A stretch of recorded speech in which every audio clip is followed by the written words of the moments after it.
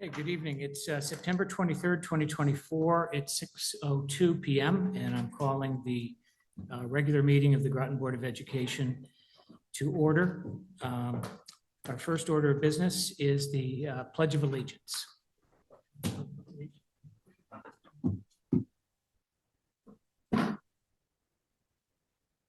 pledge allegiance to the flag of the United States of America and to the republic for which it stands, one nation, under God, indivisible, with liberty and justice for all.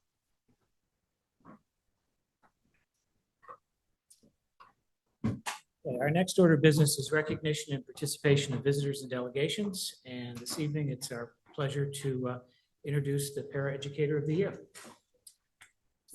So Anne, would you join me up here at the podium? And Mr. Bass and Ms. Corbeil, the Para-Educator President and the Principal of Groton Middle.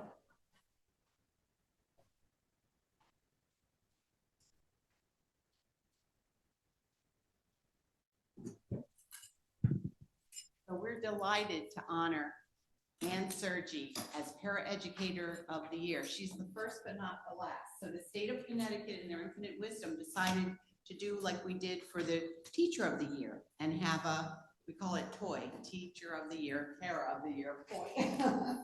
And she was our first one. We really, because the process started by the state a little later than the other staff that we recognize, we actually got this rolling at the end of the school year and into the summer. So it's just such a great honor for me to say that she's one of so many who represent those people who are boots on the ground with our students, and she does so much. And Peter, I think you had done a little synopsis, so I want to do it justice.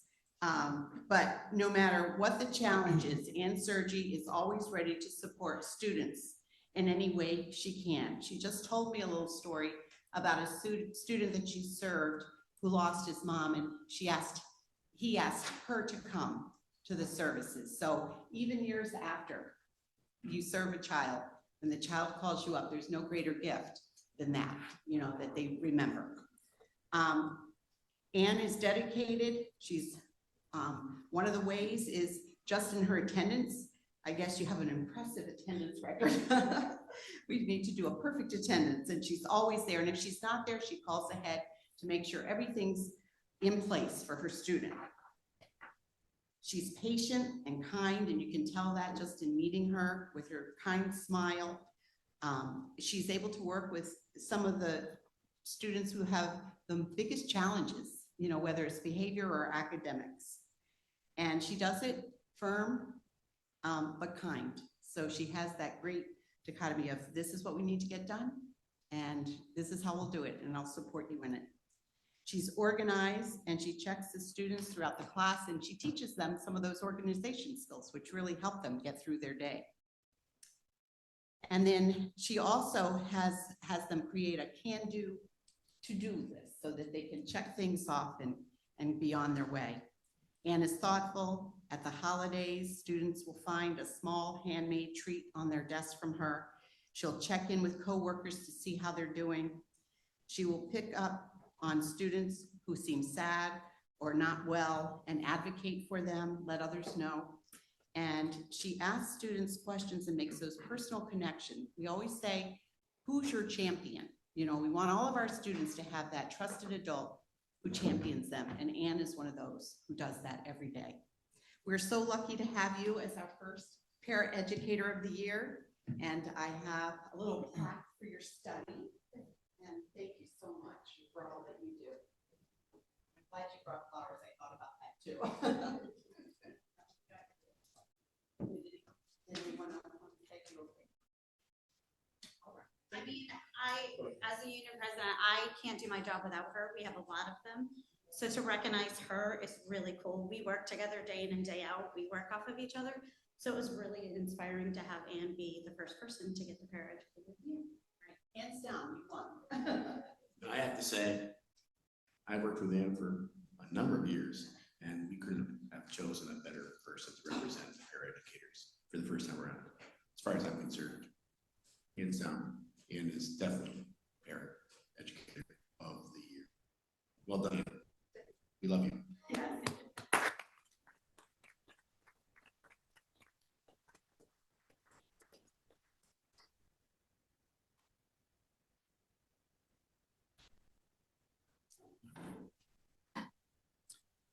And our next order of business is comments from citizens. Agenda items of concern lie within the jurisdiction of the Board of Education. This is the portion of the agenda where the board welcomes comments from citizens. Each presentation should be limited to 5 minutes or less. Citizens should, if possible, submit written comments. Presentation should be related to matters pertinent to Groton.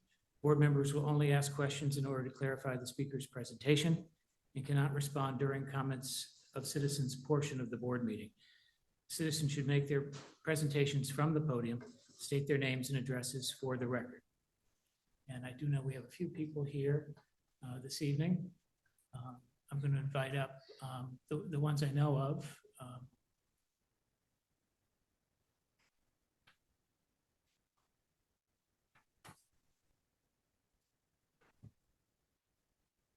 Hi, I'm Mike Porter. I'm a 53-year resident of Groton who moved here as a Navy child in 1972. I've coached, taught in Groton for 35 years, and I've been fortunate that I've been around a lot of great people in the district. And tonight I'm here on behalf of Micah Ellis and Ed Harvey, who are two former coaches, teachers, administrators who established themselves as two of the most deserving people to have athletic fields named after them. They were my role models as a student and my mentor as a young teacher, and they were outstanding. Micah Ellis was a graduate of Fitch who excelled in sports, served his country in Vietnam, returned to work at Fitch. He taught at Fitch for 33 years, but he's still coaching there. He's had over 43 years of coaching and being part of Fitch High School. He has a passion that has been displayed to many, many students around. He was a PE teacher, football coach, baseball coach, gymnastics coach, director of athletics for 23 years. As a matter of fact, he's still helping coach here at Fitch. Mike supported and helped promote female sports in the 70s. He was instrumental in establishing girls soccer, field hockey, a separate girls swimming team as Fitch's athletic director. He was instrumental in realigning DCC to allow the Fitch to rejoin, which was a big fight that we went through in the 80s. For 7 years, Fitch was without a conference, and Mike pushed to get us in the ECC, and we were accepted. His many policies created once he became the athletic in the ECC are still followed to this day. Still, you talk to people who are still doing things that Mike Ellis did 25 years ago. His many policies are also still involved in Fitch athletics. He was a loved coach and teacher who helped many students achieve their dreams on and off the field.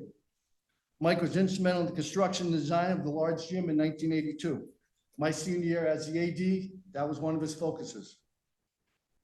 It was a huge improvement to our facilities. When I went to Fitch, we had one gym, the small gym. Now we have two, and like I said, Mike was instrumental in doing that and establishing how it fit within the facilities. It was a huge improvement. It served on many committees, was always a source of positive guidance for all staff. Mike was the AD. Fitch had while Mike was AD, Fitch had a run of conference, state, and New England championships that may never be matched and have never been matched in Fitch history. Mike helped create the Wall of Fame and is involved in the Athletic Hall of Fame and was inducted to both on first try. Edward Harvey is another lifetime resident of Groton who excelled in sports in high school and college. He returned to Groton to teach and coach football and baseball, and eventually became the head baseball coach and the winningest baseball coach of all time at Fitch. Ed won 8 conference championships, 3 state championships. In baseball as his head coach, he had countless players go on to play in college and minor leagues, with 3 playing in the majors, and one of them being a starter in the Major League Baseball All-Star game. In my whole career as a teacher and a coach, whenever I go to another school, I coached Fitch baseball for 28 years. Whenever I go somewhere, first thing people say is, great program, Ed Harvey. That's how we're known around the state. We've had every coach since then has been a disciple of Ed Harvey. And Fitch baseball was always known. He was a motivator and he was a teacher. Other coaches still talk about him. He was even named the National High School Baseball Coach of the Year in 2005.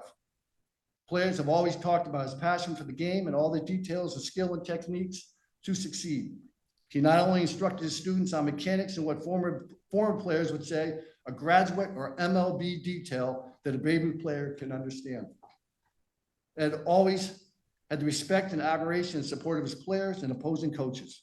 Many of his former players are still involved in coaching, and I run into them all the time coaching youth in AAU sports, and they always say, I just teach the basic skills and the things and the passion that Ed taught me.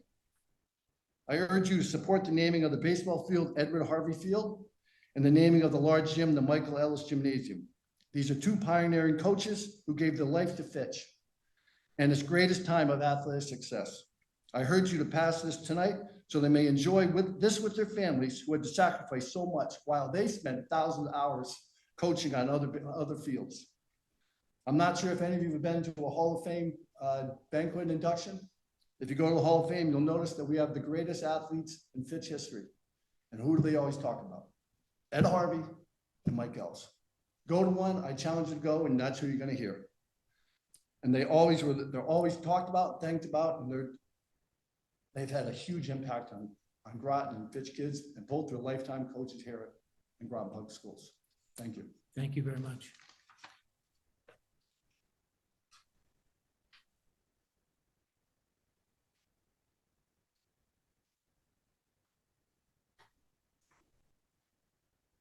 Good evening. My name is Kurt Vincenti.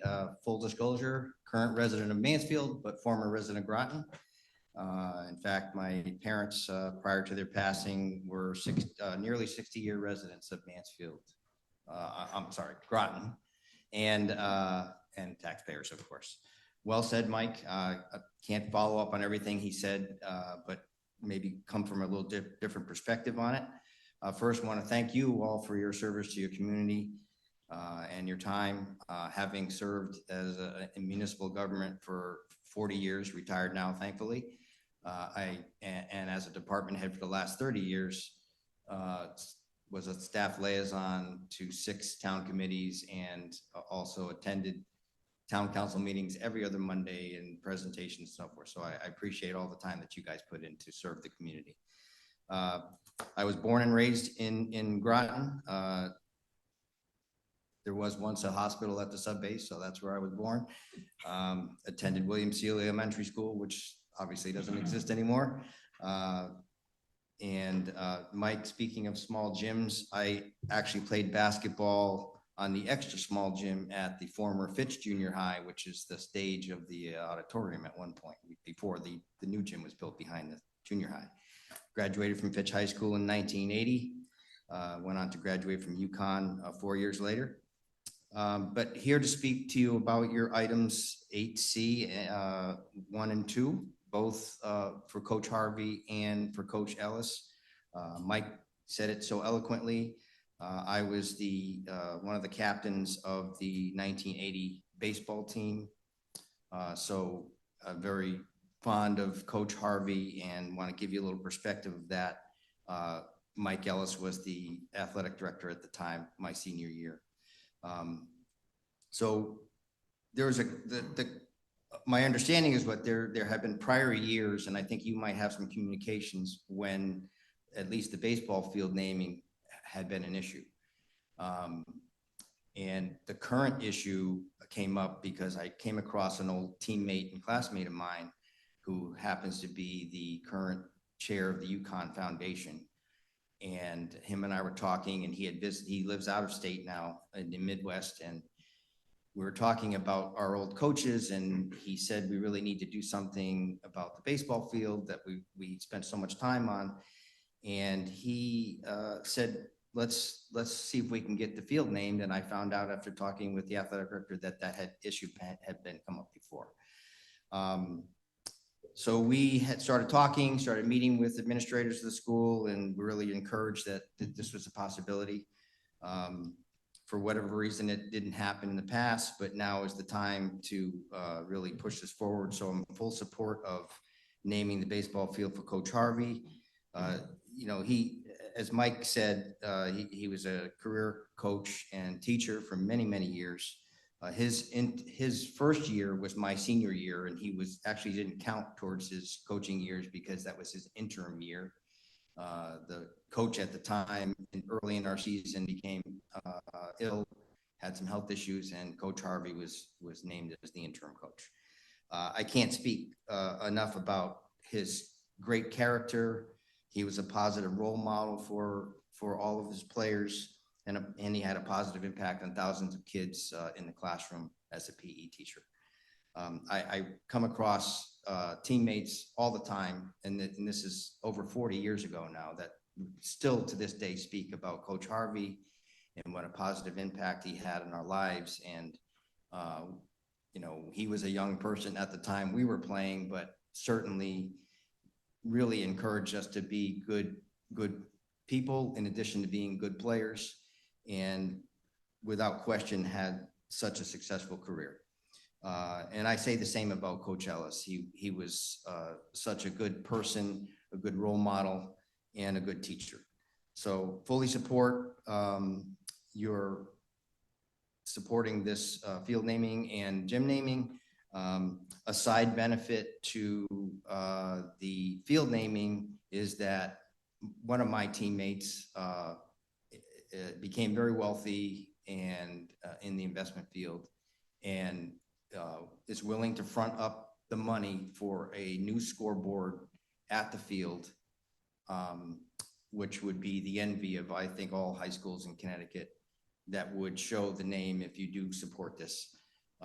Certainly the effort to name the field is the primary focus, but we are willing to proceed with that, and we would do a fundraising effort to backload the initial donation, but my classmate is guaranteeing that that would be paid for upfront by him so that we can proceed once you do the field naming. So that's a side benefit. It would be at no cost to the town or to the board, and it would be the former players and alumni contribution to the field naming effort. Thank you. Thank you very much. Is there anybody else who wanted to address the board?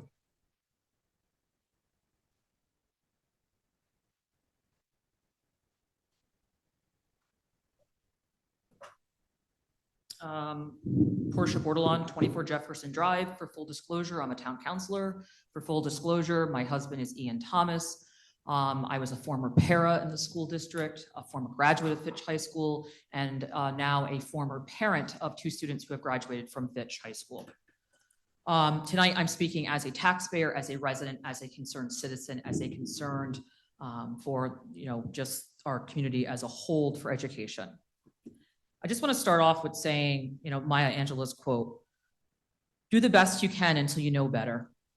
Then, when you know better, do better." And I just want to start, I've been watching the meetings, and there's a lot of concerns that I'm seeing coming forward that I feel need to be addressed in a more rigorous manner, and attention to these items. We have an obligation. I have also, well, I never liked our mission statement. I think it's very just teaching and learning, which to me is very obvious, is what we should all be doing. I encourage you guys looking at ways to update that as well, because there's more things out there, like making sure kids are meeting post and secondary expectations, as well as workforce readiness goals. So, and making sure that it's more inclusive. But anyway, with that, looking at some of the things that have come forward as far as the climate surveys and what have you, the numbers that you guys were presenting were barely 50% of the population of teachers and students. I have concerns about how that information is being rolled out. One year you use one example, the next year you don't use it. It's not there, it's not being presented. You can't run numbers on those type of things when it's not accurately being proportionally distributed. Concerns in that survey, I feel are not fair that are being addressed, where one item is being addressed, and that's kind of the mantra for the school.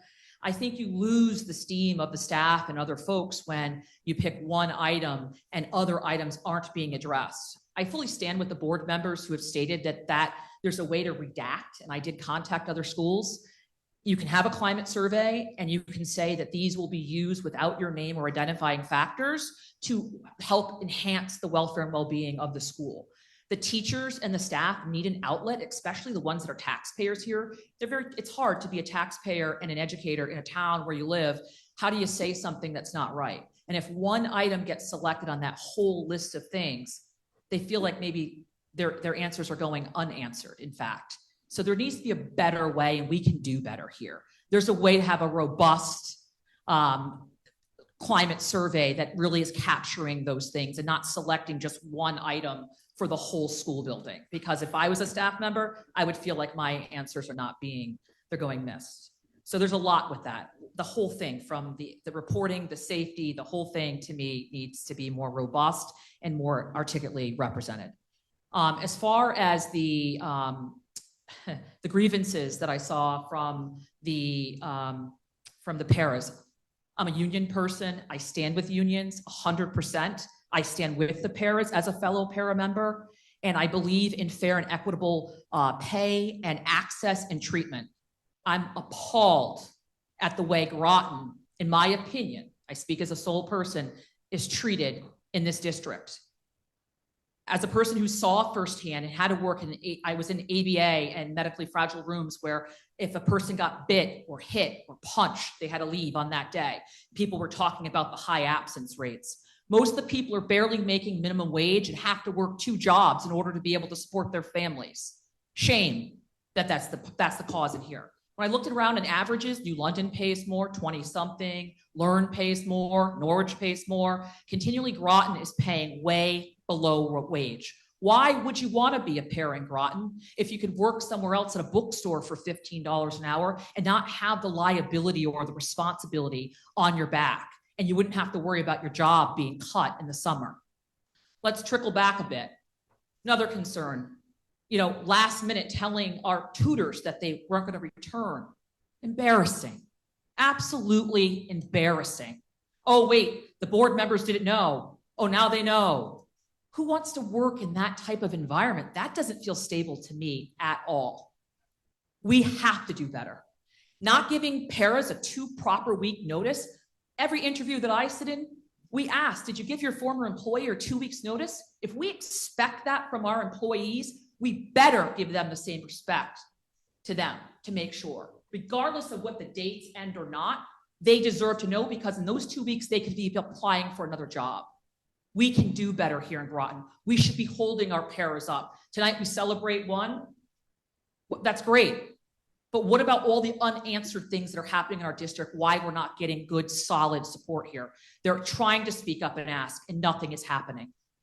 I feel the fact that a person who's a classroom aide making $1 less than an actual certified para, I did the para pro test. I remember doing it. I had a degree at the time, and I took the para pro just to see how I would score.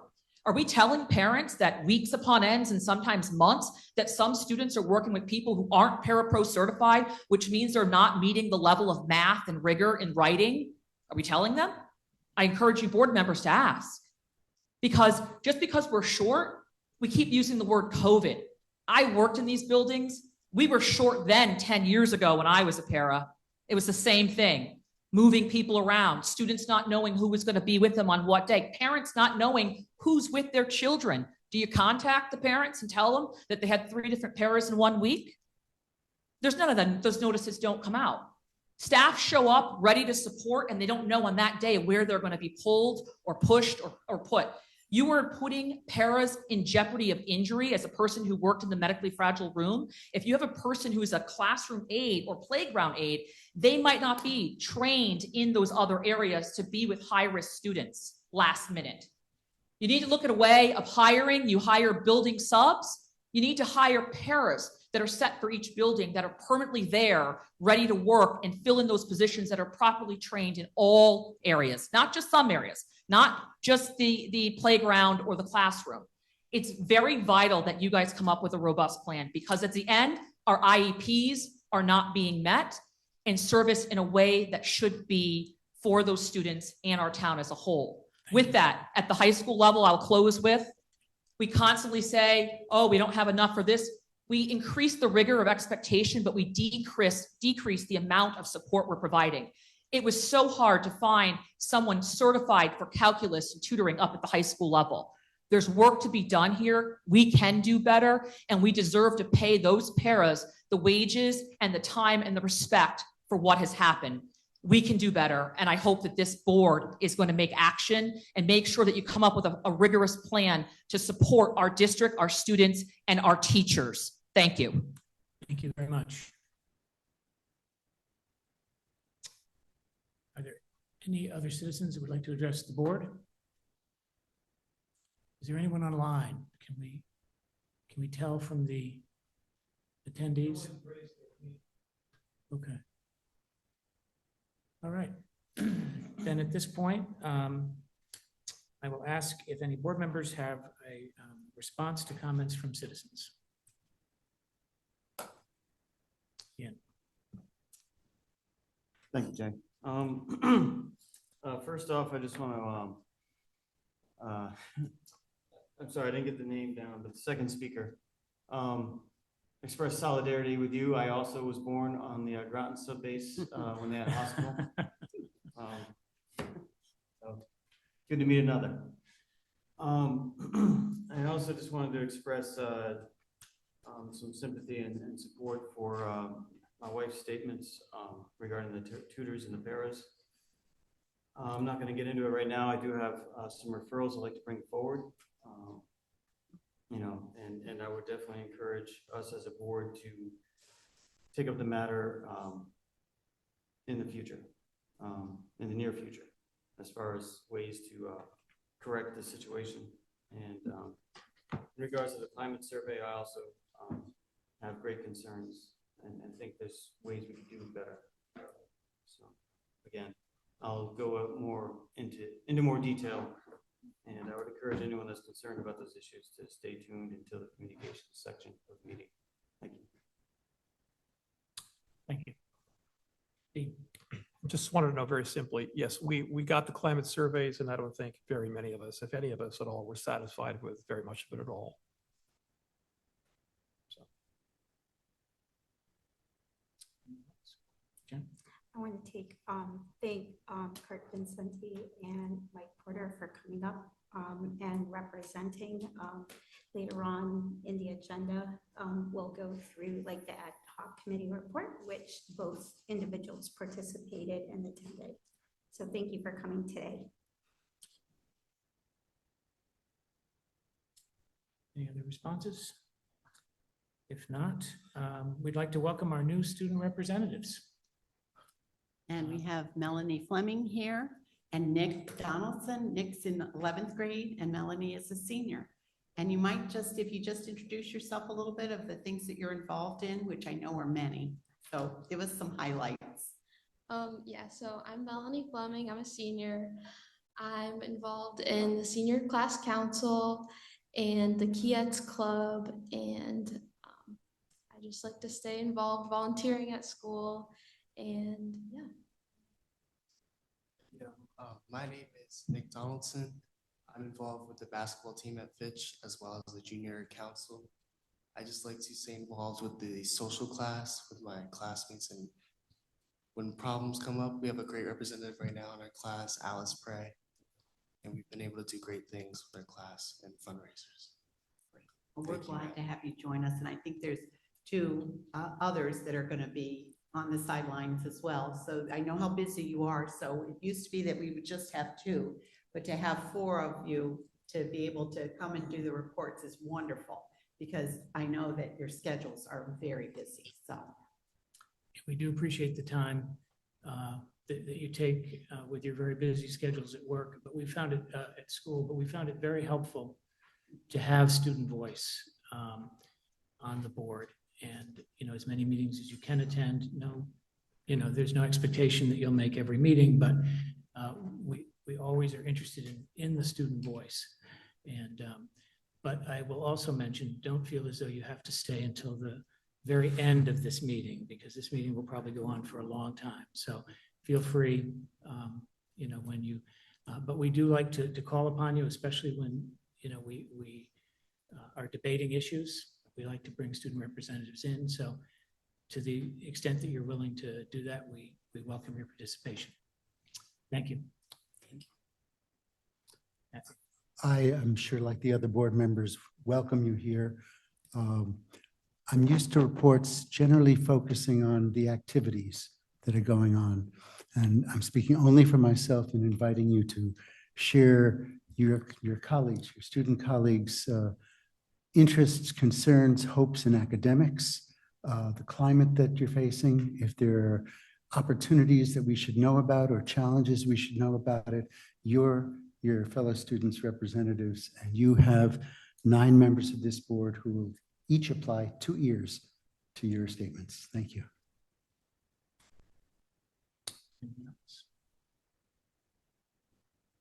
I'm not going to belabor the point, but I definitely echo the sentiments of my colleagues and welcome to the board meeting, and I look forward to interacting with you all moving forward. All right, thank you very much. Do they have a report? Did you want to give us a report?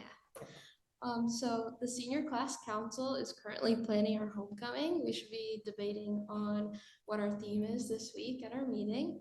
We're hoping that it will be a success and we'll get a lot of money to pay for all of our senior expenses. The Kietz Club is having our blood drive coming up. It's going to be around late October, November, still figuring out the date, but we're encouraging all of the eligible staff and students to donate so that we can meet all those goals and donate. And the new cell phone policy has been, it seems like it's been pretty well received. And I've seen a pretty good turnout of kids being more present in class and not going on their phones in the middle of class. And I can say that for myself too. And I think it's been good and well received. I have no report right now. We're waiting for the junior class to finish elections and then we'll get All right, started. that's fine. Next time. Thank you. All right. So our next item is Superintendent Administration reports. All right. So I think you all got a copy of the board notes. They were about as chock full as this agenda, but I tried to give more details, especially around the climate survey, getting more data out there. We were generally pleased as a district to see the growth in the climate and culture, but we're always looking for even better. As Porsche Bordon said, we're, from good to great. We really want to see more involvement, more participation. And one of the things that I do with the assistant superintendent, Anne Marie Mancini, is that we will go around, we'll do walkthroughs in our schools, but we'll also do focus groups. And one of my favorite focus groups is with my juniors and seniors. And kind of in the beginning of the year and towards the middle, so that you can give us feedback just in time. And I know you will. So, but at any rate, we are looking to make improvements, and the state actually has a model policy and for climate survey, and they're supposed to also show us a model survey, which I'm really interested in. I'm sure statisticians are working on it, and it probably will be even better. And it would be good to have it year to year so you can see. So I'm looking forward to that, and I'll let you know as soon as I receive that. Also, I had a chance to meet with the STA director and our director of transportation, and some of the people who work at both STA and for Groton Public Schools. I think you might remember, Nick, the delays that we faced on the 18th of September due to 2 fender benders of buses that were in the front line. Those delays then impacted Groton Middle School and then impacted the elementary. And we had to send out a lot of communication. So I brought everybody together to kind of review the problem, Monday morning quarterback. And they actually brought a safety officer to the table, and she was going to be coming in the mornings and afternoons this week at the different schools to check on how things are rolling, shall we say. One of the good news is that I received was that they're going to be replacing cameras that aren't working. And I understood that we have 10 new short buses, and we're expecting 29 2024 buses that are 77 passenger, brand new, won't break down because they're new, we're hopeful. So between the maintenance issues and the camera issues and some of these delays and accidents, we really put together kind of a plan, and we'll be working with the administrative team as well on all of that. And then I really want to say that I couldn't be more proud to serve Groton Public Schools, and I look at our grants as one of the things that really helps us to give more to our kids beyond the operating budget. And in every single one of our grants, there is a level of professional development. And what do we give our kids in school to get today? The highest qualified teachers, paraeducators, and that all comes through training. And having an international baccalaureate, one of only 3 in the state, is a jewel in our crown. And kids have the opportunity to take IB courses, AP courses, and we have doubled those numbers. And we really heard from our kids that why aren't kids that look like me in these? So underrepresentation was really, we needed it to happen, and it's been working. So I'm going to actually ask my talent team of grants writers. So Shannon Weigel is our coordinator of the projects or coordinator of grants. And then we have Val Nelson, who's a project director of the DODEA, 2 of them, and Ben Moon, who is another project director. So we did get word when we talked to Washington and the grants director of DODEA that we're in line for the latest 2024 DODEA grant. It's number 9, and they've all amounted to about $1 million or $1.25 million. And this one's the 1.25. And it really has a lot to say about international baccalaureate, college and career readiness. And I couldn't be more excited for this grant. But Shannon brings teams around the table, your teachers, your, and other faculty members, administrators, and really listens to what their needs are when we go to plan a grant. So do you want to come up to the podium, or are you all plugged in?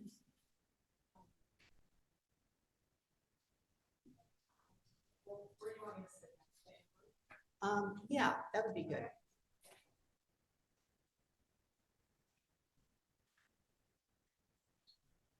So in a board notes and in the update, the weekly update, I was able to put not only the PowerPoint show that she's going to share, and this is going to be a big, broad overview. So it's not going to get into the weeds of the grants, but we'll come back in a couple COWs. It might take a couple of them to get through.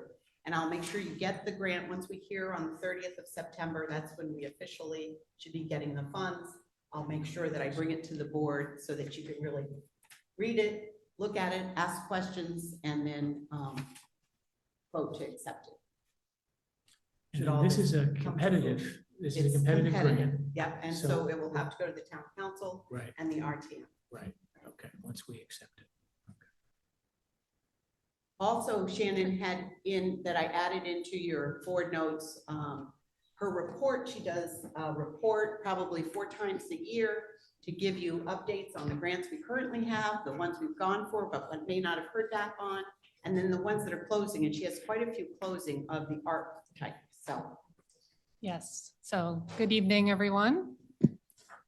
So I did put together just this brief presentation just to provide an overview of current project grants that are underway, some that are ending soon, and an up and coming opportunity.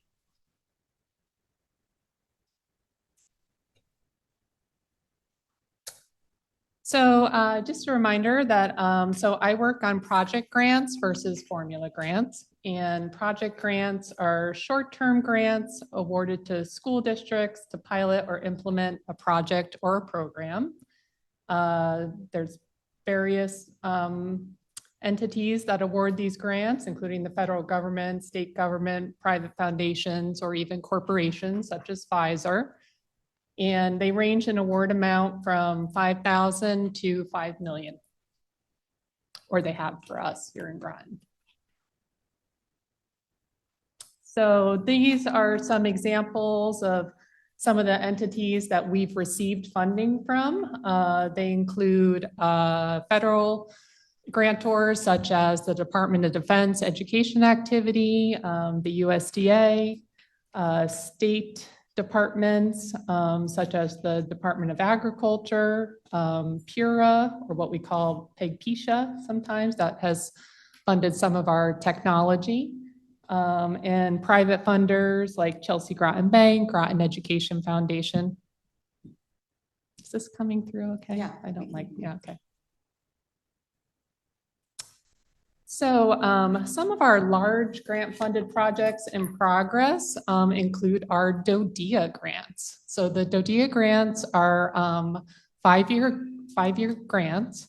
And Groton is special in that we're eligible for these grants because we are a military-connected community, because approximately 20 to 25% of our students are connected to the military base. We are fortunate to be able to apply for these competitive grants. And we have received 8 grants so far over the past 10 years. They range in size from $750,000 to $1.25 million over 5 years for each grant. So some of these grants have ended already, but the ones that are still in progress include our Career Pathways project, which, well, let me just kind of go on and then introduce our DODEA project directors. So the other DODEA grants we have are our World Language Grant and most recently our Magnet School Grant. And since these grants are so large, we're required to hire a project director. We're required to do that by DODEA. We're required to have a project evaluator that works with the project director and the team to create an evaluative process to make sure that the purpose of the grant is, or the grant is sticking to the original purpose, the goals of the grant. So our 2 project directors are here, Ben Moon, who is managing the Magnet School Grant, and Val Nelson, who's managing both the Career Pathways Grant and the World Language Grant, and she's managed other DODEA grants in the past. Did we want them to come up to the podium at any time? So, I just have a couple more slides, and then I figure we could take questions at that point. So some of our other big grant-funded initiatives include our Farm to School program. So this was originally launched in 2017, I believe, by Ernie Kochmeyer and the Food Service Department in partnership with Food Corps. Since then, I've worked with Ernie, and we have received several other grants, 2 from the USDA, 2 from the Connecticut Department of Agriculture, and 1 from the Kendall Foundation, a private foundation. These grants have equipped all of our schools with all of our farm to school stuff, including gardens, greenhouses, hydroponic centers. And it's also, Ernie's also used these funds to provide additional staffing to maintain these gardens. That all comes under his department. We've also been able to grow our after-school programs through grants, most notably the Roots program at Groton Middle School. So that is a 21st Century Learning Center federal program that we are now part of that network at the state. And that is an extension of the Treehouse program. However, at the middle school, it provides a tuition-free after-school center for 30 students. Because we received that grant, we were eligible for a special ARP, American Rescue Plan after-school grant of $180,000 for the high school, which we used over the past couple years to equip the high school with lots of supplies, equipment for their after-school program. It also gave the high school the opportunity to test out some new types of clubs and activities and conduct a lot of outreach with the students to get a better sense of what their interests are and making sure that the high school meets all of those. Some grant-funded programs that are ending now include these 3. And so these were all funded through the American Rescue Plan, filtered through the state, national initiatives, but filtered through the Connecticut Department of Education. So these include the Dual Credit Expansion Grant, which we talked about earlier this year, that allowed the high school to take quite a few, I think at least like 12 higher level classes and obtain ECE accreditation for them. The high dose tutoring grant, which was in math, specifically in grades 6 through 9, that allowed the middle school and high school to pilot this new approach for tutoring at both of those schools for students in need. And it also supported the Right to Read initiative, which you're all very familiar with. So I put in these 2 slides about proposal development because previous boards have inquired about this. I didn't know if this was of interest to you, but this is just a little overview of how proposals and budgets are developed within the district. Grants are not developed in, projects are not developed in isolation. There's usually many stakeholders involved. Unfortunately, each grant application, there's usually a pretty quick turnaround time from when the grant is announced. It's usually 1 to 2 months later as to when the application is due.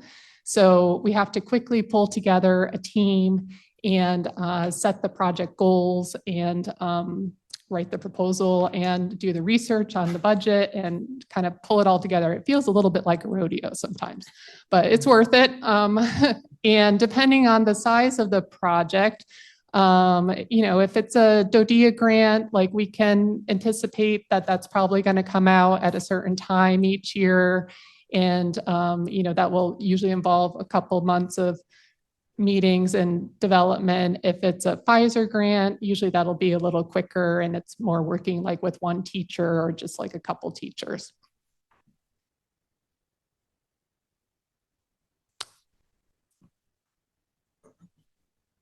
And so, so we received word, as Susan mentioned, we received word last week that we are in the running once again to be selected as another grant recipient for the annual DOA award. We are in the queue, as they said. So we'll know for sure by September 30th. They're anticipating a very quick turnaround time. In other words, they probably won't know until September 28th, and we'll find out maybe the next day. If awarded, it would enable us to enhance our IB program through professional development and to hire additional elementary level tutors. We did apply for 1.25 million this year. Again, a 5-year grant. It would start October 1st and end May 31st, 2010. And that's all I prepared for tonight. But happy to answer questions, and yep, Ben and Val are here too. So. Did you all want to come up to the podium and just tell a quick synopsis of working on the DOA and in partnership, really working together? Another thing that's expected by DOA is that we attend an annual meeting, and I am a superintendent who attends every single year for the past 9 years. And I do think it makes a difference when you bring a team to these annual meetings. We also do, we actually were the first, Groton was the first to do a Northeastern right at the Nautilus and at the Marriott. So we also meet with local people who are doing the same thing, and we visit each other and we learn so much from networking with all these amazing other military districts. So I just wanted to say that. Just stole what I was. But I've been in Groton. This is the only place I've worked for centuries, literally. No, And I decades. was principal at Charles Bordon for many years, and this is my 4th grant. Excuse me, Jay, I can't hear Val. Oh, okay. Can you speak into the mic, Val? Okay, Bev. So anyway, I just wanted to say, being around for, like I said, a long time, I see the tremendous impact that DOA grants make in Groton. Systemically, I've seen it change. I'm so excited about it. The biggest part I see is professional development, to see the growth of the teachers, to see the growth of the programs that are involved in it. And I think two of the things that, and I won't take a lot of time, two of the things that I think are very important is the fact that Groton is very well respected in the DODEA community. As Susan said, we've always been very upfront. We've always been involved in it from the beginning. We did the first Northeast Conference here at the Marriott last year.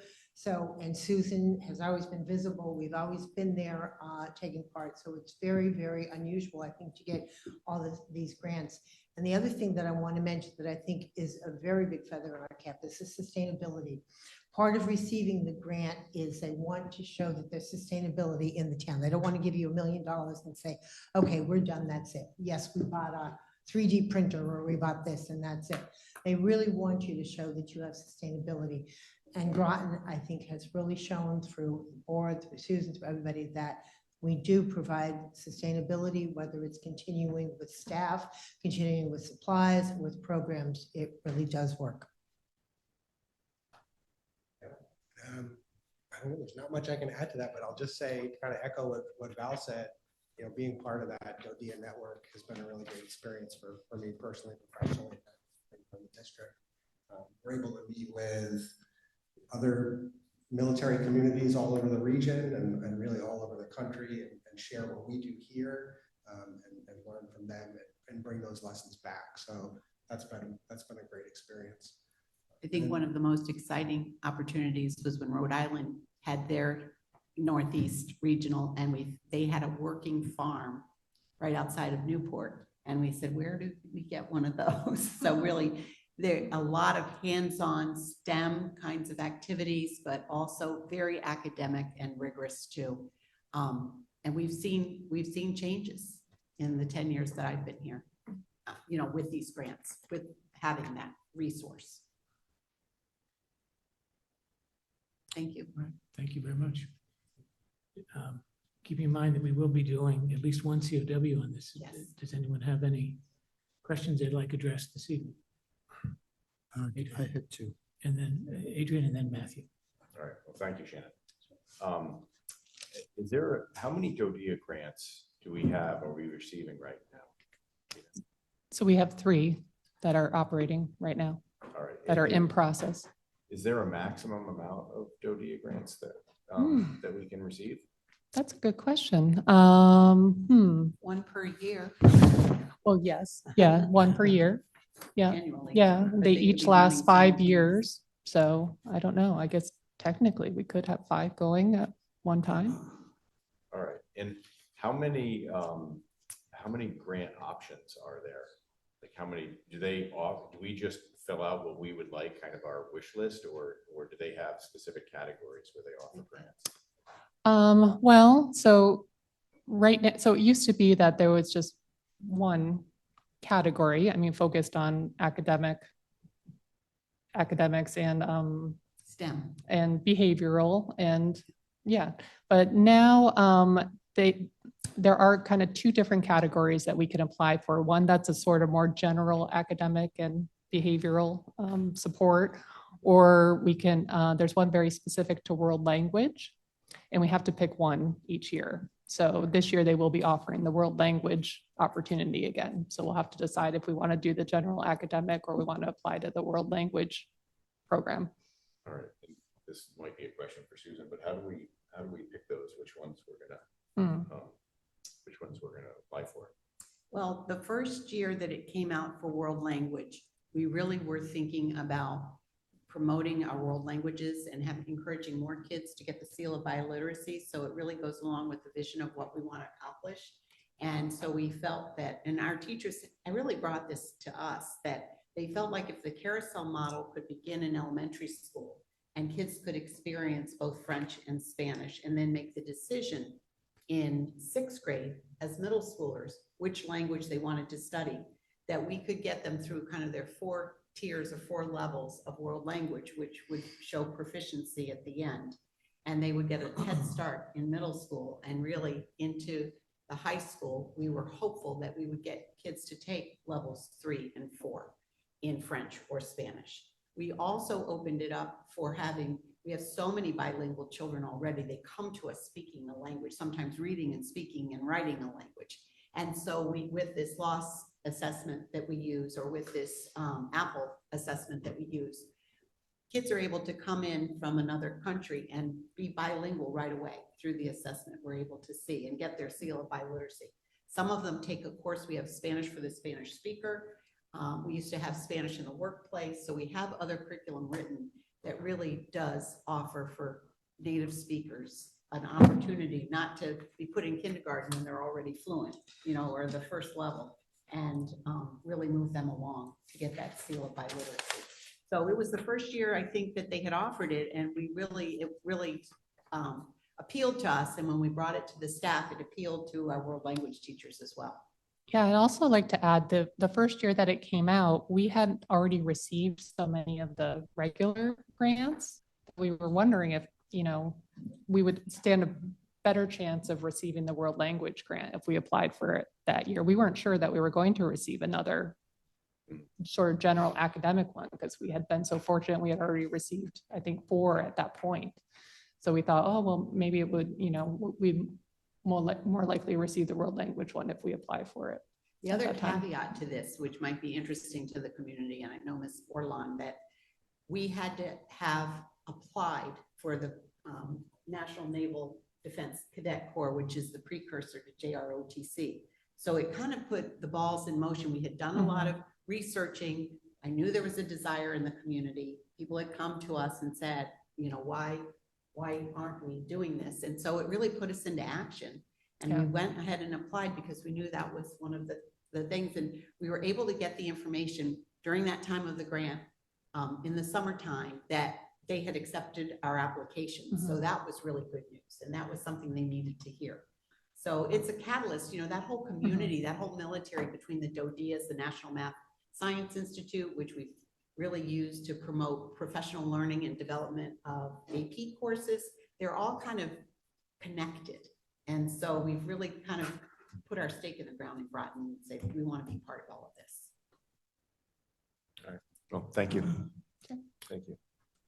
I'll recognize Matthew and then Jen.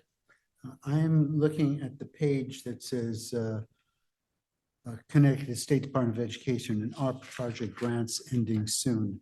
And I did not see 2 pieces of information. One was the length or the sunset date on each of these grants.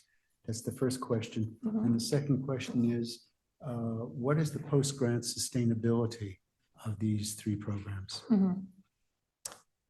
So each of these grants, so I'm sorry, what was the first question? Well, each one, I'm presuming, has a separate sunset date. Right. So could you share that with the board, what the sunset dates are? And the second was, given that these grants sunset at some point, what are the plans for post-grant sustainability? Yes. So the funds for each of these, well, for the dual credit and the high dose tutoring, the funds need to be encumbered by September 30th and then expended by the end of January. This year? Yes. Okay. And the right to read, we have a little more time. The state is requesting a final budget, well, not budget, but encumbrance by mid-October, and same thing, needs to be expended by January, the end of January. Thank you very much. Sure. And in terms of the post. Yeah, so the dual credit expansion, I mean, the work that was meant to be done is done. Each of those classes received the accreditation. So there's nothing else there's no there's no fees to keep those going. They're done. The high dose tutoring was a pilot project. So we're still, we'll be looking at the data at the end of that and then making decisions based on that, whether we're going to continue with the high dose tutoring model or we're going to go back to our standard tutoring model.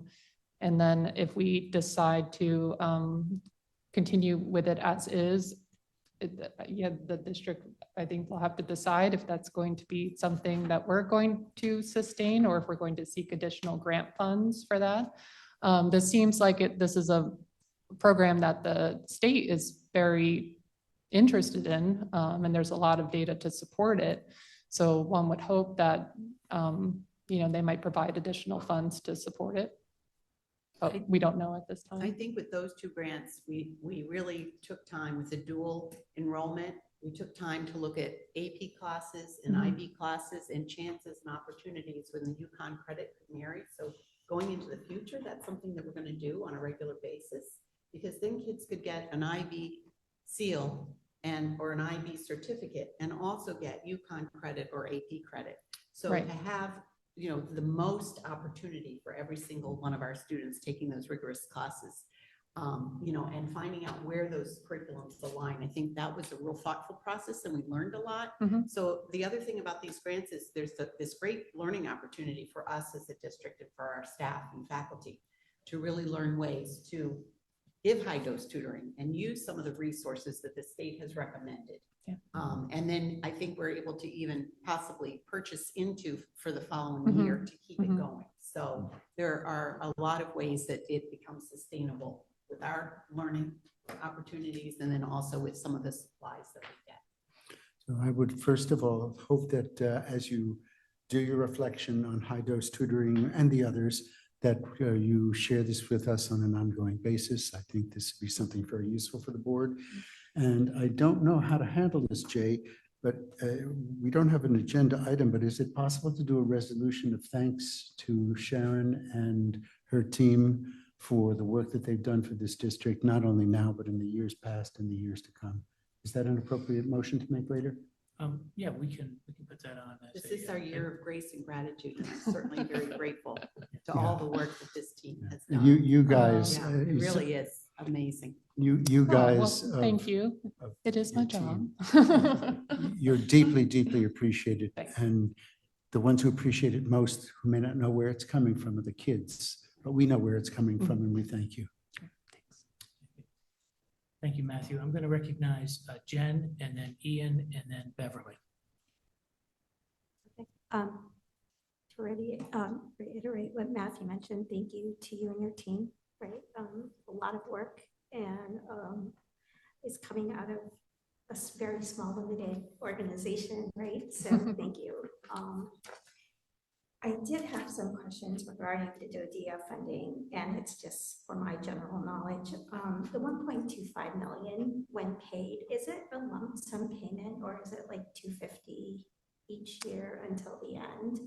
It is, yeah, it is not a lump sum payment. Okay. It is probably an average of 200 to 300,000 per year. And there's a pretty intricate process that we need to go through in order to draw down those funds from within the business department. So it's drawn down quarterly, I believe. Yeah. Drawn down quarterly, and it's like the first year, say, it's a planning year, so you may not spend as much as you would. Okay. Please. Yeah, so it, And Val, can you come up to the microphone? Come up to this. Okay.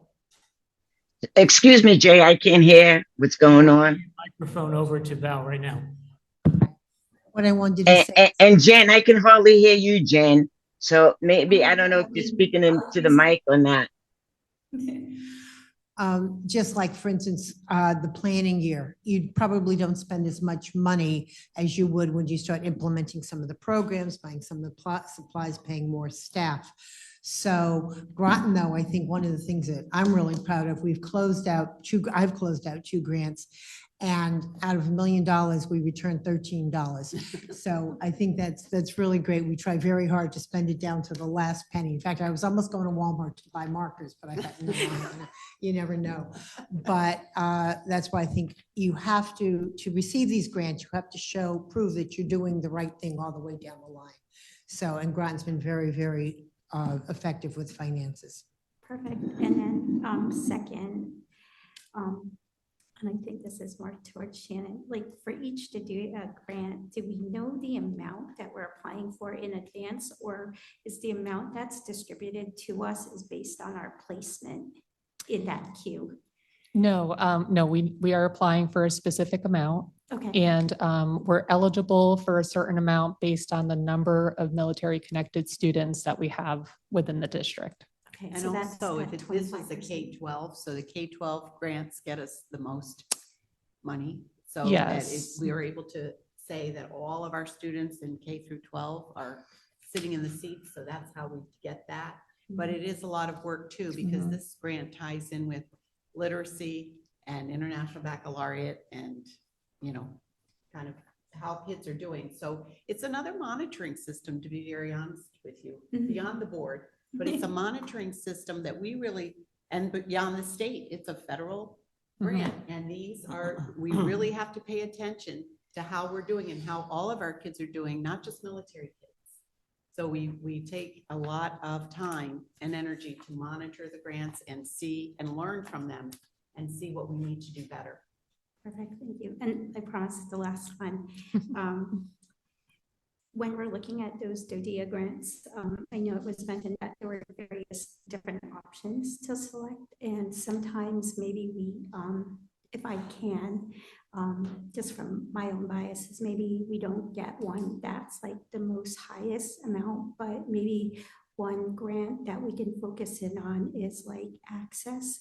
I know we're focusing in on like IB and AP and stuff like that, but there are kids who really do need the tutors who may not have the same level of support system at home. So I would like, if as we're considering looking at grants, to focus in on some of those access type driven ones too, even if it may not be as fruitful. Well, this grant does have that too. Perfect, Yep. thank you. We've actually done a lot of work trying to find other places where we can have those tutors. So, Thanks. Thank you. First off, I was looking at the package, the attachments. We went through attachment 1A, yet we have not yet seen attachment 1B. And I was wondering if we're going to cover that.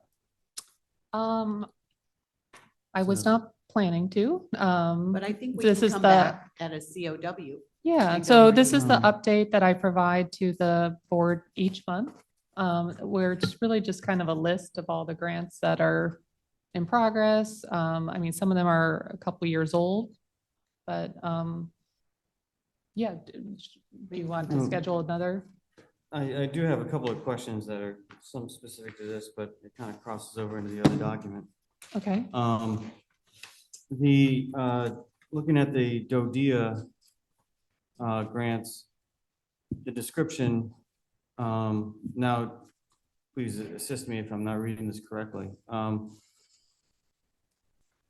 the 1B document, it says to enhance and expand Groton Public Schools and International Baccalaureate Program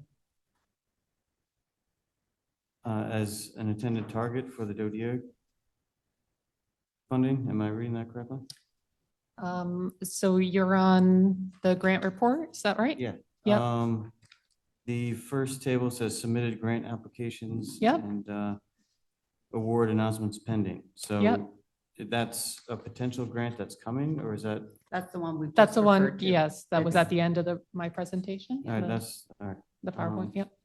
And I wrote extensively about that grant in the board notes. And so you can get a lot of information through that too. Once it would be awarded, I'd certainly pass out the entire document so that the board could read it. All right. Just in general, with the grant reports, are those documents a thing that's available to the public to review as well, or available to the board to review? As far as like the documentation you send to the grantor? Yeah, so we submit semester reports to DODEA through their portal. I don't see any reason why, unless somebody else can, why Yeah, we could couldn't certainly share it with those. with the board and make it public. Yeah. The grants we're really careful about because it is our work. And they, we really safeguard some of these ideas. So they really belong to Groton, but we do share information about it and certainly could share them with the board. But it's not like you would put them out there. Right, yeah, no, I just would appreciate, like, I'm sort of a nuts and bolts kind of person, so I like to look at all the little, details and read this stuff. So overall, the percent of the grants that go between, to staff salary versus, students, supports. Is there a way to get a look at that? Is that- There is, I mean, yeah, the business department probably could provide that. Okay. I would say that the staffing in the grant that's earmarked is really required by DODEA. So whether it's the evaluator, the project director, those are requirements. We added the tutors, that's another piece of the grant. And then I think some leadership or stipends around the IB program. Could I just, each grant has to have an outside evaluator. So there is a certain substance, you have to pay for an outside evaluator. For instance, my world language grant has an evaluator who is very, very knowledgeable outside. He's actually I believe in Minnesota, who knows all about world language. Ben and I both have a person down South Carolina who is very knowledgeable about grant writing and does the evaluation. We give her all our data and they evaluate it and do a report. Typically university professors who are doing this work And in a what- larger scale. What % of the grant goes towards supporting the outside evaluators? Oh, small. Small It's like 3%, if that. If that. Yeah. So Ian, you were asking, so it really depends on the grant. Like some grants, there's no funds for staffing at all. Mhm. Whereas the larger ones tend to have, yes, additional staff that we bring in to make sure that the project, flows well and remains. I would say a big piece of all of the DODEAs is with the professional learning though for our teachers. Yeah. And that's worth its weight in gold because that is sustainable. That gets passed on from, year to year, teacher to teacher. And with these grants, what they've been so impressed with is the connectivity in all of our DODEAs. The whole aspect of college and career, and it's not just the college part. It is the careers, and if they're getting kids engaged in their learning and seeing different pathways. So that has been definitely a thread, whether it's through our magnet schools in elementary, to our middle school STEAM, and to our high school, like Project Lead the Way and robotics and that kind of component all the way through. So that's one of the things we get a lot of positive feedback on. Boy, Groton really has this idea and it keeps building off of each other. So we're not changing things around on teachers all the time. We're just giving them more training and continuous professional learning. And I just want to add, the nice thing about DODEA is you're given a budget and you have line items, it may be salary, it could be supplies. If we find that the need in year 2, we need more professional development, they are very flexible about moving some of the line items so that you may want to take some of your money instead of using it for supplies, you may want to use it for professional development. So it's kind of a fluid grant. That's what is very nice about the DODEA grants, that you have an X number of money, but you're not completely tied in from day one because you may not know 2024, by 2026, you may find that your needs have changed a little bit. And that's a positive, I find. And that sort of action would all be captured in the reporting that you submit to the grantor? You can't just do it. You get approval. Yeah, correct. So DODEA says the goals never change Yeah. in the grant, but the strategies can change with approval, and you've got some flexibility with your vendors who you end up using, but the goals are what's static through the 5 years. Understood. Thank you. So I guess overall, this may be more of a broad-based question, but it seems like DODEA grants are being used significantly to support the IB programs now? Well, this Or is one, that this the latest one anticipated is future? definitely around IB. But they've been college and career readiness, they've The one been is the STEM, they've pathways. been literacy, they've been technology. We've like gotten, a grant for every single different area, I think. Yes, and I it's could list grown. them off if you would like. What's that? What did you say? I could list them off if you would like. No, that's fine. Although it would be to have like a spreadsheet like this and to answer one of the questions about like, someone asked about the funds being encumbered now or having dates, I think that was Matthew, right? having some sort of spreadsheet where, similar to like our object code summaries, where you kind of show like the title of the grant and like, the current state of play, if the money's been encumbered or not, how much remains, something like that, to have like a I running think we tally do keep overall. track of that Mhm. year to year. Right. I think that. Oh, even yeah. goes I mean, we into the certainly budget keep book, track of it, but how much of the grant is still left each year annually. Just a Yeah. quick, a broad-based question. What percent of students are active in the IB program? Out of all of I them? can't answer that. I could have Matt, though, give you an update on that. Matt Brown. And would there be a way to capture, is there an IB program active at the middle school as well? So there was some Yes, sort of intro? MYP is for everyone, grades Right. 6 through 10. Yeah, And I that would- laid the foundation for really more rigor and relevance in education. Yeah, for that would be welcome information to see. Yeah, how much- I know there's a lot of deep dives we can take on this, Right. but And also, I'd be curious to have a subset of that, as far as like the percent of students that are militarily connected, that are participating in IB programs. well, that's what we have to do too. That's one of the jobs we have to do in monitoring this grant. We have to look at the enrollment Mhm. and break it down in different subgroups. And that sort of data would be captured in the reporting as well? Mhm. Okay. Yeah, definitely. So I would like to, to have that part of something that the Board of Ed is able to Yeah, review. absolutely. I from want time you to to time. see that. It's pretty impressive. And also, just looking overall at grants, I know we're talking about a little bit more focus on DODIA, but the other week, we had a meeting where we were talking about HVAC grants and the partnership with the state. Mhm. And we were asking Sam Kilpatrick to give us a summary of like the timeline and what needs to be done in order to make sure that we're ready this time around to capture that. And also like what cooperation is required with the town as well.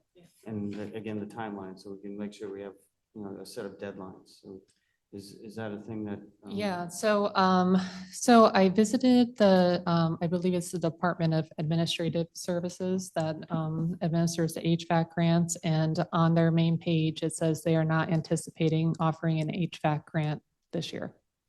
Okay. So I don't know if they expended all our ESSER funds that they had applied towards that or what. At this time last year, they were anticipating that they would offer another round this year, but it now says that they are not. There was a So- notation, though, that they were waiting for action from the General Assembly. Okay. And there was hope that the General Assembly would take it up and Great. refund it. There's another grant, though, currently available, and there's a webinar tomorrow. I don't know if Sam's going to sign up for that. I signed up for it, and I can pass around after it's done. all of Absolutely. the- Yep. Even if you can't attend it live, I can send everybody the replay and the data about another grant that's currently Okay. available. Is Great. that for HVAC Wonderful. too? Yes. Oh, for great. HVAC. Great. So Yeah, if you could send that, that Yeah. would be great. I forget what department's hosting it, but it's DAS or Green Bank, but I'll send that around to the entire board Thank you. once I get those materials. And these HVAC grants that we're referring to are reimbursable, so we would have to work with our town Mm. to say, here's what we think is the estimated cost. I know that we're really earmarking Northeast Academy and CK because even though they're newer buildings, their HVAC equipment isn't working so well. They don't have the modern kind of technology that we have on the newer buildings. So it's been a CIP request for several years. So I think that that's where we need to, those are the two areas that we're going to have to do testing this year by law, by new legislation. And so those are the two schools that we're thinking is our number one focus at this point. Right, and that's that's where I was going with that line of questioning, was because, we are entering into budget season, and the town council, of course, is going to be entering into their budget season shortly after that. So if there are grants for HVAC and anything else that requires cooperation with the town, now is the time. Time is of the Right. essence in order to get our ducks in a row, so we can be sure to present a cogent argument to the town and a request that, a timely one, so that we don't get caught in a lurch. I feel like, we sort of missed an opportunity a couple of years ago with the HVAC grant, and I just would like to avoid that in the Mhm. future. So, yeah. Oh. And another, another subject of conversation was a few months ago, we were talking about during our budget, our last budget deliberation, we were talking about grant reporting and having like a blend of narratives and financials together. But now I'm thinking like if we just had access to those reports, that would solve that concern and resolve that desire. So We'd be happy to come back to you and walk you through what one looks like and you know, what they suggest. They've been very positive. Yeah, that'd be Yeah. great. Yeah. And then maybe like make it like a regular scheduled thing as grants are, you know, we proceed through them and complete them. Thank you. It's a regular thing, isn't it, Val, Ben? Twice a year, and then an annual report is due the end of October. Oh, perfect. Yeah, so like shortly after those are all submitted, it'd be great. So what we do is, Ben and I will submit the data, like for instance, the world language grant, I submit Apple test scores, we submit the number of PD. And like that, and the evaluator will write their part, they'll write their annual report. The other two reports for the year, Ben and I do. And it's very easy, it's a lot of drop-down menus, it's not, don't get too excited, a lot of information, but they drop down menus, but the annual report will have a lot for you to see. Excellent. Thank you. Thank you. Beverly. Thank you, Jay. Thank you, everyone, for your presentation. I'd like to see that same information that Ian was asking for. I think that would be great information for the board to receive. So I just want to say that. The 12-month high dose tutoring, when did that start? It started around January 1st. Okay. Of 2024. Yes, of this year. Okay. And like Matthew, I like to see, you know, did we show any growth with that tutoring? So when you get that the data for that, I'd be happy to look at that. Yes, absolutely. And the state is analyzing that data too, so we're anticipating a report from them on it. Can you tell me what does where is it? ACTFL mean for world language? Oh, boy. That is the National Organization for World Language. Teachers of Foreign Language. Right. Yes. Okay. American College Teachers of Foreign Language. It's the Okay, thank national you. organization. Yeah. And one last question on the DODEA career pathways. You said partnerships with local industry. Other than EB and Pfizer's, have we partnership with any other local industries? We have a very successful nursing program that's growing, and EMT, and they absolutely partner with several of the, I think some of the senior centers, hospitals, local, and our kids are able to do internships there, and teachers have done externships. So I think there's a whole host of those, Beverly. I'd love to come back and share with the board that work because it's really grown in this past couple years. So when you say hospitals, you're talking like L&M and Bacchus, or? I think they're more the smaller, smaller facilities, but I'd have to get a list of them for you. Okay, thank you. I'll be looking forward to seeing that list. And that's about it. Other people asked some of my questions, so I'm all set. I'm going to recognize Mike and then Ian. Thank you. And thank you for all your work. I echo the idea that it'd be great to see the annual report for the DOA grants. And then also, does the Groton Board of Education site, the Groton School site, have anywhere where there's a DOA Grants webpage? Because I think it'd be great to advertise, just highlight, you know, give an explanation of what it is, right? The title, a little abstract, and then that's a good place to highlight some things because as we do go into the budget cycle often, it's, well, what are these grants about? And it'd be wonderful to have something to point to. And I think for other people to search and find on their own too. I tend to be a little bit overboard when I attach things to my report. For instance, like just because I'm looking at the Pathways Grant now, we have done, for instance, the EMT, they did a mock demonstration in June at the high school.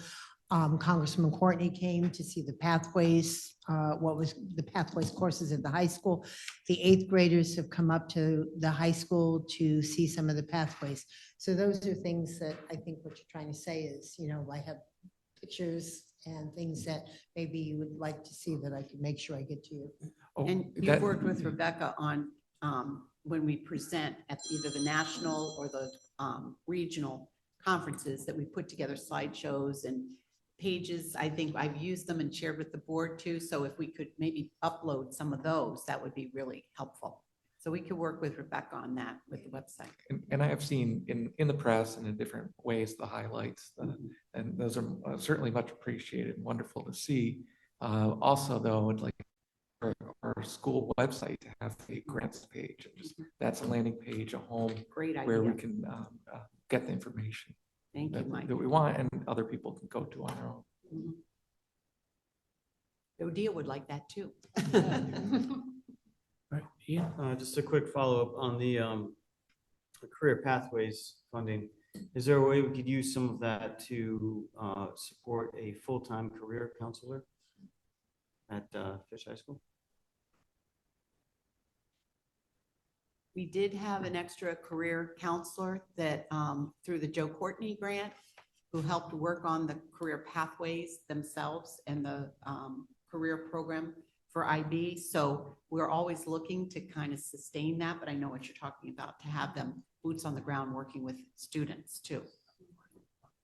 Right, because as of right now, we only have one part-time for the full school. So I mean, I guess I'm just saying I'd like to see that as a priority. And, and that may end up becoming a referral, I guess, so that the whole board can discuss it and see if that's a shared interest on our part. Thank you. Dean? Is that, would the hiring of somebody like that actually be allowed under the grant? Is that an allowable expenditure?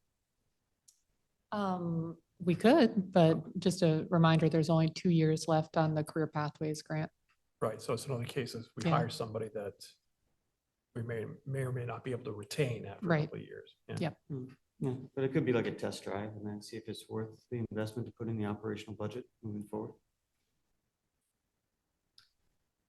Yeah, so the earmark that we received from Joe Courtney's office did pay for a career pathway coordinator to sort of get the program started. But that grant ended or is in the process of ending right now. But yes, it was great to have somebody dedicated to that position for a short time. When does that, the funding for that terminate? So that ends in May. In May. Yeah. And so right now, is that the money that's supporting the current? No, the remainder of the funds and that grant are now going towards supplies and yeah. All right. But it's something that we can think for future. Yeah. Thank you. All right. Well, thank you very much, Yeah, my Shannon. pleasure. It's amazing since you came on board with that first $1 million grant and how it's grown. And we appreciate everything that you do and everybody that works with you. Thanks. Thank you. Thank Yeah, you, thank you. Shannon. All right. So next, we'll move on to the. Unless you have anything else for the Director of No, Finance. that's it, but we'll be back. We'll be back for sure. All I right. would love to walk you through the annual reports. All right, so next we have the report of the Director of Finance. Ray, are you with us? I'm still with you guys. Okay. Dinner was good, but no. I'm going to start off. First of all, I believe you've all received my narrative. And within that, we've completed all of our state filings. Everything has been submitted. The auditors have started their review process. We're in the middle of that. I spoke with Steve, our lead audit, And about a week ago, so far, he's come up with no issues, no questions yet. I am meeting with Steve on the 26th to review progress and where we're at there. We've also submitted to the towns some final and additional documentation today that they were requesting. So as of today, or at this moment, I believe we're fairly current. And if we owe anything, they will get back to me shortly. So, but things seem to be moving along in regards to the audit. Excuse me. In the financial packet, you've got the 24 year-end budget. We closed the year with a surplus of $55,042. And within that, we have 387, 488 encumbered. The majority of that encumbrance is with the health insurance that we held back to make sure that everything was going well. And you'll see coming up some additional motions that we're going to be making with that to move it forward. The business office also supplied a 4-page greater detail finance report that is a little easier to generate.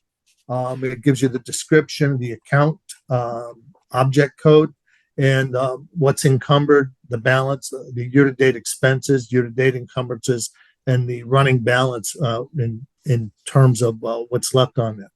Don't get too nervous yet. We're still adjusting some of these and moving some of these encumbrances around. Where they're not quite done yet. They've had to add all of the encumbering this time of year because of your year end and carryover for your salaries finishes up somewhere around the end of August. Actually, it was the last day of August and we had to get the year end filing. So we could not pre-enter any of the salaries until September. And that takes about 2 to 3 weeks to get everything entered. And then we have to validate, encumber them moving forward, things like that. So it is a big job, but within there, this is what I'm proposing moving forward. Take a look at it, shoot some holes in it. You will see some negatives and positives. We may have to move some of the encumbrances around down the road. We also have within the packet. Hey, Ray, yeah, you don't have any way to share your screen, do you? No. I did not bring, I might be able to, but it may take a few minutes for me to bring it up. I was not intending on sharing the screen. Mark, do you have the documents from Joyce that he's referring to? There was an object code summary, and then there was another one that was a financial report that he's worked on to give more level detail for the board to look at. Yeah. Yes. Let me see if I can find it quickly here. I'll be right with you. Maybe Ray, if you continue to talk it through so Mark can look for the documents so we have a lot this evening. Yeah, of course, so there it is. The Zoom did not want to enlarge it. There we go. Okay. The dashboard, the utility dashboard is also, as well as the healthcare dashboard is supplied. The healthcare dashboard was actually it was sent to me in July and we updated it in August. Not a lot of change. And as you're aware, in one of the earlier emails, I should have supplied it in our conversations with John. He did a reconciling of the healthcare account, and this is one of the reasons for one of the motions coming up a little later. As a point of interest, the natural gas cost and usage, the cost is in there on from the budget side, but the usage file is a different table that we have to update. That table is corrupt, and I'm recreating the table, so it's not whole. To a degree, it's not whole. So I'm gonna leave it at that. I just need to fix that prior to the next meeting for you. And last but not least, excuse me? You'll have a new dashboard that will reflect. There'll be a new dashboard, yes, for that. It's not functioning and it's not creating the dashboard format that we have here. So I need to update it and fix it. Last but not least, I've got on the utility file, the electricity. It's accurate except for one school, Mystic River. We're contesting some of the pricing on there. We've discovered that they've been the last few months they've been charging us sales tax. So we've gone back and I've been in touch with I've got the list here, 2, 4, 6, 8 people thus far, and we finally got to the supervisor, and they're working on adjusting it. It may take 1 or 2 cycles to adjust it. So I do apologize for that, but I did want to let you know that it does look a little funky. Okay. And for informational purposes, we are starting an upgrade next week on e-finance. We should have the project plan from it's from I can't hear Power you, School. Ray. Excuse me? I can't hear you. Huh. I've got my volume up all the way. Okay. I hear you now. Well, that's strange. Okay, but we kick off our e-finance upgrade on 10/1. It's going to take approximately 6 to 8 weeks. So Irene will be heavily involved in that as well. I do want to request that there's one modification on the motions that I put forth. Motion number 8 to transfer projected surplus of $55,042 to non-lapsing, which is in here now. I want to modify that to say pending the successful completion of the current audit. Okay, because they may something going on. You never know with this. It may come in right on the penny. We may have to adjust up or down depending what the audit findings are. So I lost a little sleep over the weekend thinking of that. It's better safe than sorry to put that in there. So that in other words, if transaction. there's additional funds, we want that to go. Whatever the funds are left over. Correct. we want Whatever that the fund to not balance is, go that's what we want to move the over to non-lapsing non-lapsing. fund. But Right. I want that to reflect pending the audit, the completion, a successful completion of the audit, which is we're anticipating somewhere around late October, early November, maybe mid-November, provided there's no major issues. And last but not least, I'd like to, as you see in my narrative, this is most likely my last session with the Groton Board of Ed. And I want to thank the staff, the BOE, the superintendent, the business staff, for providing me the opportunity to serve the students of Groton. My permanent replacement, Irene Lynch, starts on September 30th, and I'm going to wish her the very best. So thank you all for an enjoyable 12 to 15 weeks here. But you'll still be here for the transition period. I'll still hang around for the transition. I We're just not won't letting have you very go many. so soon, even though Milford wants you. Well, I'm holding them off till probably mid to late October. So, Go ahead. Ray, I just want to drop back to, you're asking us to change the motion before we read it. I just want to capture the proper language. Okay. So you're suggesting a change coming up later tonight to item 8 to Correct. transfer the projected surplus. And how should it read so that we can Pending the capture full successful amount? completion of the audit. Pending successful completion of the audit. Should we state the number just in case? I mean, or should we say projected surplus? I would just leave it as successful projection because the number could be, I mean, I've gone in October, I've had to make $10,000 adjustments. I've had to make $100,000 adjustments. If I did that, you'd have a deficit within here. So I would just, whatever the successful completion of the audit reveals, if there's extra funding available, we'll move it over. Or if you like, you could hold that, table that one motion because we're moving the encumbered healthcare payment and an Well, earlier this would have to be motion. done before September 30th. Then I would make the motion. So would you suggest to transfer the projected surplus of $55,042 Yes. Or the amount determined pending successful completion of the audit. That's better wording.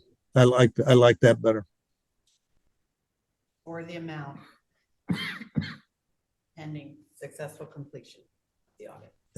Yeah, I like that better. I mean, it could be 55,000, it could be 75, it could be 35. Or the amount determined at the successful. Or the amount determined. Yeah, I was thinking surplus of 55,042 or the amount indicated Not determined to be surplus. to be surplus.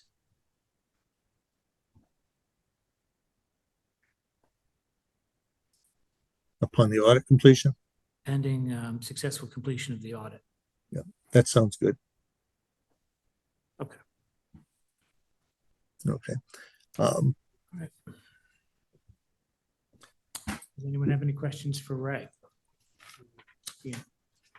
Just, you mentioned that Mystic River Elementary was being charged tax on their electrical. Yeah, sales tax. We're contesting the sales tax. We've sent them the proper documentation to remove the sales tax.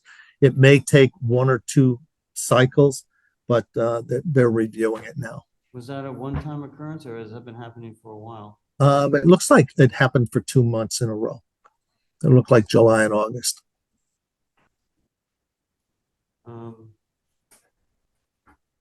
See, so are we just talking about your narrative right now, or are we going to talk about some of the other things? That You could, whatever you like. Because in your narrative, you mentioned timeline for the budget process. I've developed the timeline, but because I know you're working on something as well, but my timeline does not start as early as yours because it's still a work in process, but I need to get something out there. I haven't published it yet. Susan and I need to sit down and get ready to put it out.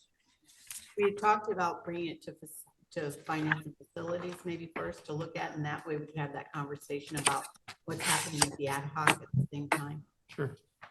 And take a look at it together. Take a look at what, the timeline? Uh-huh. Okay, well, I mean, the whole timeline thing is a thing that's firmly within the parameters of the ad hoc budget procedure committee. But I think the staff has to talk about we were their working on that. capability We have a of draft. being able to do things. So Right. we have to look at them kind of side by side. Okay. You Well, can have it if you want. Do you? say again? You can have it if you want. I would prefer it just because, we've been steeped in it. We've talked about it at length. And also, we brought it forward to the COW a number of weeks ago, and there seemed to be a general consensus in support of what we had drafted.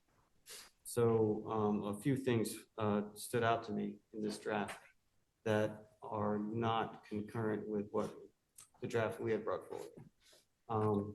And also some of the discussion that came out that night. Most notably the December 3rd review of the draft budget with the Finance Facilities Committee. I remember distinctly Dean saying that, it didn't make sense to run it through a committee, just do it to the committee of the whole. So that would be, Yeah. Please correct me if I'm wrong with that. Yeah, no, now I recall, like you reminded me. It's true. I mean, we're a body of 9. Yeah. And so it could be reviewed by a cow as well. All right, so, I mean, that's one thing. So I would ask the chair to this timeline, I think the ad hoc budget procedure committee should be involved in drafting the timeline.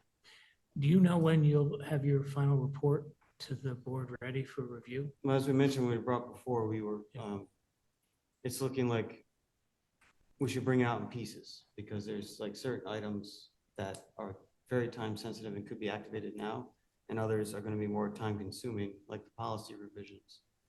That's going to have to go through policy committee.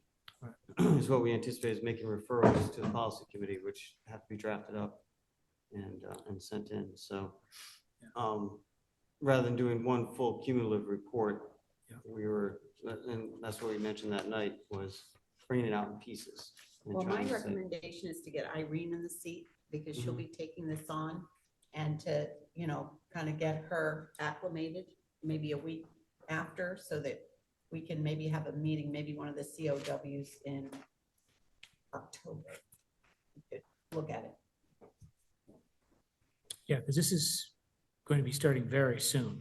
I mean, Well, Just to let everyone know, I'm working on the spreadsheets and the documentation to get it out to the principals early next week. So I have to get it out to them so they can get the material back to us so we can start formulating the budget. If we don't get it out there and get it back, you guys will be looking at June before you get it before the town.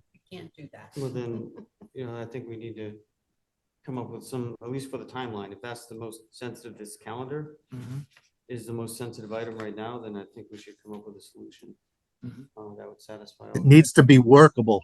Don't forget. It has to be what, Ray? Can you say that? Workable and doable. Yeah. From a business office standpoint.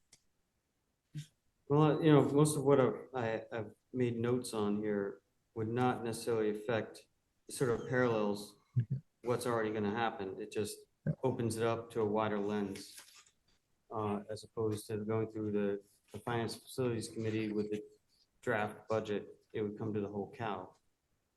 And then on January 6th, as opposed to just presenting the budget, and that would be the start of the work session on the draft budget. Like I said, Ray has done a lot of work getting ready for this, but then we'll have Irene in the driver's seat for the business office. So I want her on board too to discuss with you all. That's fine. And actually, our committee did discuss that, and we want to have her join our meetings on a regular basis because we have a number of detailed questions as far as like we need tech support or very technical answers on a few things. So I think we need to do that. We need to get at least the beginning of your report out at a COW as soon as possible. All right. I could have a draft together in about a week. Okay. Do we have a COW next week? No, next week there's no meeting. But I did want you guys to save the date on something, so I'll be sending an email on that. Okay. I'm sorry, Jay, I didn't hear. Yeah, we'll get to that later. Mike, you had something? I just didn't hear what you said. He wants us to save the date. Okay. Yeah, I just want to add that the ad hoc committee is meeting on October 10th at 6:45, and it's a remote meeting, so that'd be a good time to have the new business manager. But also, I'm looking in the budget timeline. I think the changes we've already discussed with the committee and at the COW earlier really come into effect sort of at the end of November, December, and then more so January. So like the timeline that we've got here starts in October, November. Those first things aren't changing, I don't think. Right. So that part can be rolled out as is. And then it's I mean, my memory's not 100% on this, but I do know we have it starts to depart like at early December and maybe right around Thanksgiving too. So anyway, I think we can, you've got to get something out and not hold up the initial parts. I don't think that's going to change anyway. And then October 10th is a great time to, or if we want a COW sooner, those are great times to get the rest of it looked at, squared away. Yeah, I appreciate Mike bringing those comments and those observations up because, definitely the first 4 items would not be affected by what I flagged. Okay. Good. All right. Anything else for Adrian? Yeah, right. Going back to attachment 3, the budget summary, or the 24 budget summary. So I went through and compared it to the June 13th version, and it looks like some of the categories were over encumbered. I've got them all written down, but I don't know if we need to go through that. Is that basically what happened, that we had over encumbered some areas out of maybe an abundance of caution or something like that? No, nothing was ever over encumbered through an abundance of caution. I know people are wondering why, what, when, and where, but when you're going through, you're encumbering based upon contract in most instances, based on projections of services that are needed. for example, transportation, special needs. You create those purchase orders based upon the needs of the student and the transportation required. If the students are not transported, we for a specific time period due to either illness or they stay home or whatever, those encumbrances get credited for it. So over time, when we start balancing and closing those POs out, the staff did a great job calling and ensuring that there was nothing left open on those POs.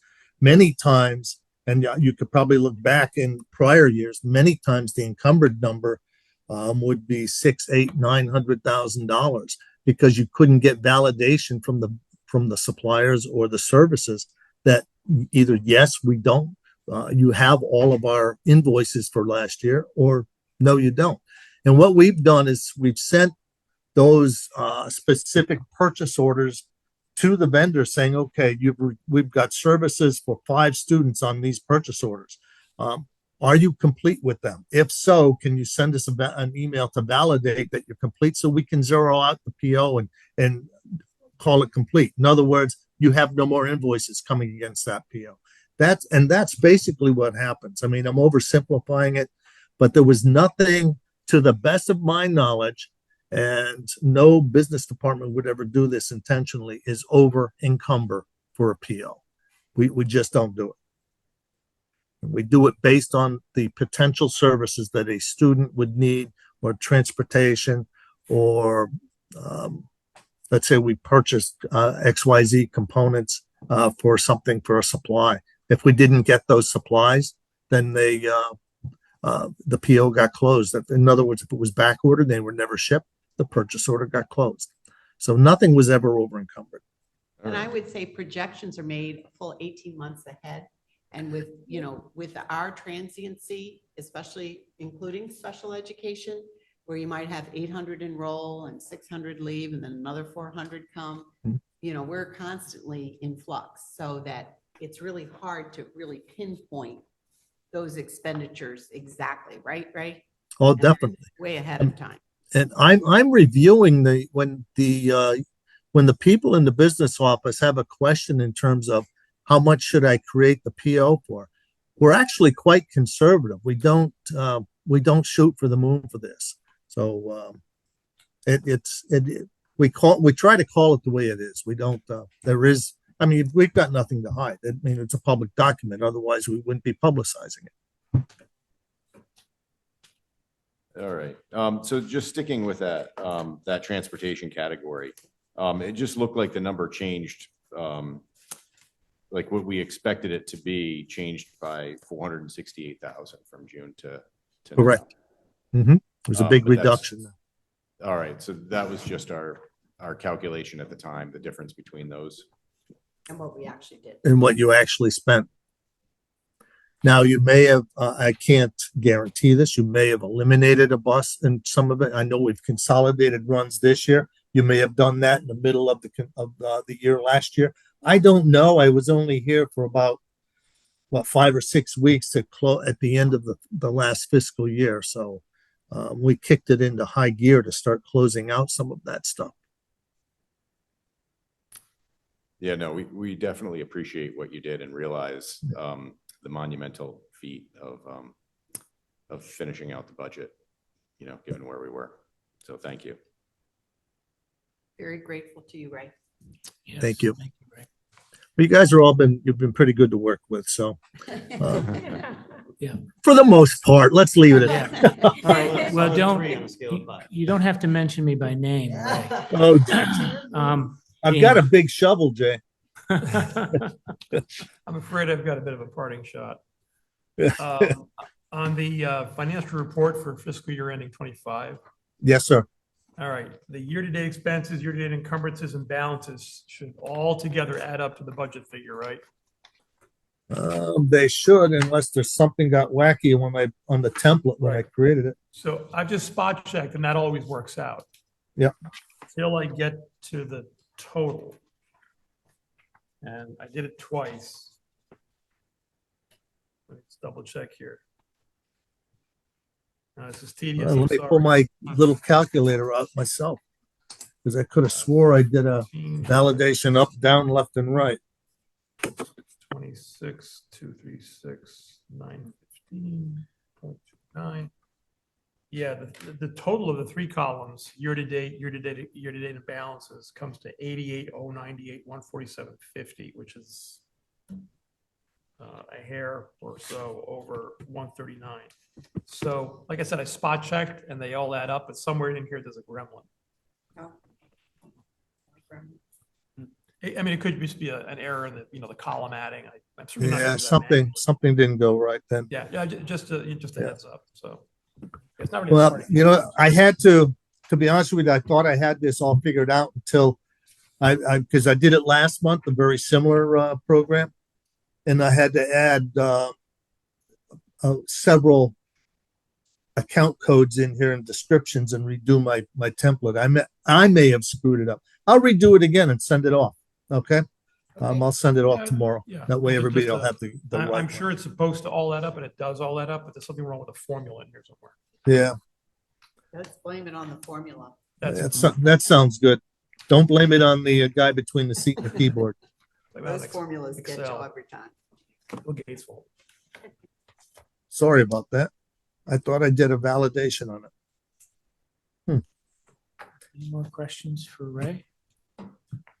If not, thank you, Ray, and I thank you for staying to help with the transition. No problem. I'm gonna ask my assistant superintendent to hit the road. She's got a long way to go, and I want her to she'll be back with us tomorrow. And how far do you drive? Getting a lot of books on tape and articles done. Okay. It's entertaining.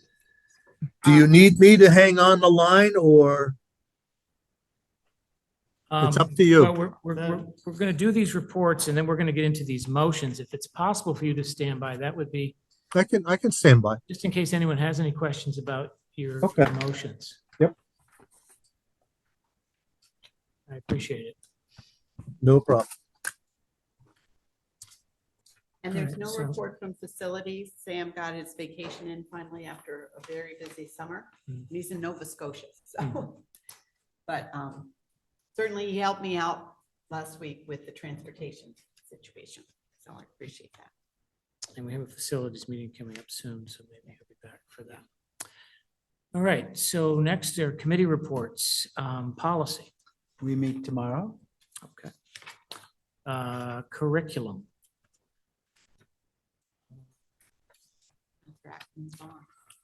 Dr. Ackerman, did you have a report?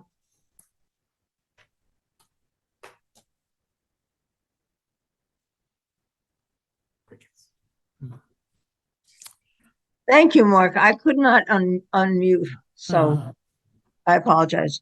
So we met last Monday and we met with Ben Moon. We had a rich report on all of the summer programs, in particular the STEM programs that were in place in the elementary schools. It was, our students are truly blessed to have Ben Moon as a director for that. And all of the programs are richly treated. That's it.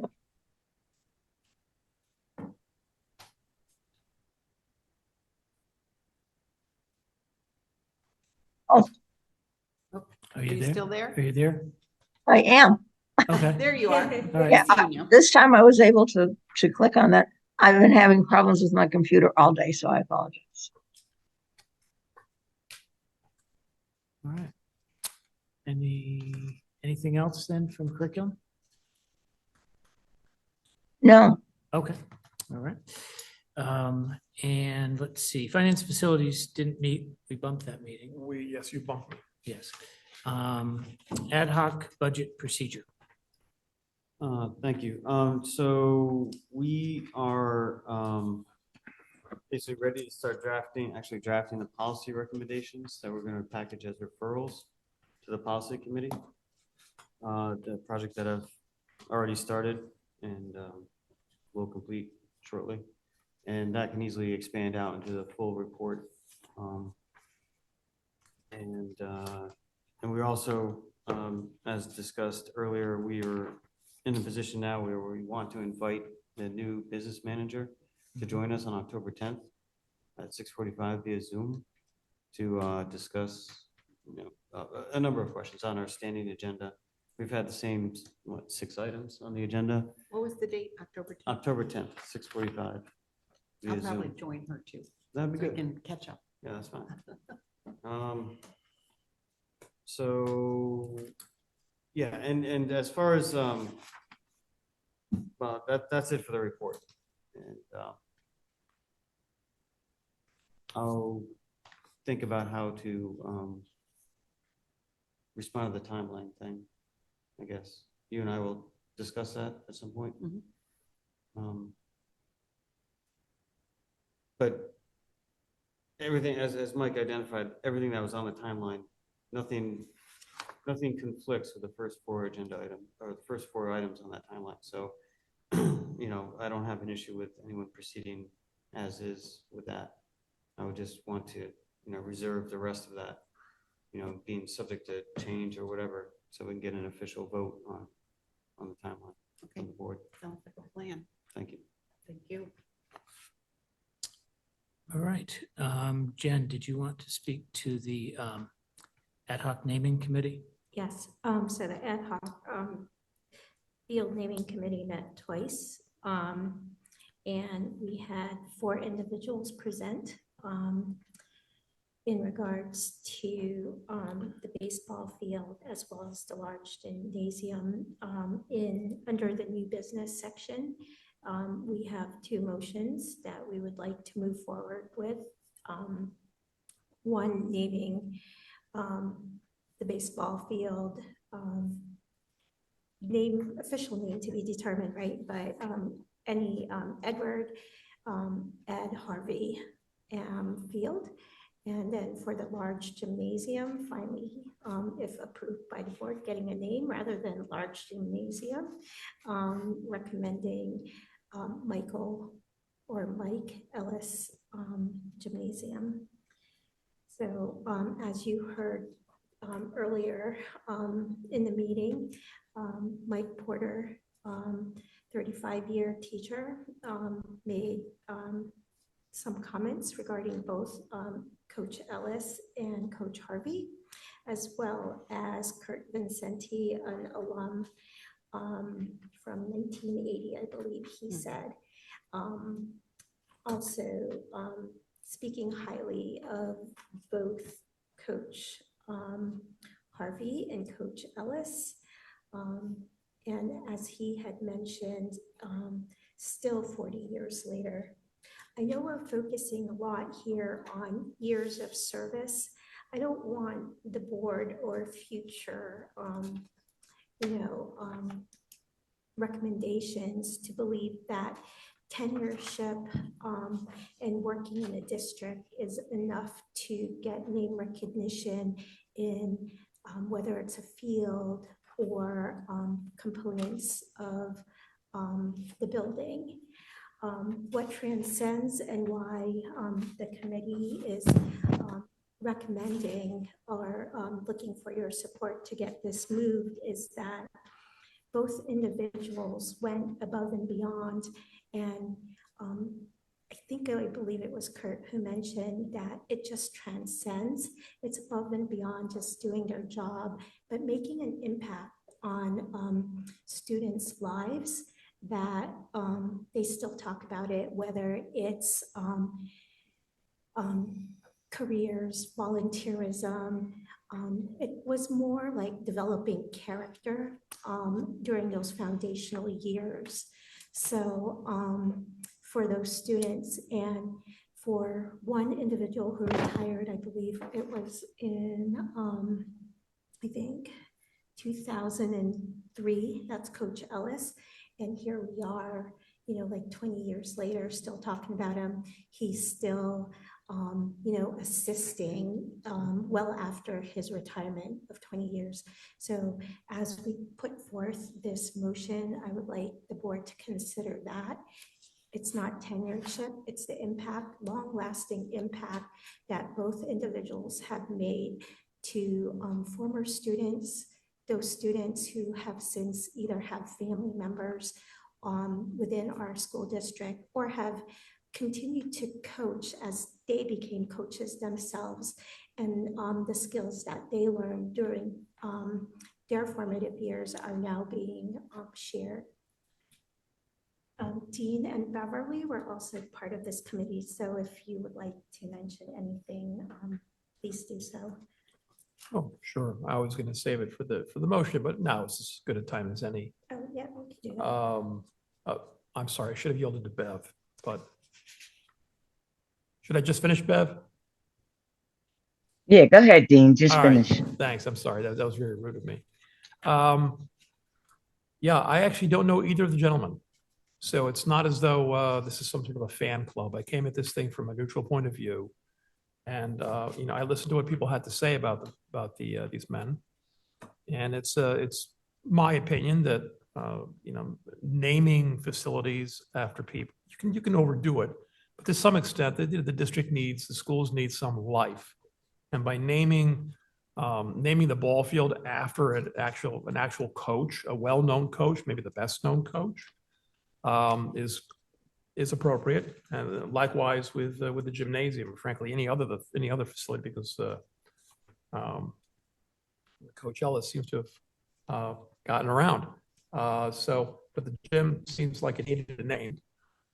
So that's why I'm, based on what I've heard, based on the fact that I think that schools need some sort of life. People need to know who these folks were, their inspirations, et cetera. It's perfectly appropriate to advance this recommendation. Beverly, did you have anything to add? No, I'll just ditto what Dean and Jen said. But I did know Mike Ellis, and we couldn't name the gym after a better guy. I mean, he's just a phenomenal coach and just a phenomenal person. And like Jen said, and the speaker said, he did so much for our school system and our kids that instead of calling it the big gym, let's call it the Mike Ellis gym. Because all the other gyms in the state, well, I don't know all, so I won't say all, most of the gyms in the state, they all have names, but our gym is the big gym. Now maybe people think that's the name. This is Big Jim, JIM, but, it really needs a name. And I think it was Ed Harvey, I asked people about Ed Harvey and some of the players, and they all said great things about Ed Harvey, the ones that I asked. So this ditto what Jen and Dean said.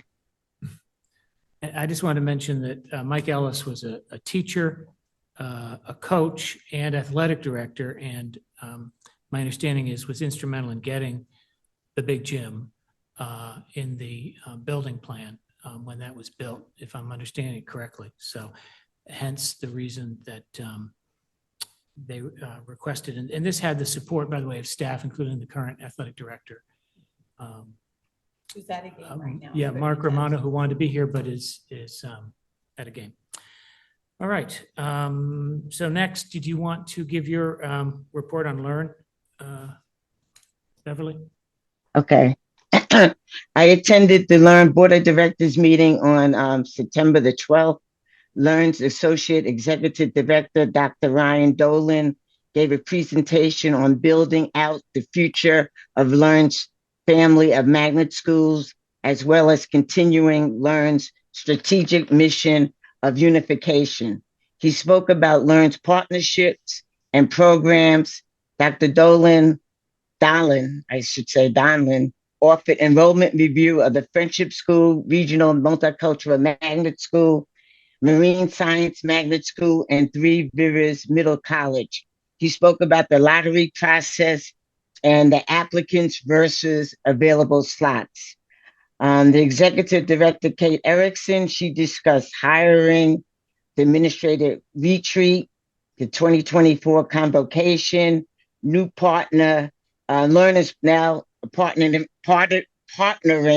with the cybersecurity contract, Pantera. And she talked about early childhood school update and the new infant Tyler program, hoping to open in January of 2025. They're going to pilot that new infant Tyler program at the Friendship School. They have renovated 2 classrooms to have that program there at the Friendship School. Learn also launched a new teacher evaluation feedback app, which supports school leaders' ability to provide effective feedback to teachers almost immediately. So you don't have to wait. Now teachers get evaluated. They might have to wait 2 or 3 days to get the feedback. Learn has developed an app where they can send it right off to the teacher, and it's almost immediate. Right after the evaluation, they get their feedback. And that's it. All right. Thank you, Bev. Athletic fields. Oh, any questions? Oh, sorry. Any questions for Beverly? All right, thanks. Thank you. Athletics fields did not meet in August or September. Okay. Can I ask you a question? Is that scheduled to go to referendum? The whole athletic fields, is there a timeline for that or? Not at this not time, yet? not the last meeting I attended. Okay. And not the last meeting I reviewed in July. Okay. There's no talk of referendum at this point. Like, Okay. it seems to have stalled out. Yeah. Or it's like impending some action. Right. Yes, sir. Just want to say, for the athletic fields, I've seen signs around the town, the Park and Rec Commission is going to hold a public comment period, or I think it might be later this week, actually. For the athletic fields? Yeah, I just saw the signs. I didn't see anything else about it. Oh. I'll take a look though. Okay. All right. Matthew, do you have anything for trails and or library? Trails, I had a medical emergency in the family. I was Oh. unable to attend that meeting. Sorry. Library meeting last week. There are 2 student members of the Library Advisory Board. One graduated this past year, and they decided they'd like to have the second one is continuing as a senior at the Marine Magnet School, and they're looking for a second member, hopefully a junior. And the criteria is that the person be really engaged in some fashion with the library. And I guess Jen will be getting out an application form, and I'll get passed it on to Susan as soon as it's available. Thank you. Yes. I can circle back on the athletic field. So it's a public input session, Athletics Fields Task Force, September 26th. And it's at 6 p.m. at 555 Plus, formerly known as Senior Center. And the intent is to present conceptual plans, and we'll gather more feedback from community members. Please join us to help inform the progression of this important work. I'm wondering if parents, where we could send something out for people. Yeah, actually, I think I saw the sign exiting Fish, so yeah, it'd be great to point that out. I wonder who's spearheading that. I would think it's got to be the Park and Rec, Mark Berry. Mark Berry.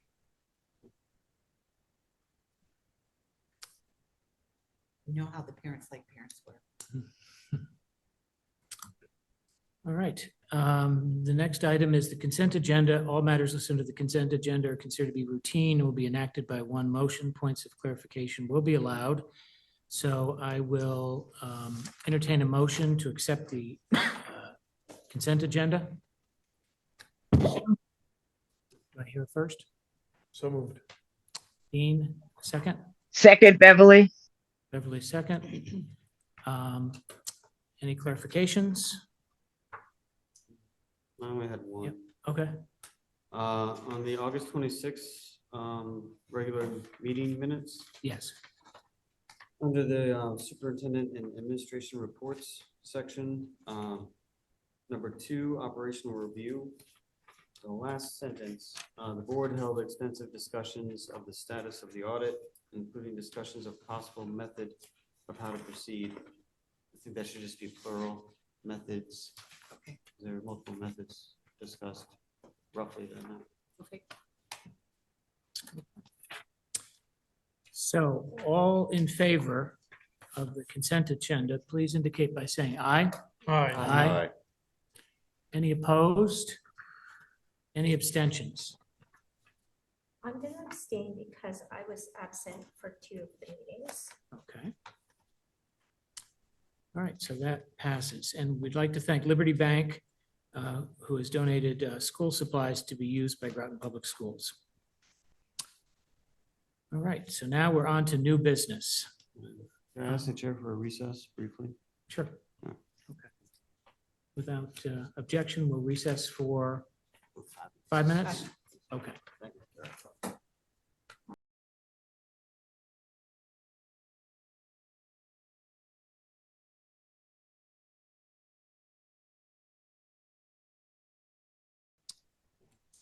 All right, thank you. So we are back from recess. It's 8:27 PM. And let's see, we are now in new business. Jen, would you please read the first motion? The motion is to approve the naming of the baseball field at Fitch High School for Edward, parentheses, Ed Harvey. And do I have a second? Second. All right, any discussion? Ian? I really can't say anything or add anything that hasn't already been spoken well of these 2 individuals. So I'm in full support of, going forward with the motion. I just want to know, do we pick the exact name or do they figure that out? No. Yeah, Okay. so the way that we worded this was to approve the baseball field for Edward Ed Harvey. And then we thought it would be courtesy to ask him how he would like it to actually appear. So that's why it says for him. That's great. Yeah. There was a lot of debate about that during the construction of the motion, by the way. As Is you the can- spelling right? As you can imagine, and, is this really what it's going to say and everything else. And he's Edward, right? That's his full name. Sometimes they're Edwins and Edgards. Oh, If he's known as Ed Harvey. Yeah. Yeah. All right, any other discussion? Hearing none, I'll go ahead and take a vote. All those in favor of the motion on the floor to approve the naming of the baseball field at Fitch High School for Edward Ed Harvey, please indicate by saying aye. Aye. Aye. Any opposed? Any abstentions? Okay, so that passes. Bev, would you care to read the second motion? Okay. I make a motion to approve the naming of the large gymnasium at Fitch High School for Michael, parentheses, Mike Ellis Senior. And do I have a second? Second.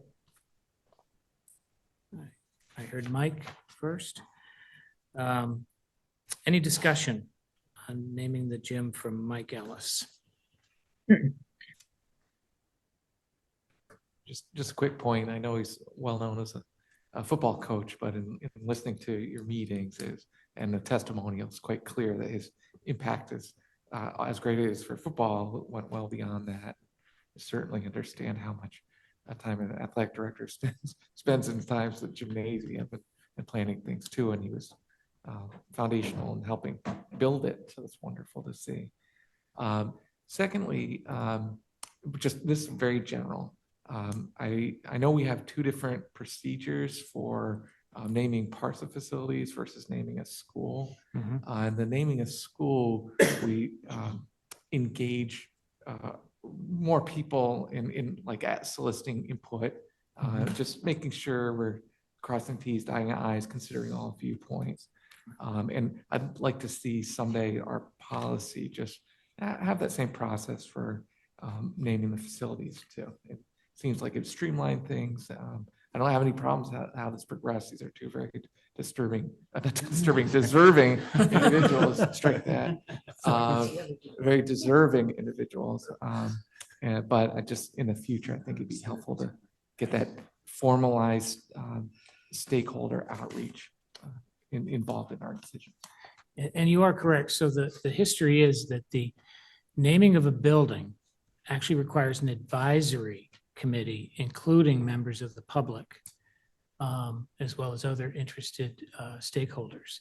And that's the policy that we followed for Groton Middle School, Mystic River Magnet, and Thames River Magnet. And Jim Streeter sat on every single committee, so it was great to have his story in there. But for the naming of components, currently the policy is that it's the sole discretion of the board once it's been reviewed by an ad hoc committee. So I'll simply put out there that that is certainly something that the policy committee could revisit. Well, if I might, not only that, but the policy literally says, unlike with the naming of a school, where it's sort of an open, it's open to suggestions. When a proposal is made to name a portion of our facilities, then the ad hoc committee is formed to consider that proposal. Mhm. It's not written as though it's sort of an open, what shall we name the middle school or what shall we name the high school kind of a Right. thing. It's Yeah. someone's proposed X, Y, Z name. That's the proposal that we consider yay or nay. Yeah. You could theoretically look at this in a very strict way and say that's all we could do is say up or down on Ellis or Hart. But again, that's something we can look at. All right, is there any other discussion? If not, all those in favor to approve the naming of the large gymnasium at Fitch High School for Mike Ellis Senior, please indicate by saying aye. Aye. Aye. Opposed? Abstentions? So that passes. All right, thank you very much. Now, Matt, would you read item 3? I move that we recognize October 2nd, 2024 as National Custodian Day and direct the superintendent of schools to send a letter of appreciation to the custodial staff. And do I hear a second? Second. Okay. And any discussion on this? Again, Only it's to our- say that the custodians have saved me so many times over my career. And I just want to express one more time my deep gratitude to everybody on the custodial staff. Well said. Yeah. And as I often say, when it comes up to items like this, letters of appreciation are great, but let's also remember this when it comes time for contracts and salaries Mhm. and benefits. Mhm. Any other discussion? I just like to ditto what Andrea said. Our custodians do a fantastic job, Yes. not only maintaining the schools physically, but making them look great, the fields, the landscaping. I think they do that. I don't know if the town does that or the school, but I just want to ditto what Andrea said. We couldn't operate without them. No. Did they save you, Bev? They have saved me. And many custodians serve as the trusted adult for They the do. kids. And You're that right. is an educational function. You're absolutely right. Good. So all those in favor of the motion on the floor to recognize October 2nd, 2024 as National Custodian Day and to direct the superintendent of schools to send a letter of appreciation to the custodial staff, please indicate by saying aye. Aye. Aye. Any opposed? Abstentions? So that passes. Let's see. Dean, would you be willing to read the motion for number 4? I would. I move to rescind the June 6, 2024 request of additional funding for fiscal year ending 2024. Is there a second? Second. And any discussion? Well, Ian? I didn't want to step on anyone's toes. Anyone else raise their hand? I'd like to amend the motion to, so the whole motion with the amendment would read to rescind the June 6, 2024 request of additional funding for fiscal year 24 and to issue an inquiry to all relevant federal and state authorities seeking guidance on how to properly apply and process all categories of impact aid.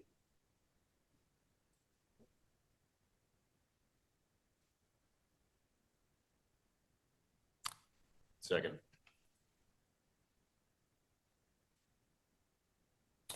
Right, so when this motion was brought up last month, I know that there was a discussion to table it because there was concern that it would somehow release some claim on funds. But the two reasons we initially passed this motion no longer exist. In other words, we don't have a deficit. And it has been determined that the health reserve is healthier than we thought. So did you want to speak to what you hope to do with your motion? Yes, Ian? I would. Okay. So basically, yeah, I reviewed the conversation. I was absent for that part of the meeting on August 26th. So I did review the conversation and I did agree with some of the concerns raised as far as like, would this technically release our claim on those funds? So with this amendment, I'm hoping to pivot away from asking, since that, you know, those funds are no longer needed at this moment for this purpose, as stated in that motion, or in that request, I should say. As stated in the request, we no longer have those needs, or that's no longer the context. I think we as a board would do well to seek clear guidance on how to best deal with those impact aid funds. And the town would also benefit from clear guidance coming from federal and state authorities in writing, as far as like being very clear as to what the intended use and application is, and as far as also like you know, where the money goes and when it shows up. You know, who's the local education agency, all that kind of stuff, like that we've discussed in many different areas. And the attorney has given his opinion. Right, and the attorney issued his opinion a couple of months ago in that regard. Now, I know that there's been some informal discussions as far as trying to come up with arrangements, but I am not comfortable with informality at this point in time. And I think the board would do well to pivot away from the request, since it's no longer needed, and pivot towards seeking clarity and firm definition as to what's the best recommended practices for federal impact aid. And I did let the board know that in working with the town manager, the funds for military children with disabilities have been put into our special ed account. So those did come through. Those were absolutely very clear in the law, and there was no, not at first, but they Those came through clear. without delay or with delay? With delay, Right. but they did come through. So, yeah, so the purpose of this motion is so that we can have it on paper, clear guidance from authorities, where the money is coming from, you know, that certain monies should pass through without delay, and maybe certain monies do stop off in the town department and are allocated for compensating. Either way, like, you know, we've been through this conversation in a number of different ways a lot over the past many months. And I think it's just due diligence for us to seek a firm, clear, written document from all the relevant authorities involved, because from my research, there's, you know, the Federal Department of Education and Department of Defense that partner up on delivering these impact aid payments. But there's also, in every state, there's a state supervisor and a state manager of these funds. And so I think we need to coordinate with them as well and just get just very firm guidance, you know, very clearly written as to what the process should be. And, you know, carry on from there. So my belief is the audience for this motion is the town council and the citizens of Groton to know that, number one, there is no deficit for last year, because there's still the narrative out there that there's a $1.3 million deficit, because that's the amount we asked for. Though there were two prongs to that, not just the deficit. So number one, there is no deficit. And number two, the health reserve has been found to be healthier, as I said, than we had thought. So my concern is that adding this, you know, to this motion is crystal clear that we no longer need that 1.3 million. I mean, I'm not opposed to your motion being its own motion. I just don't understand the coupling with this statement. This statement's purpose is to show there is no deficit. Well, I'll So, answer that yeah. briefly, and then definitely defer to my fellow members here. But the logic there is that a lot of our reasoning in that request was attached to the fact that we believed those numbers, the 1.4 was impact aid money that we were due to receive. So there was some sense of claim to that money. Because If I it was understand. over what was predicted in the Right. budget. Yeah, it was part of the excess And funding. that number is now different. All the same, like, it's related in the sense that we were basing our request on our understanding of the impact aid funding that was available to us and that should have been delivered to us, our understanding of the situation. So I think it's a rational pivot to remove this. And, like, you know, my intended audience with this is not just, you know, town council is about third on the list of that. It's more like the public for one, and two, us, ourselves as a board. So we have a clear understanding of what the parameters are. Thank you. I'm going to recognize Bev.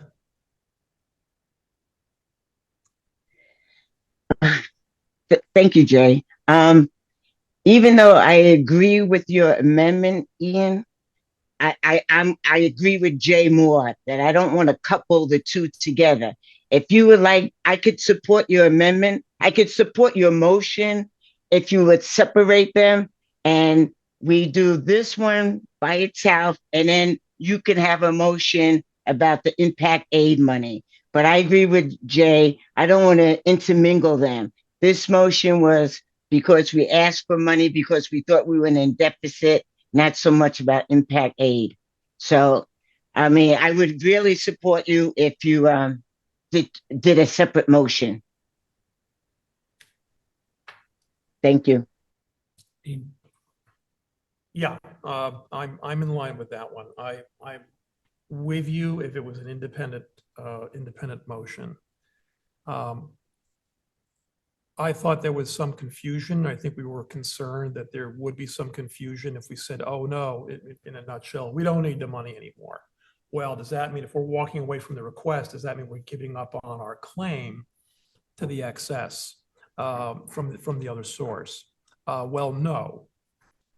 So I think specifically I think amending the motion the way you've proposed goes back to kind of muddying that question up again. I do not want them tied together. I'm happy to say, I don't want this supplemental funding. We don't need it anymore. Oh, and by the way, we still claim the other money. And then in that context, we can talk about, you know, getting the guidance and the procedures and all of that. So I don't support the amendment, although I support the spirit of it. Well, in light of those comments and my own reflection, I'd be willing to withdraw the amendment.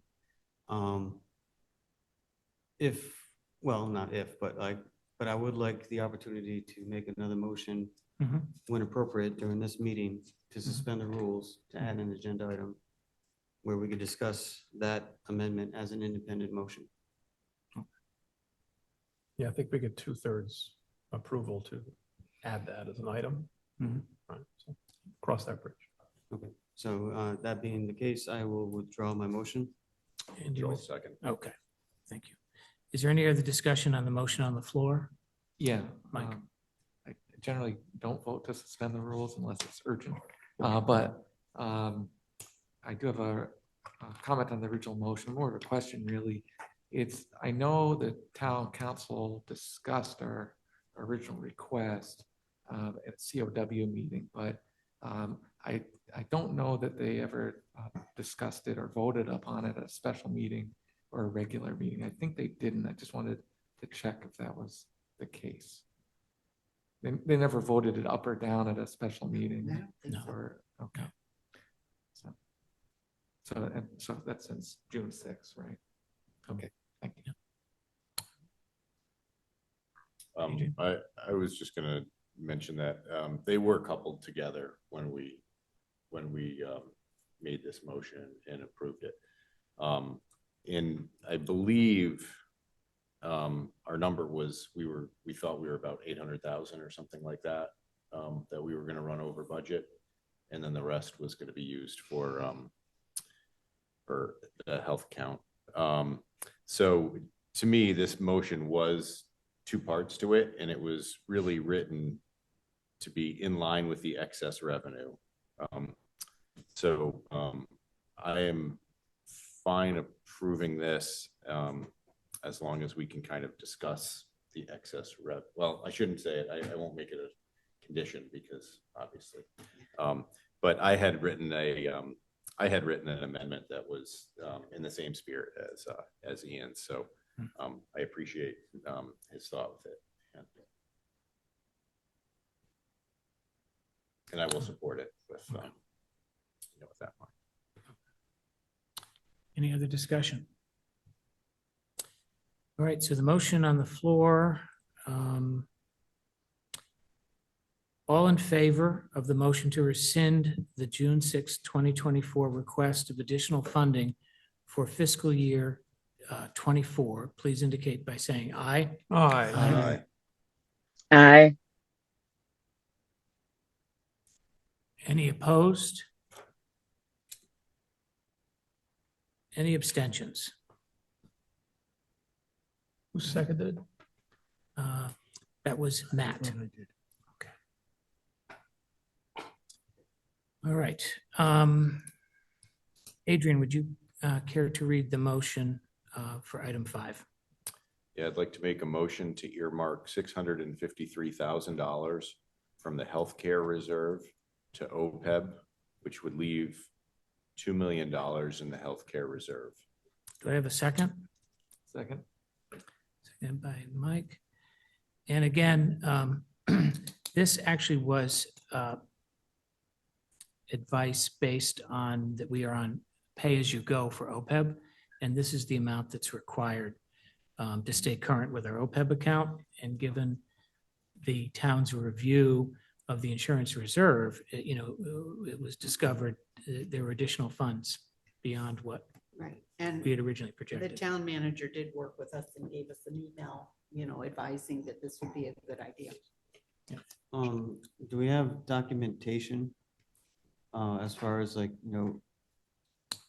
these funds are held somewhere, correct? In a bank account, They're in a reserve account. a reserve account, with Yeah, I think some you sent the institution that's like documentation. I can look a that up. third party?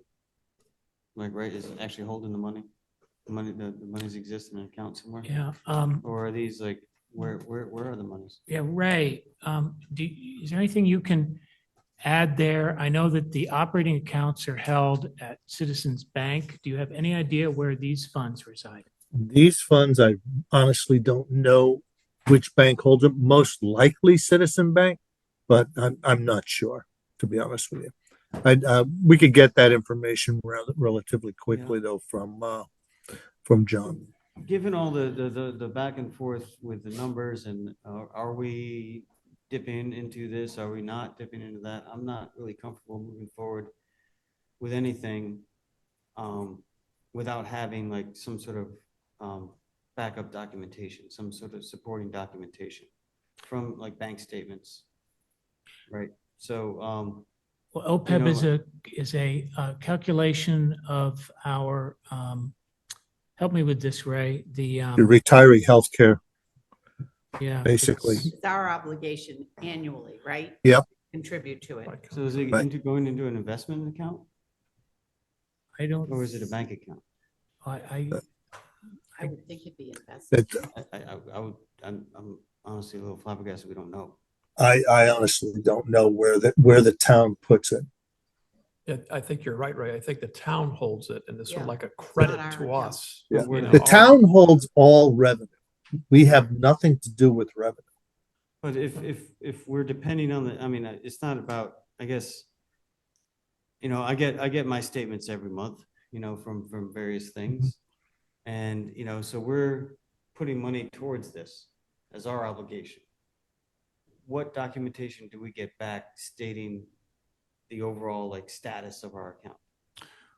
We get that annual report. Do you remember the name of the It's firm? from MDG, it's our healthcare MDG. statement That's a report that consultant. we get. No, there's Isn't a fiduciary. there's There's also an audit firm. We used to do an audit annually on the OPEB account. So and they determine it's the actuaries. That's right. The Yes. actuaries do the report. Milliman and Associates puts Yep. out a report every year. And it indicates the amount that we need to contribute to OPEB. Okay.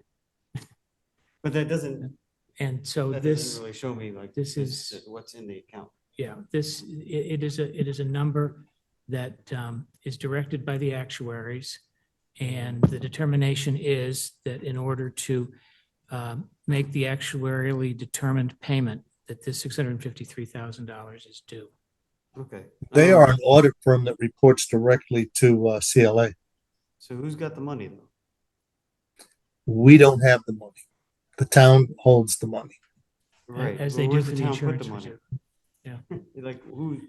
I find it most hard. banks have something Yeah. you put the money in some sort of account, some sort of institution. We had been asking for that report, Ray, and I know we received the email, but did we receive a report? There was a spreadsheet that John incorporated with the report, with his funding. And with that, this is what the 653 was asked to move to the OPEB reserve. Right. That was a spreadsheet. That was not like a letterhead statement from an institution, correct? No, I did not receive anything from Milliman direct. And that's the institution, Melman and Rec? Milliman and Milliman. Associates, they put out an annual report. It's like an audit firm, That's actuarial an audit firm. That's not a correct me if I'm using the wrong terminology. Yeah, the I'm actuary looking tells for us. where the money, what Yeah. bank has the money? Yeah, I mean, I can't tell you the account that the OPEB and insurance reserves sit in. We can certainly ask. Milliman and Associates are the ones that actuarially determine how much money has to go into OPEB in order to make the Right. other post-employment benefit payments to retirees. Understood. Yeah. I understand all that. Yeah. It's just like the one missing piece for me, like on my accounts, when I see the report, like there's at the end, it shows me what the total amount is. That's there. something you could follow up on, Ray, right? I'll call John tomorrow. Sorry, I'm stepping on Dean. Dean's got his hand raised, and Yeah, Bev I'm does sorry, it too. might be Bev too. I don't know. Bev, you go first. I'm sorry, that's your turn. I think, Ian, if the town holds the account, that we're not going to get a receipt. We're not going to get a bank statement. The town's going to get the bank statement. Now, if you want Jay to ask John to give us the bank statement receipt that our $653,000 was deposited in the account, then, that's something maybe he can ask John. But they're in control of the account, not us. So we don't get a statement unless we go through John. Is that correct, Jay, or incorrect? I do know that the town holds both OPEB and the insurance reserve. They hold all the fiduciary. Yeah. They hold all cash. Yeah, they have all the accounts. So I can certainly request that we get a statement of where all these funds are held, what instrument they're held in, whether they're held as in a cash account, if they're, money market, if they're in the open market. I really don't know what the town's investment plan is for OPEB. I think that's reasonable, and Yeah. that would be a comprehensive step forward. Yeah. But Yeah, I Dean's think got that- his hand up too. Yep. Yeah, I was just going to note, it's possible that actual bank statements don't tell you what you want to see. Because there may not be a one-to-one correspondence between what we've identified as an expense or a fund or something like that and an actual account. It may be that one account holds more than just the health care reserve. So the only way you would be able to differentiate, you might get a statement that says, yeah, there's $10 million in here. Well, what is that? Well, some of it's healthcare and some of it's this and some of it's that. And that's all an internal bookkeeping division. So Citizens Bank statements might, maybe it does, but Citizens Bank might not tell you what that money's for, and they may not care. That's up to you to divvy it up internally. Understood. So, I mean, I'm all for finding out. I'm curious myself, but I wouldn't be surprised if that was the case. Understood. And if that's the case, then that'd be good to know. And then, that would lead to like, I guess maybe some further discussion. Yeah, on, like I've got is- one trust account that I'm required to maintain. Within that trust account, dozens of clients. Right. The bank doesn't care who they are. Understood. Yeah. But no, it's a good Just rem- question. How is this money invested and does it earn us any? Right. So everything that on you it. articulated Yeah. would be great to find out, and that'd be a good step forward, I think. Yeah. But just overall, I mean, and I had the same comment written for, I mean, I'm in support of the motion, I should say that. Yeah. In theory, in principle, and I'm in support of a lot of these things.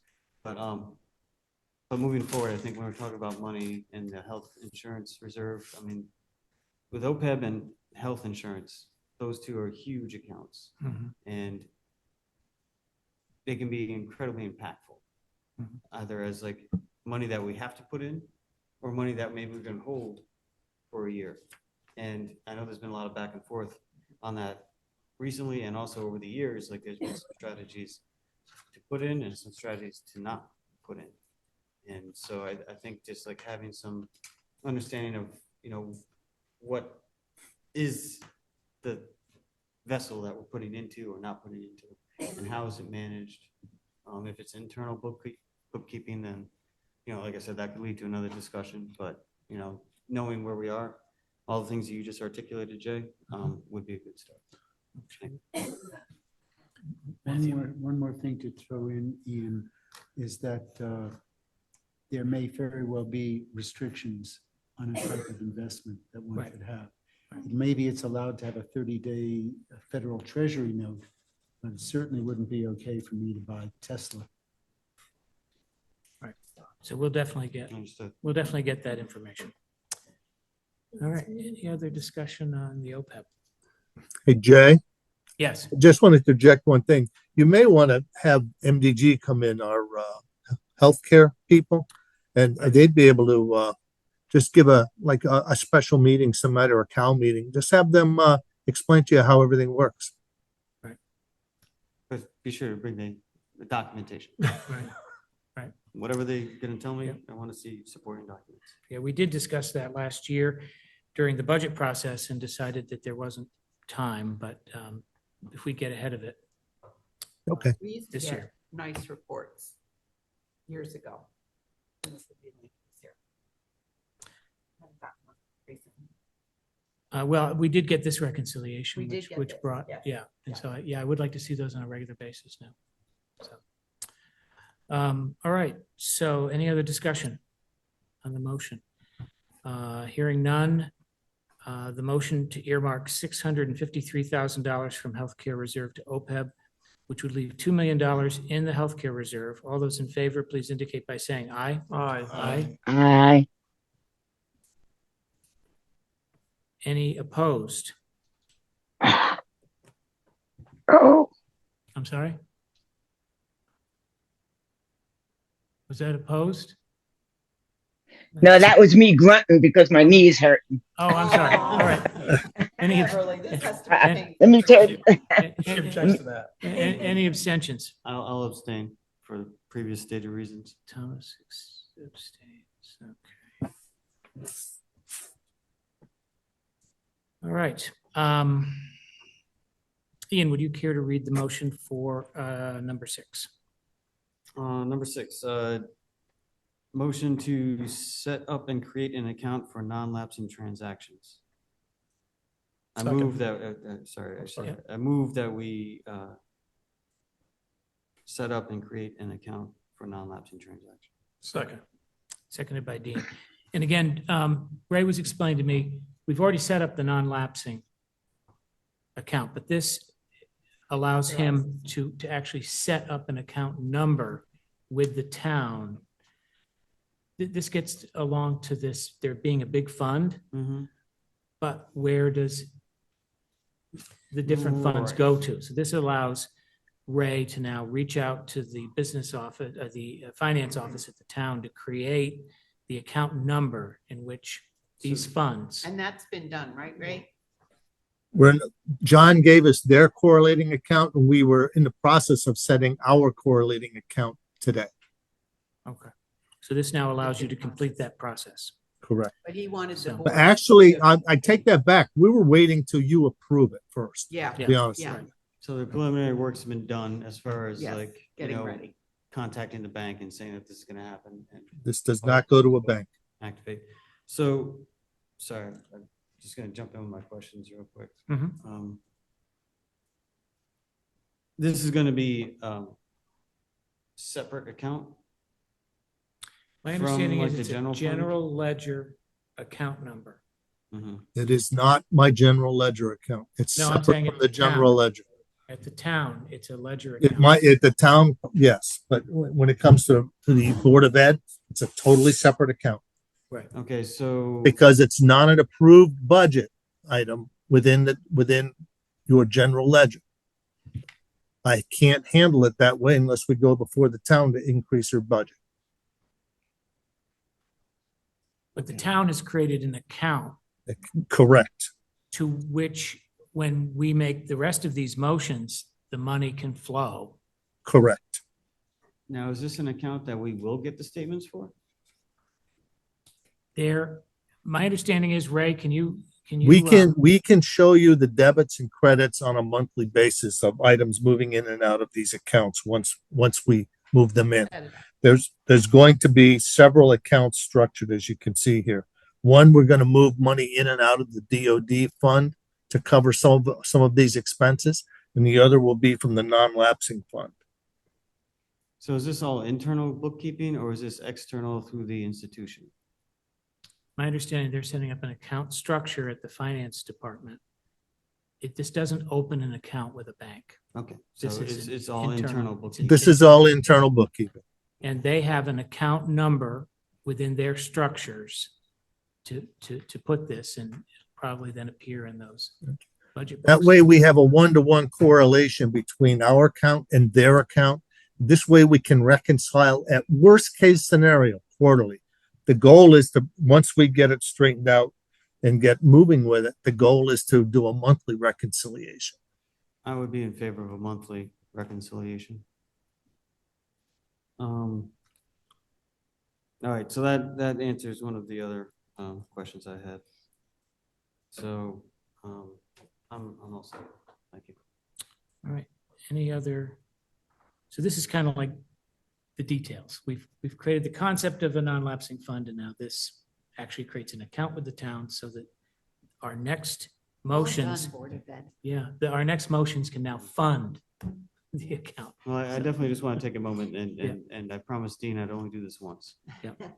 But I do want to thank my wife, Porsche Bordon, for beginning this conversation many years ago with a motion that she made or a referral that she put before the town council, which was then referred to the Board of Ed, the previous Board of Ed. So I'm just glad to have helped. And I thank this board for having helped bring it across the finish line and make it a reality. Thank you. I thank you too. And you were the one that brought to us that this was no longer a town council decision, but a Board of Which Ed. I should also give some credit. If I'm handing out credit, I'll credit Counselor David McBride for that. Nice. Because he was one of one guy I was talking to, to get general ideas of how this could happen because, He's he done works it. in New London and London has one. Yeah. And it was about the same time I sent that email out that about 2 days prior to that, he informed me that, oh, by the way, everything's changed. Nice. All right. So if there are no other questions, comments, the motion on the floor is to set up and create an account for non-lapsing transactions. All those in favor, please indicate by saying aye. Aye. Aye.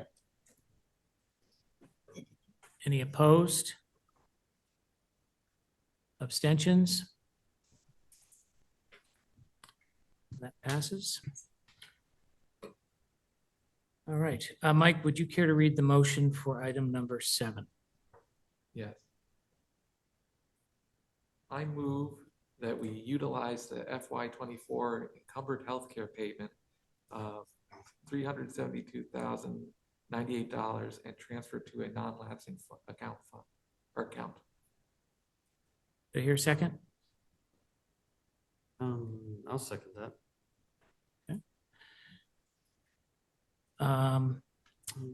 Any discussion, or do we want Ray to explain something? I do, Yeah. this may actually be something he addresses. Yeah. I'm a little uncomfortable with the wording, because it says to a non-lapsing account, not to the Board of Ed's non-lapsing account. You can word it to say the only non-lapsing account. Because you're only going to have one account. Well, but it doesn't say ours. Yeah. I guess that's my only concern. Okay. Because technically the fund balance of the town is a non-lapsing. If you want to amend A to the, I'll second that motion. I You would, said the Board of Education. The Board of The Education. Board of Education. All right, I'll second that one too. All right. Okay. I'll make an amendment, or I'll make a motion for an amendment to amend, to strike the word A and insert the Board of Education's non-lapsing. Second. All right, so the amendment is Ian, seconded by Dean. Is there any discussion about that? I think that is very clear. If there's no discussion, we will vote on the amendment to delete A and add to the Board of Education. Can I ask a clarifying question, Tina? Jay, excuse me. Always told you how much I know about finance. I am presuming that there's $372,098 of funds that were encumbered in '24 that have not been used. That's correct. That's right. That's Yeah, just. that's, thank and you. that's on That's all I the wanted to know. paperwork we received earlier this evening. That's all I wanted to know. Thank you. But Right. that's also kind of circles back to the previous conversation on the previous motion about seeing documentation of the funding. And so I still have concerns with that as far as, Are you I gonna mean, I abstain? see the charts. Yeah. But statements, I guess, maybe if I'm misunderstanding, please correct me. Jay, are you going to abstain from funding your non-lapsing? We're all together on that precipice, yes, because we don't have firm documentation of the money, validating that this money is free and clear for us to do with as we specify. Okay, I just I want that guess on that's the, where my concern is. I I'm just not want that on sure. the, I just want that on the record that you're all for the non-lapsing account, because we all are. You're all for your spirit, you're spearheading this thing, but you won't fund it. Life is full of ironies. So Ray, this number is a number. It's the our encumbered, loans. it's the encumbered liability or payment that we would have made into the reserve that you're moving into non-lapsing instead of paying, you're paying yourself to move it to non-lapsing. That's what it boils down to. Instead of doing 3 more transactions, we're authorizing the town to take our payment that would have been put against the healthcare. And because the reserve is, they've got enough reserve, we're basically moving it into the non-lapsing. All right. I believe I made my point with the first time around, so I'm good. Thank you. All right, so the vote is on the amendment. All those in favor to amend to the Board of Education's non-lapsing account, please indicate by saying aye. Aye. Aye. Any opposed? Abstentions? All right, now we're going to vote on the motion as amended. So on the motion to utilize the FY '24 encumbered healthcare payment of $372,098 and transfer to the Board of Education's non-lapsing account, all those in favor, please indicate by saying aye. Aye.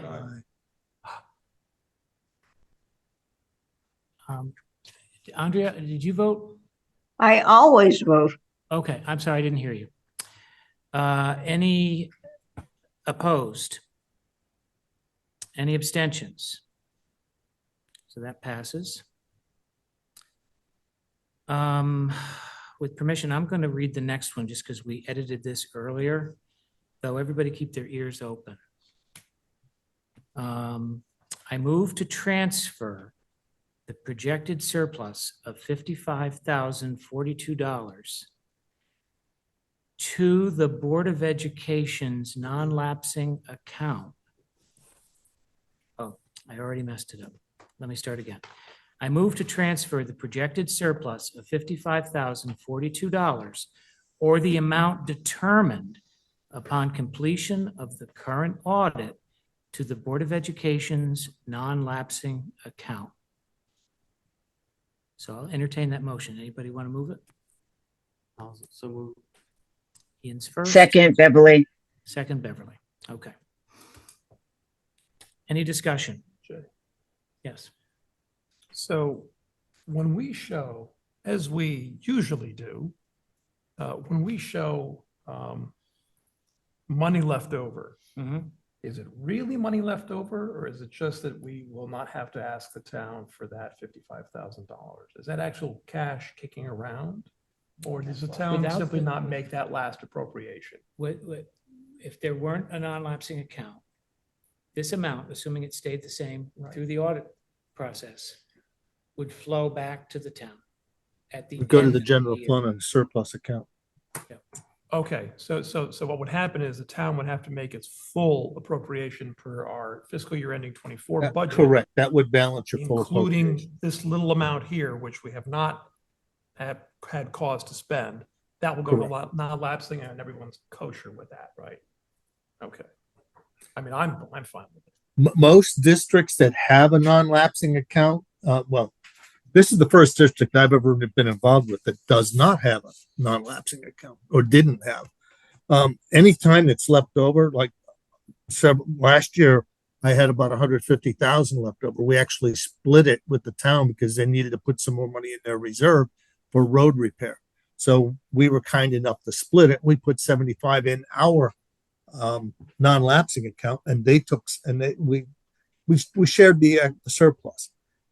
We're kind of pinching pennies here this year, so we're asking. We don't have to ask their permission anymore, as Ian stated.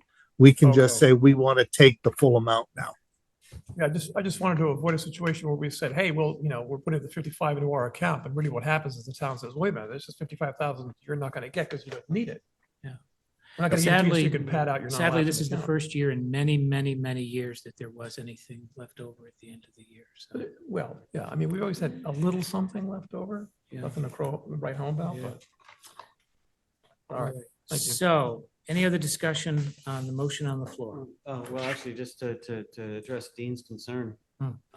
it's my understanding the way the state law is written is that prevents, like the town, once we designate it going into the non-lapsing fund, it's protected money They under have state to. law. Okay. Good choice of words, Ian. Any other discussion on that? So just to be clear, I'll read the motion again. The motion on the floor is to transfer the projected surplus of $55,042 or the amount determined upon completion of the current audit to the Board of Education's non-lapsing account. All those in favor, please indicate by saying aye. Aye. Aye. Opposed? Abstentions? That passes. All right, so we're getting back to Matthew. Do you want to read the motion for number 9? It says discussion, okay. I move, we earmark the amount of $427,140 from the non-lapsing account to support the FY '25 Board of Education budget.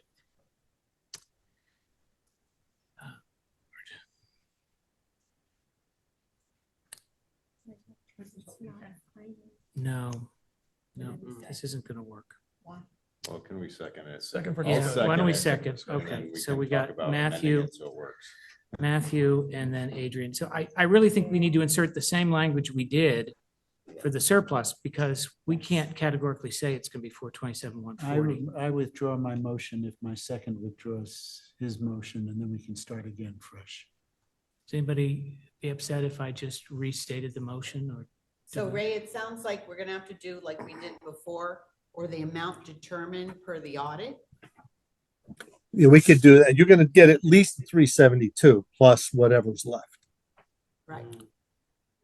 But it might not be that number, 427. Correct. You are correct. So I think we just have to add that language that you had Yep. said in the other one.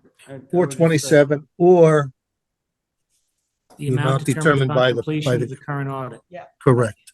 That's it. I think you just achieved that with an amendment, just by Yeah. inserting that language. Okay. You know, adapted to suit this purpose, but like the language that we determined for the previous motion. Right, so I will entertain a motion to amend the motion on the floor. Well, let's, hold on one second, point of order. Yep, yep. I don't want any confusion. Yep. Because there are people out there watching and taking notes. Matthew said, did you say you would withdraw? Was it conditional or did you withdraw your motion? I withdrew my motion, but it's conditional on the person who seconded agreeing to my withdrawing the I'd motion. rather not have any parliamentary mud Okay. on this thing. I'm willing to So withdraw my let's just motion. do it nice and clean first time around or second time around. I would support that as well. I think that's a better approach, honestly. Right, so we've withdrawn the motion, and you want me to reread it with the amendment? I think I seconded it, so I'll withdraw my second. Yeah, make it official. Okay. All right, so the motion to earmark, so I'll entertain a motion to earmark the amount of $427,140 or the amount determined upon completion of the current audit from the Board of Education's non-lapsing account to support the FY25 Board of Education budget. Tom, So moved. oh, yeah. And I'll So second. Matt moves it, Ian seconds. Okay, any discussion? Ian and then Mike. Yeah, so what's the harm in waiting on this one until the audits? Like, Because, why not wait a month? But I gotta start paying some people. and we're gonna have to separate them out into these two accounts. It's going to create many more transfers and a lot more work on you guys We if need not. to do it for the budget because we're minus $1 million. So there are two people speaking, so there is some urgency with this. So could Yes. you explain why? We're gonna set these up to pay for the nurses, these two accounts. Well, to pay for the, Overage in the FY25 budget. Which is associated with For the nurses. the nurses. Okay, that's what I had written down here a couple times. Now And it that, makes it much cleaner in, making sure that it's done properly. now my recollection was the funds to cover the nurses was something between 1.2 million, 1.3 million for the whole year. So this clearly doesn't cover all that, but it gets Because us off. part to a of that start. is healthcare, which we can take on ourselves. It's we've got a health savings account. But is this covering all of what we need to cover for the nurses? Yes, and then there is a grant. There's a grant for $69,000 that's For gonna cover nurses. one of the nurses. And So- we would get that money back to help afford that nurse. And we're gonna set up her own account. So with the grant was 69,000 for the nurse at Sacred Heart, that bring us up roughly to 500,000. So where's the other 700,000? You didn't get to item 10 yet. yeah, we still have We're item still gonna 10, work on so that. we're working our way through it. Okay. So the other, beyond the $1 million to cover their cost is the health money, the benefits, and the benefits we can take on through our health savings reserve or through Okay, so- our own health program.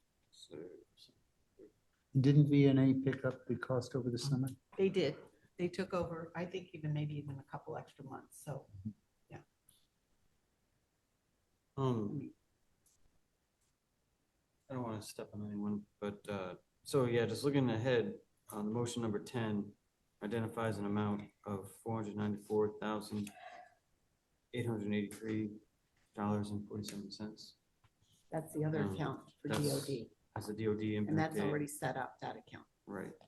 and the money's So, there. so this amount from number 9 and this amount from number 10, plus the 69,000 from the grant, Covers salaries. minus the healthcare coverage, because we incorporate that in our current system, that covers our obligation to the nurses 100%. Yep. And if the 55,000 somehow gets reduced due to the audit down to like 20, is that gonna? increase prices? Then we may have to find a few bucks. Yeah, we're gonna have to find it. So, looking at this motion, I would just feel more comfortable having some sort of language added in there that identifies this to accommodate for taking on the nurses into the budget. Well, I Is think that something we can do? I think it's to support the fiscal year 25 Board of Education budget. And that's general. Yeah, Yeah, I mean, and that because otherwise includes the you're nurses. setting it to one particular account. You know, and so it's to support the entire budget. And I guess, okay, so that being the case, how are these nurses going to be classified in our budget? Are they Ray, can you employees? answer that? We're setting up a special account so that we can drive that cost directly to the non-lapsing. That expenditure will be paid for right out of the non-lapsing For this year? this year, correct? Right. Because you have to spend it in the year. I guess I'm curious to know, like, moving forward. You're gonna have to incorporate that in your budget next year. Yeah. Right, so I guess, is that a conversation we had during a budget session, is like creating a line item inside our employees where the nurses exist? Because right now we don't have nurses in our budget. We didn't last year. Right. We didn't because the town was taking care of them with the BNA. Right. But this year, Ray was very concerned that we needed to set up an account. And I think he's strategized. Ray, I think you should explain this because you're the one who is like overseeing this. What process. we've done, and John has basically worked with us on setting up the town side so that we correlate a 1-to-1 on our transactions. We're going to be drawing against the 427-140 for a certain segment of the nurses, and the balance of the nurses are going to be drawing against the 494-883 DOD impact funds. And So then there'd that, be a separate account for the grant. two separate accounts, but still paying for the For nurses. one nurse at Sacred Heart. Object codes would be the same. The account itself is a little different. That's all. But this way, the expenditure comes out. We can reconcile more quickly. It's a 1-to-1 relationship with what we're doing and with what the town is doing, so that we all can do our job more quickly and more easily and more efficiently. And that's something that we can expect to see in a monthly report? It would be a separate report, but that can be reported out very easily. I definitely would, Yeah. for one, would like to see that. And since this is our first year, I think this is the cleanest way to go. You know? Right, and also this is the 2024 budget, we did not put nurses into. No, So you we did have not. to do this sort of, ad hoc method now. But for the 2026 budget, we'd have the opportunity to insert a proper line item. That's right. For nurses. Is that right, Correct. Ray? Correct. So- You would have to. You would have to. Yeah. Right, Yeah, so that's this, what they have to like, do. because honestly, like, This I is mean- just the funding for it. Right. This is not the creating the object code. Right, and we're not able to create an object code for the 2025 budget right now because it's closed. We already did that. I can't create something within your approved budget expenditure because that would require a town meeting. Hence this arrangement. Correct. Okay, so that alleviates a lot of my immediate concerns, but moving forward, it'd be it'd just be a regular budget. Yep. Line item that we would track. And it would help you guys to monitor it carefully with me, and see how we're doing with it All right. for next year. When we have to. Right, we're gonna have to do it for real, Yes, as so- part of the operational budget. Right. Yeah, so when we submit our budget next year, it's like an automatic increase that we're gonna Mm-hmm. asked for. Mm-hmm. They say, yeah. And remove- OPEB too. And OPEB too, right? Oh, boy. So I'll vote in favor of this because of the need to fund the nurses, but what doesn't sit well with me is that, there are other needs for the school system. So we have this 427,000, right? And from last year, this year, there are less tutors, there's other supports that had to be cut, site budgets, for instance. Supporting nurses is incredibly important. And I think the whole town would agree with that. Yet here we are as the Board of Education finding creative ways to absorb the costs that weren't recognized included in the formal budget process last year. So I was disappointed with that at the time. And I just want to recognize that we're going above and beyond the call here to find funds for the nurses that were not provided through the town budget process as it should have been, in my view. Just keep in mind, this was a collaborative effort between John, Susan, Jay, and I trying to figure out how we're going to fund this. So this was a collaborative effort. So I want to make sure everybody's aware of that. And thank you for pointing that out. It's quite clear through the summer and through September that's been the case. And I appreciate that. It just looking backward to when the town has a very formal regimented process of approving FYE 25 budget. This was a no problem that for various reasons wasn't handled well. And so here we are in the situation. So I will approve this solution, but it just doesn't sit well with me in a year that we have to cut other programs for students that we're doing it this way. Thank you. I just want to say, thanks for pointing that out, and that I definitely share those concerns. Hence all the questions I had about how we're going to do this moving forward as well. All the more reason not to earmark money. Right? All the more reason not to earmark it. Well, we're earmarking it to the Board of Education budget. Yeah, right. I'm just saying, not to earmark it. So we're keeping it very. Tutors, nurses, et cetera, which is, it's for our budget. And we can certainly go to the town council for supplemental if you feel strongly. Well, I think this is a solution that will, has timeliness to it. Let's say it that way. All right, any other discussion? Adrian? Yeah, I would just like to echo what Mike has just said, that we did not include the nurses in our budget. It was very much in flux, and the last written documentation was that the town was going to cover the nurses in their operating budget. It was the last email. We voted on our budget, and then it was subsequently taken out after we couldn't do anything, or we couldn't add it into our own budget. So there is some history. They put some wording in the way they did it, but effectively the RTM couldn't give us that money back the way the rules are written. And I think everyone on the RTM understands that. Okay. One more thing. For anybody who doesn't know, the town has, since I can remember, carried the nurses. And one of the benefits was, from the town council side, from the RTM side, the less the Board of Ed spent on things, the better, because there's something called the minimum budget requirement, which in rough terms means the Board of Ed can't spend, plus minus, can't spend less than what it spent last year. So the less the Board of Ed budget was loaded up with things, the better from the town's point of view. And this year was the exception, where we were now handed for the first time since I can remember, the nurses. So it's not like the nurses were our expense. It was a town expense. And so now we're going to bear them.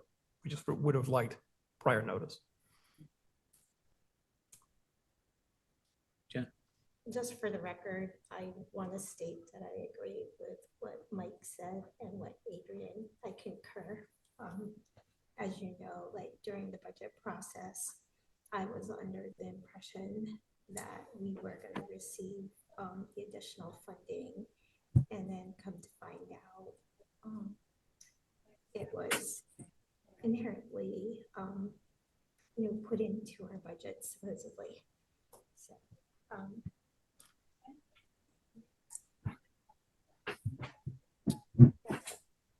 Any other comments about the motion on the floor?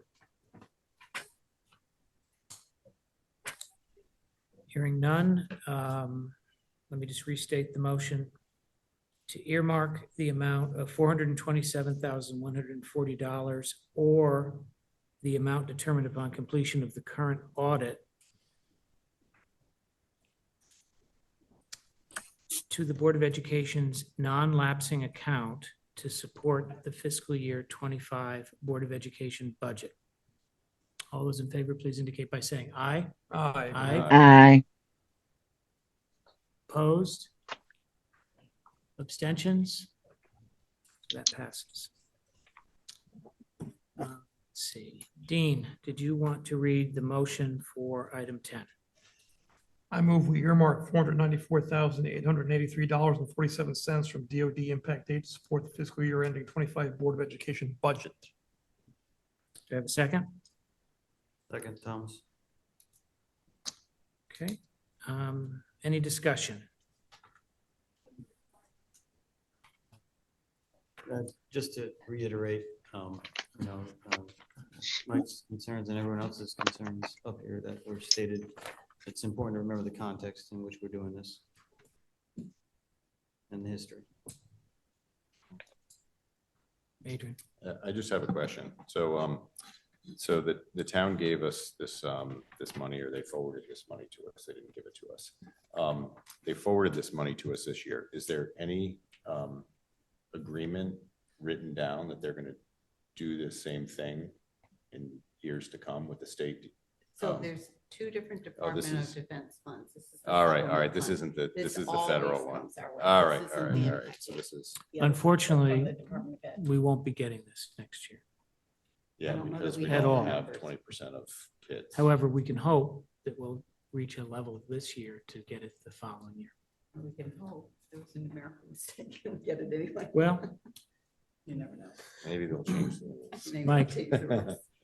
So I just wanted to ask, so this is the DOD supplemental? Yes. yes. Is it That's okay that from- we have it written as just DOD impact aid, or is that, should we say supplemental? Full That's my title. question.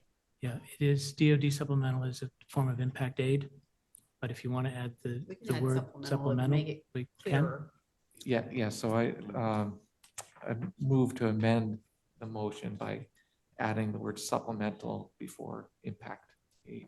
Second, Thomas. Any discussion? Just like, I gather we don't have we've already spent last year or what we had from before. And that's, so, Yes. okay. Any discussion? If not, Well, I mean, again, just to reiterate, I guess, there is a cost to this. This supplemental impact aid could have gone to any number of different areas in our budget. But it in general, used to go to Technology. technology. Well, Yep. that's a different conversation. Yeah, that's what it was earmarked for. But yes, like values like that, like there's a value loss here as well as a value gain. Mhm.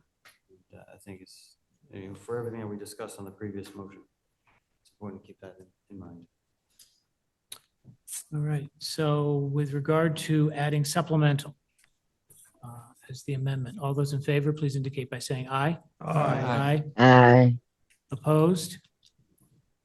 Abstentions?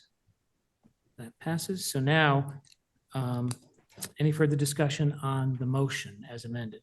Yes, I just wanted to kind of bring one thing up. We were expecting to get this money in last fiscal year, Mhm. which we had kind of planned on. Mhm. So I think when we were supposed to get it in May, I believe, That was is that our correct? first- That was our So first. this money was kind of held up for Delayed. whatever reason, which did have an impact on our budget last year, the FY '24 budget.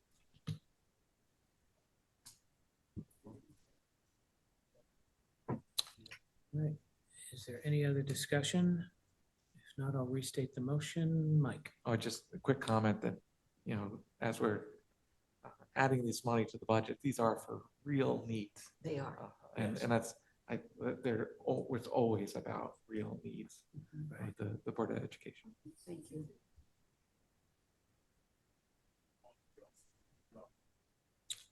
All right, if there's no further discussion, the motion on the floor is to earmark $494,883.47 from DOD Supplemental Impact Aid to support the FY '25 Board of Education budget. All those in favor, please indicate by saying aye. Aye. Aye. Opposed? Any abstentions? So that passes. Jen, would you like to read the motion for item 11? Motion to request that town council consider adding one or more of the following items to the scope of the operational review. One, that permanent staffing needs of the board business office be reviewed and recommendations offered. Two, that funding for any temporary staffing needs to support the review are provided. Three, that the review begin after January 1st, 2025 to allow the new business manager and her staff time to acclimate to the office. Do I hear a second? Second. Okay, any discussion? And again, the discussion contemplates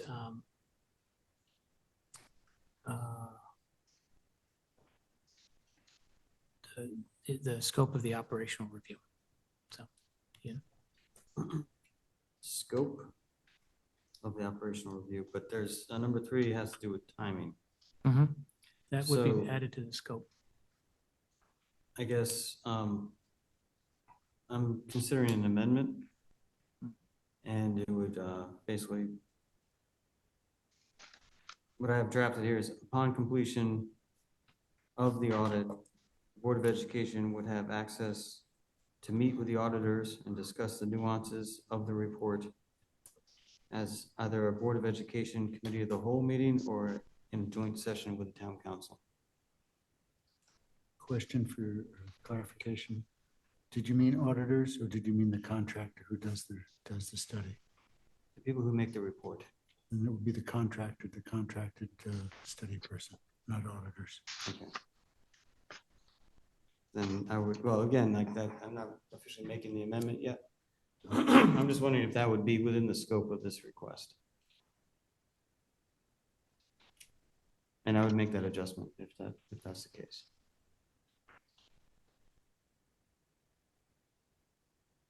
Yeah, I don't see why not. Okay. So I'll It would move be a to. request of the council, so I Right. think it would be in order.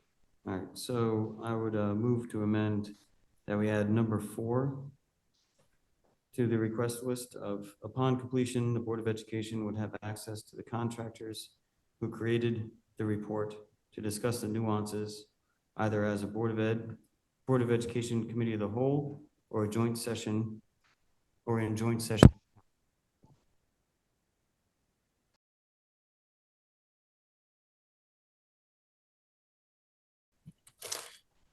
All right, due to a technical glitch, we were in recess. We are now back out of recess at 9:46 PM.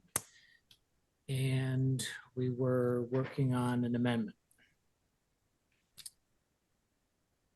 Number 4. Did you want to Right.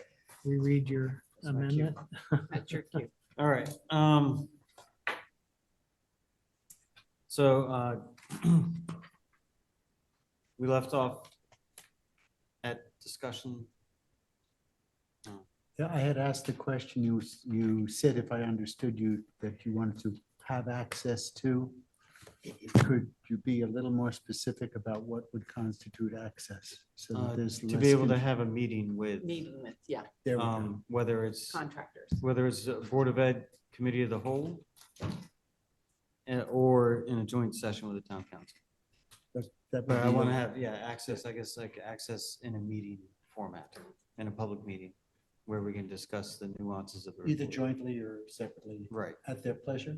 at their choice. Super. Well, so Board of Ed will be able to meet with contractors either at a COW or in a joint meeting. Correct. That would work, I think.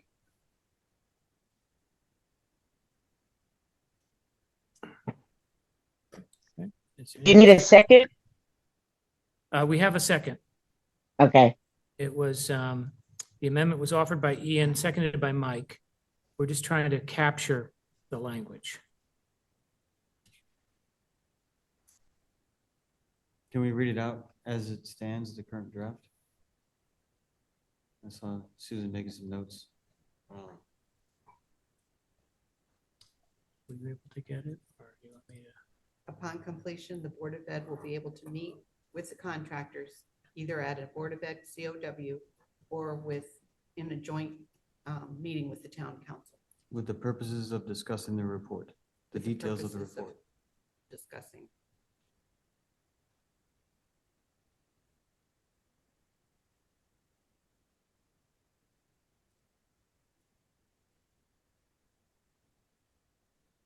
So does that suffice, or do we have to remove that as a motion?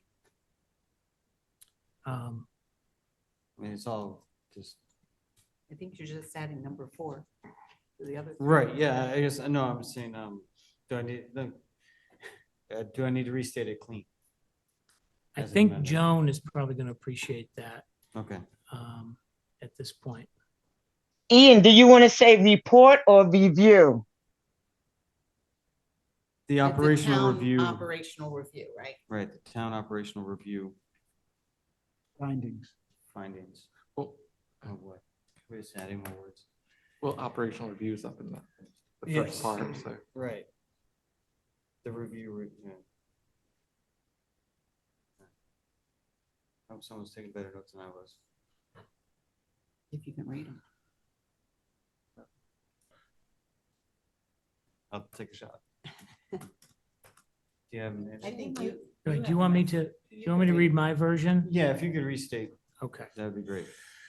So item 4, upon completion of the operational review, that the Board of Education will have access to the contractor at a BOE, COW, or a joint meeting with town council with the purpose of discussing the review findings. I think that's sufficient. Does that cover all of our bases? Yep, so moved as an amendment. All right. Just make it clean. And All right. So is there any Do we have further a- discussion on the? does the second amendment? still stand? I With all the- am the Do second. you? Okay.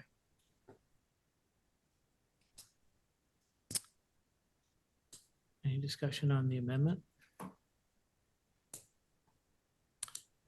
Hearing none, let's vote first on the amendment to add item 4 as stated. All those in favor, please indicate by saying aye. Aye. Aye. Aye. Opposed? Abstentions? I'm abstaining. Okay, Dean abstains. All right. Now, we'll reopen discussion now for the entire motion. Questions on item 1, the permanent staffing needs at the business office be reviewed and recommendations offered. Mhm. How many people are, how big is the business office, I guess, and how inclusive is that? Because there must be people that work partially in the business office and partly not. There are full-time employees with one business manager, finance director, whatever we're calling him. And then he has an admin assistant. Then there's someone in the office who really works on IDEA and special education finances. And then there are 1, 2, 3, 4 accountants, one of those being payroll. Okay, thank you. And this is neutrally asked. We're thinking, I guess in my mind, I'm anticipating that they might say either it seems like you have enough people or you really need more to handle everything that you do. Do we want to leave it open like that or have it so that it's, what happens if they say you probably don't need as many people? But would we be in a position for having to defend what we do have?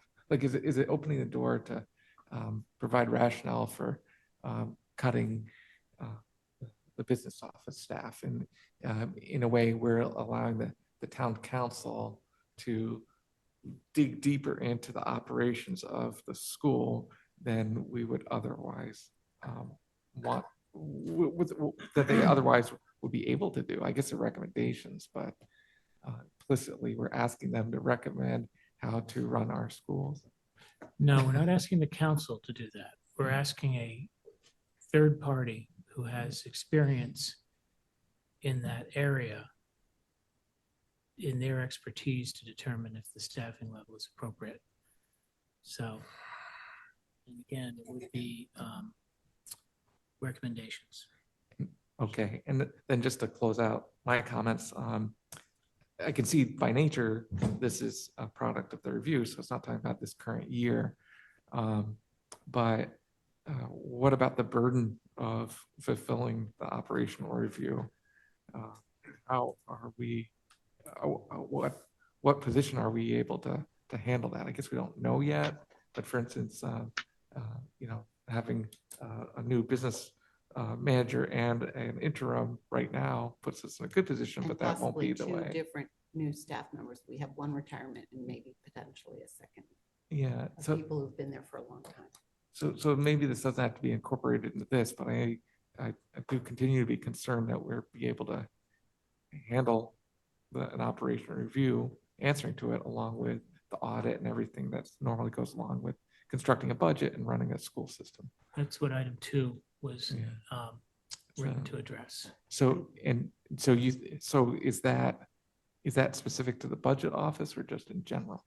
I guess that's funding the temporary staffing needs that would be needed to support the review, so that we're not taking those 7 staff members away from their daily duties to support the operational review.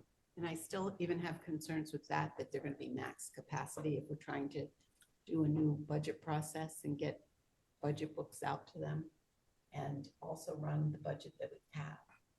And then answer to an additional audit beyond the audit that they're dealing with right now, that they're going to be maxed. And then learning the new software, the new updates in the e-finance program. We're at maximum capacity now. And I just don't know what it's going to look like in January. Point of clarification, is your, Actually, I'm sorry. Jen's first. I didn't see. Yeah, I and then we'll go apologize. to I Matt. Yeah. apologize. And then Bev. So Mike, I had that same concern. I was gonna abstain from the motion when we did vote on it, because to me, getting a review of a permanent staffing needs of the business office to be reviewed and recommendations offered. Just because they make the recommendation, they're gonna have like a document that will say, if it's on a reduction, like you need to do this. And we have never directed Susan how to organizationally structure her teams, because that's her responsibility. And I feel like by putting this, we've just not only given them access to our swim lane, but allowed them to encroach upon like Susan's role as sort of like the head of the school district. So that was my concern with number 1. Matthew? I was interested whether you say any temporary staffing needs, would your concern be satisfied if it said temporary business office staffing needs? Would that clarification put you at ease? Actually, I just kind of, just because it's my turn, I just spoke to that a little bit, but my primary concern is item number 1. Okay. And Jen articulated perfectly. I should have waited. Bev? Oh, thank you, Jay. I agree with Jen and Mike on item number 1, but I want to ask you this. The motion says to request that the town council consider adding one or more of the following items to the scope. So if they only take one of these items, are we okay with it? Or do we want them to take all of the items that we want added to the scope? Do you understand what I'm saying? Yeah, ask for it all. Yeah. Because they could just say, okay, we'll take one item and that's it. Because that's what we're asking them. Consider adding one or more, or should we prioritize the list or change it to say we want them to take all of the items? You had your hand up, Ian? Just procedurally speaking, we've already passed my amendment. Right. So that's not part of the motion, correct? So there's 2 amendments available on the floor that anyone could pick up and use to adjust the language.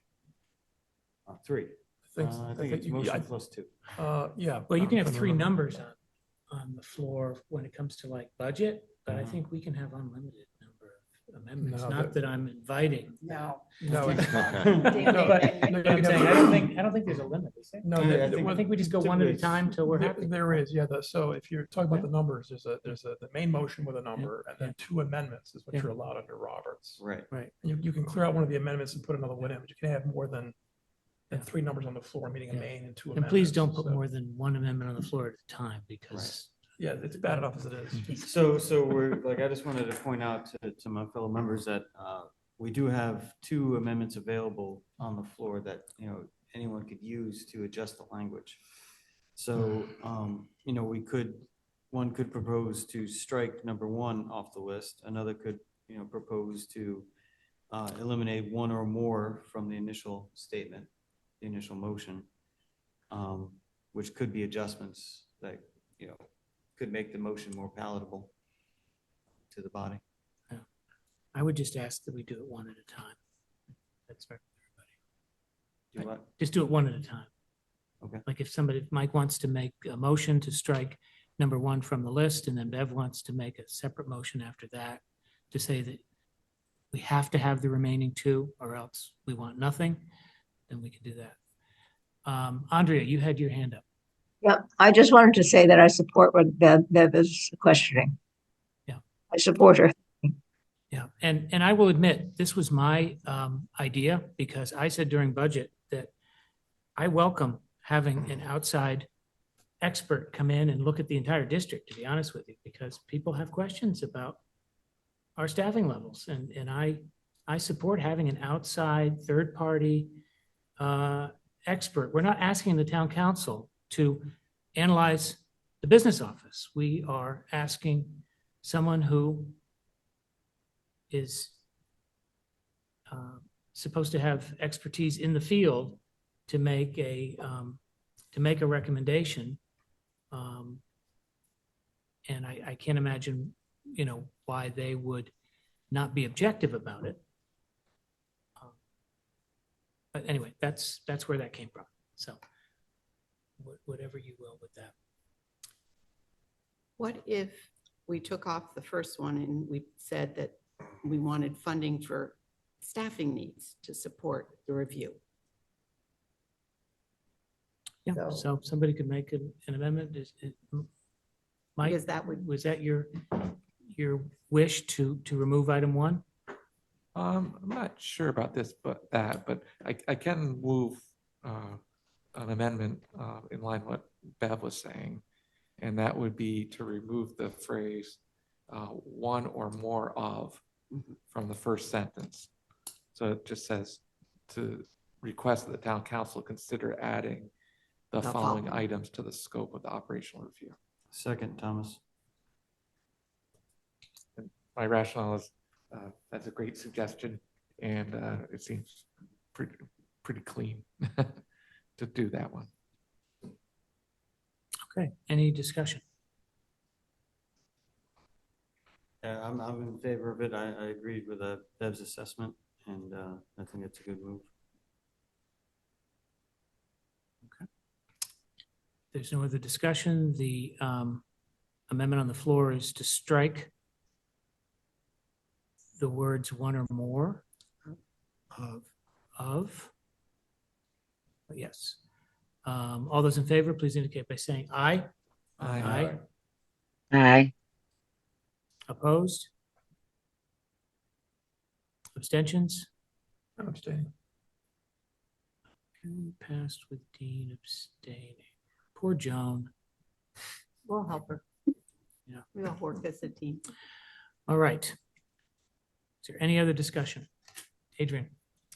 Yeah, I'm not going to support this based on the premise of the review in the first place. Approving this motion accepts that the town council's assertion of the scope of oversight. So I don't agree with that. When the council voted to cut the Board of Ed's approved budget, it was proposed on a 1 mil rate increase rather than the effects on our children. In the budget the Board of Education approved in February, the board already cut over 125 positions, over 5 million in services compared to what our kids received in the 2024 budget. The town council chose to cut further. As we know, the effects on students would have been significant and included cuts to additional certified staff, athletics, technology, central office staff, administrators, custodians, school secretaries, summer school, cuts to transportation, field trips, and more. And that was all discussed in the April 23rd meeting. Thankfully, the RTM restored portions of the budget. They could with an overwhelming majority, but we still have to determine how we're going to fund the school nurses, which were cut from the town operations portion of the budget after our budget was passed in February.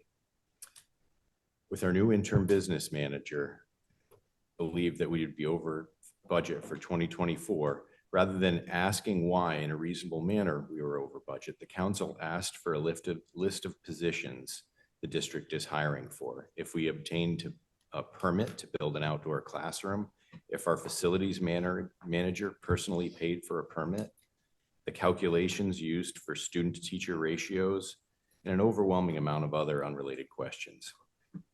Rather than try to work with the board, the council requested legal opinion on holding board members accountable for the overage. When the board discussed the operational review, we requested to work with the council in a collaborative manner. And in the vote on September 10th by the council, they acknowledged their requests, but did not agree that there should be a collaborative effort in the review. I don't even think it got a second. The council did not only ask for business accounting, but stated that we will determine how employees are hired, budgeted, and what benefits are offered. Groton spends over 10% less per student than Stonington, New London, and Norwich, and 7% less than the state of Connecticut overall average. Although the town operations portion of the budget has been allowed to increase with inflation over the last 10 years, education has been held to less than half of that.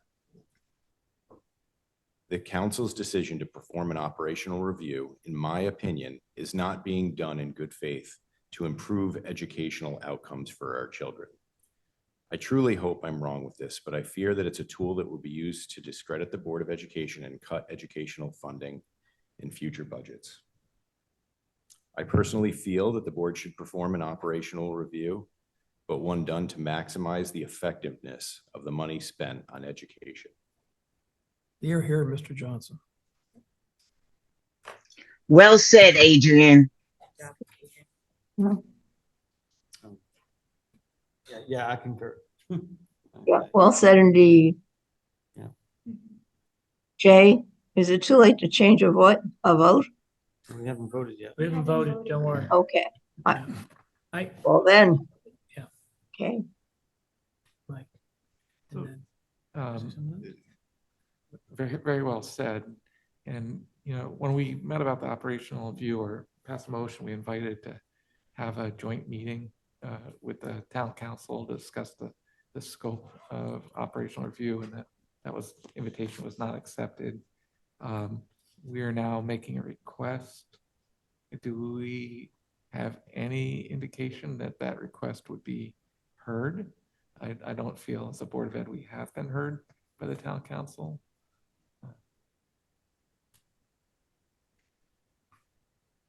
That's a good point, Michael. I just, point of clarification, I guess. I'd like to just, after the fact, we should identify the majority of the town council, because we did have a town councilor up there who was objecting to the way things are proceeding. Two of them, yeah. So, I think we should just refer to the majority of the town council when we refer to what's been passed or what action the council took. Because individual councilors did advocate in their own ways. Certain individual councilors, Bordon and McBride, did speak out against the overall process and procedure that was unfolding. Well, I did offer an amendment to this motion. My heart and spirit lies with what Adrian said. The overall timeline of the way things unfold, and also Jen identifying a lot of overreach and seemingly intent to micromanage. And Dean, what is said and unsaid is clearly understood over here. I'm, and Mike as well, identifying the fact that, are we even, I know that counselors are watching this meeting, but are they listening and are they hearing what we're saying? That is a concern. We've made reasonable requests to meet and attempt to work in a collaborative fashion. I attempted to advocate on the board's behalf with the board's support back in June and July. And, one was an explicit invite of the Board of Ed, of the town council for the Board of Ed to come meet, and was met with hostility and unreasonable demands.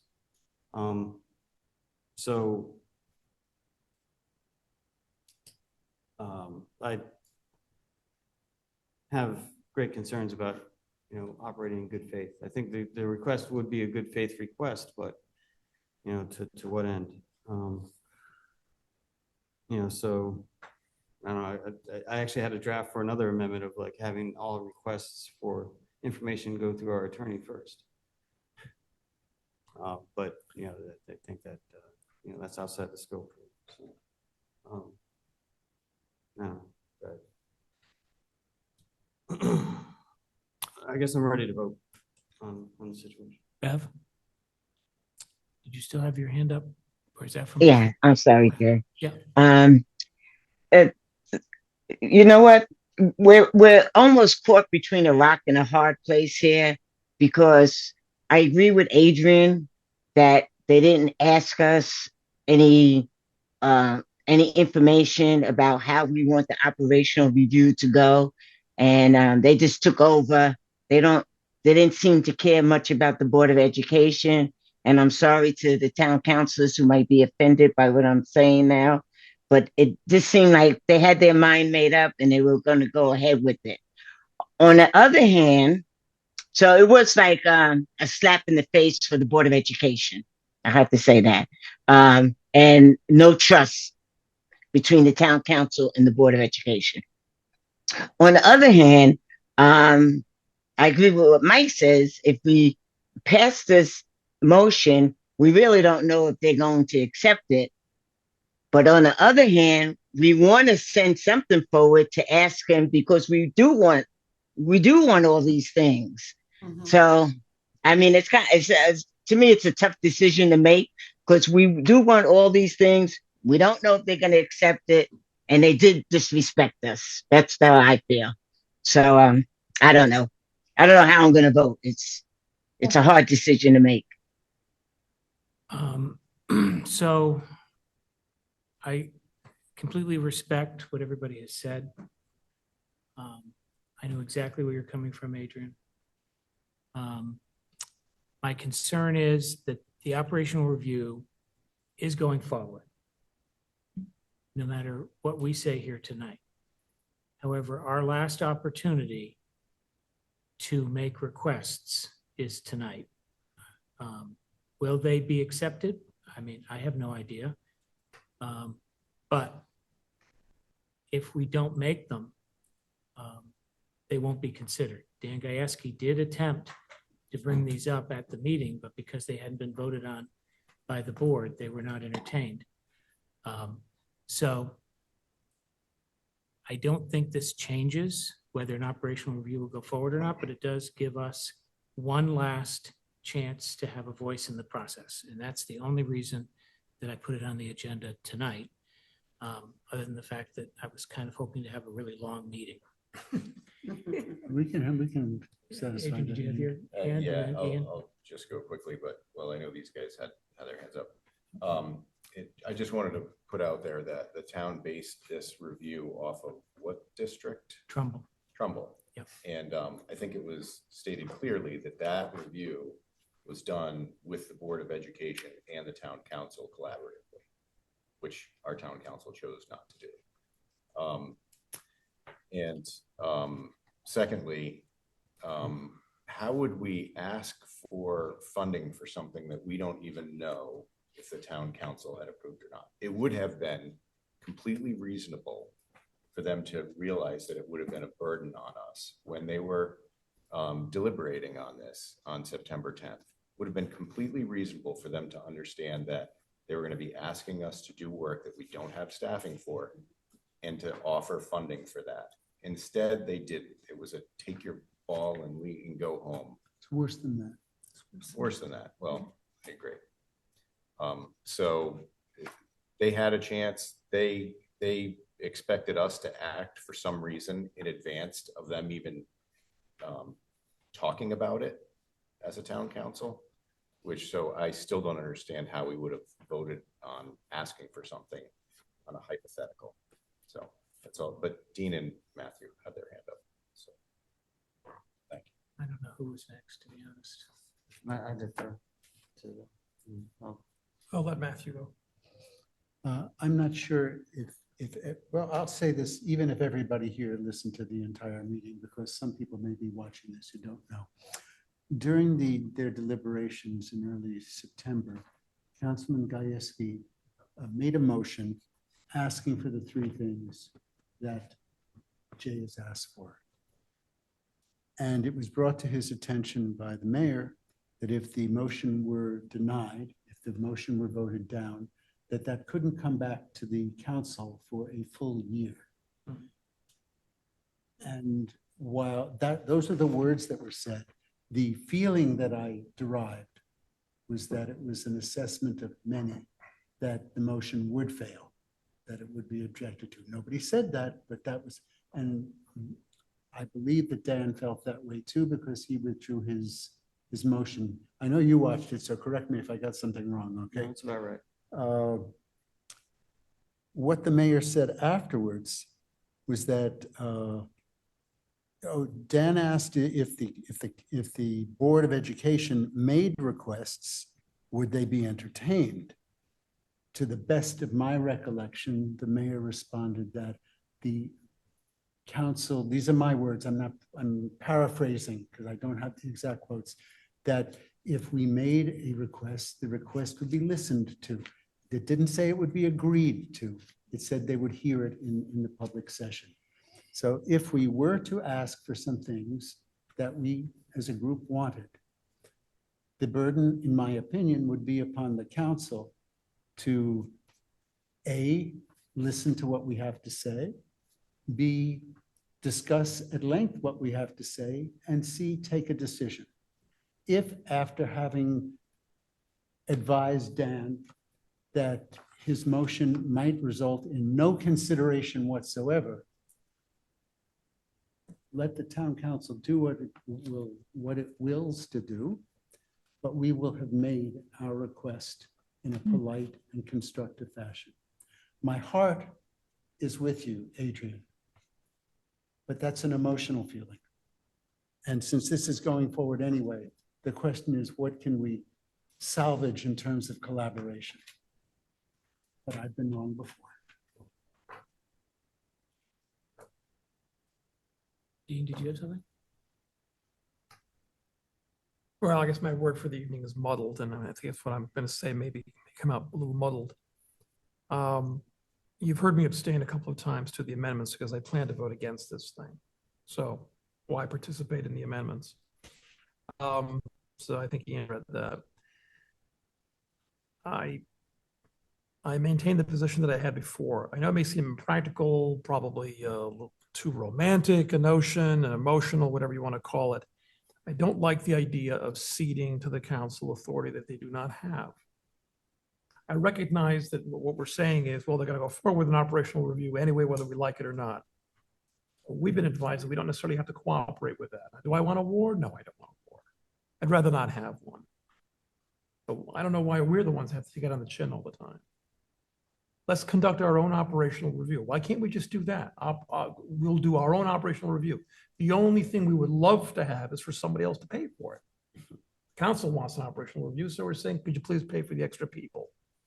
But other than that, you know, we should be able to conduct our own review, and it could be as thorough or shallow as we want it to be.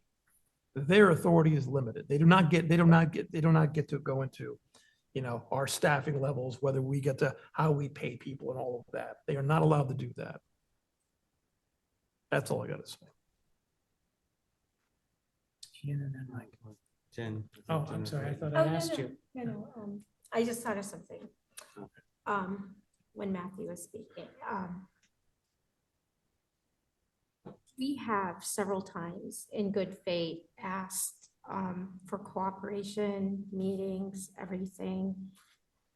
And maybe my recollection is faulty, but not once have we ever been given the respect due to another governing body to be heard. So putting this forward, I think is going to be basically futile.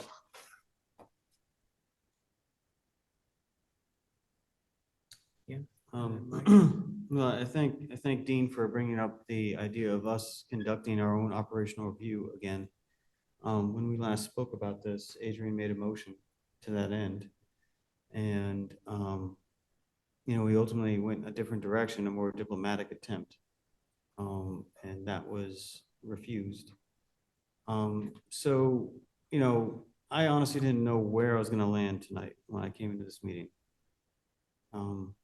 You know, I offered an amendment because I thought that was just a good thing to have on the floor for discussion. I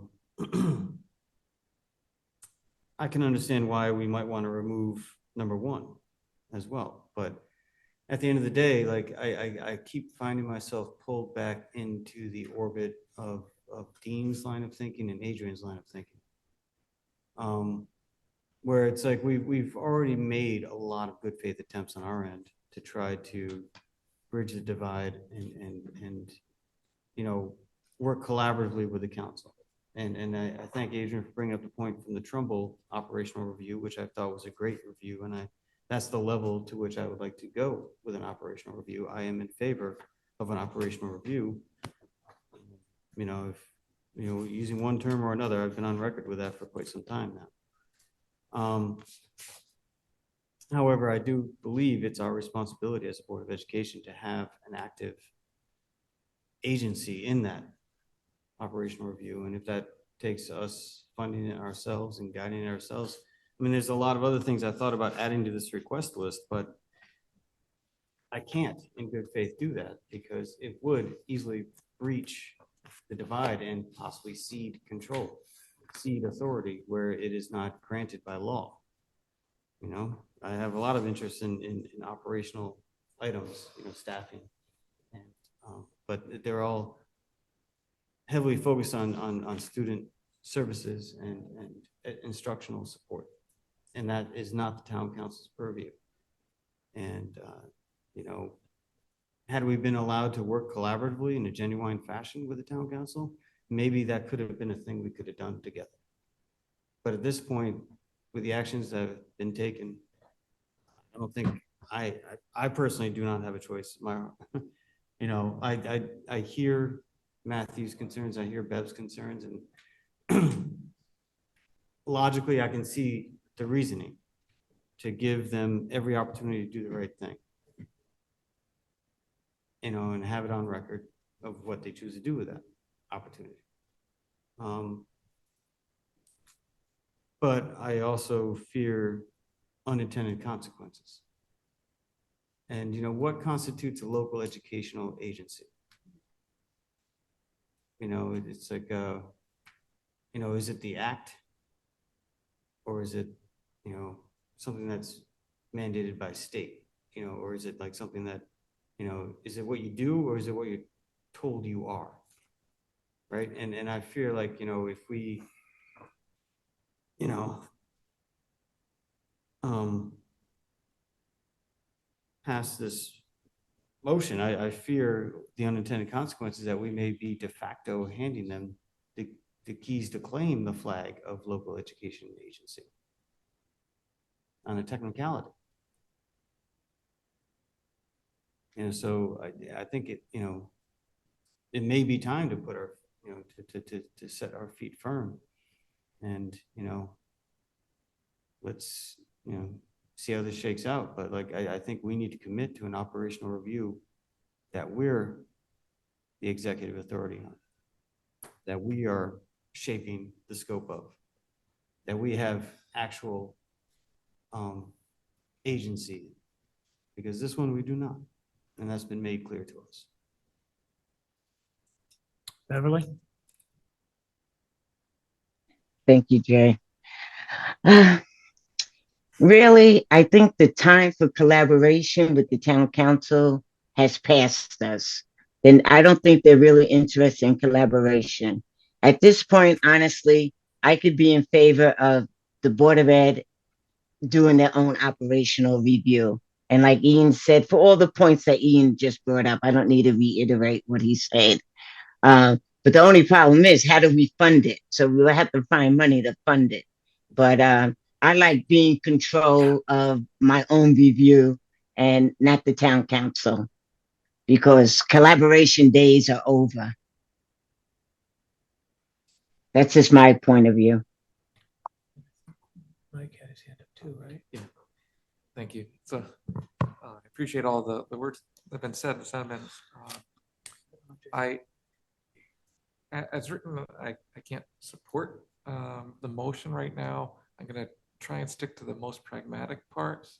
And so I'm going to offer an amendment, but first I just want to have a question on number 2, temporary staffing needs. By that, we don't mean hiring temporary staff necessarily, though it could, but that could also include overtime and things like that of permanence. It's the temporary staffing needs that goes together, not just hiring temporary staff. It would be overtime for permanent employees too. Right? Well, and there is question from the existing staff that temporary staff, no matter who they are coming in, whatever the qualifications, takes training. So they'd have to be training these people to get them ready to help support. So you're right, it could be overtime for staff who already know how to do the job. And I think, do you think that is included in the wording? I think it is. I just wanted to make sure of number 2. And maybe it's not temporary, maybe it's staffing needs that are needed in that department. That's what one got to. Yeah. And that goes back to what I mentioned during budget, that I would like a third-party objective person to come in and review the staffing, ideally, of the entire district. Oh, but let's start with the business. Oh, I was thinking number 2. Like, Yeah, what well, I I'm- know, but then she was saying, does that refer to the permanent? And I said, no, that's what number one referred to. But in any event, if we want to withdraw the motion, I mean, it's fine with me. I don't know if we want to withdraw or we want to Well, just well, have a up-down vote at this point. Yeah, so I was gonna, mean- so my amendment would be, amend it with, first, changing the wording from consider adding to just add, because we already requesting it. So just add from consider adding, and then strike number one. Second, Thomas.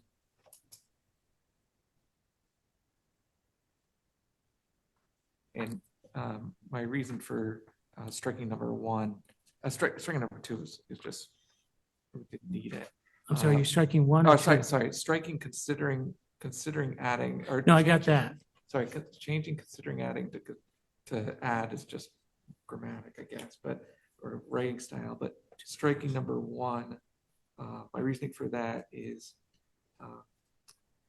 though I would like to see that in part in review, I think it implicitly says we approve of the scope that was set without our input. So I think they're going to do it anyway. It's going to come out in the recommendations. What does Floyd say about that? I don't know. So- But anyway, all right. So the amendment on the floor is to change, consider adding to add and strike number one.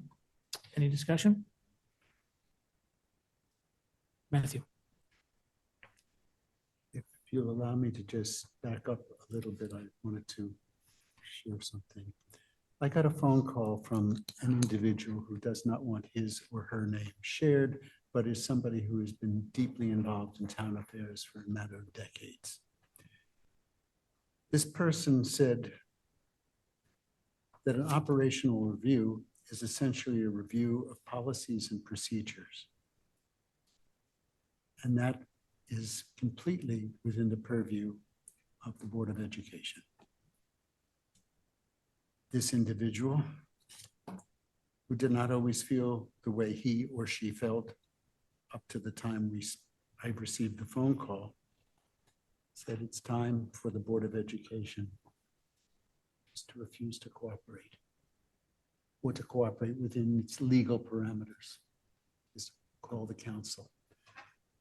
I wasn't going to mention it because it's not necessarily my point of view, but it does capture what I hear from some of my colleagues, that we are obliged to cooperate with whomever to the extent that that whomever has legal authority.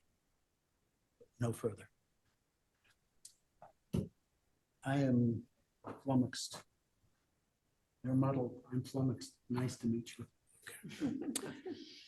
James, All real right, quick. so the discussion's on the amendment. I mean, the money could be found. I mean, we do, as we talked about in the last meeting, there was. Okay. you know, But that would be a different motion. Right, that would be. I'm So just could like- we just, I know. but can we it was just raised vote by on the another member. amendment at this point?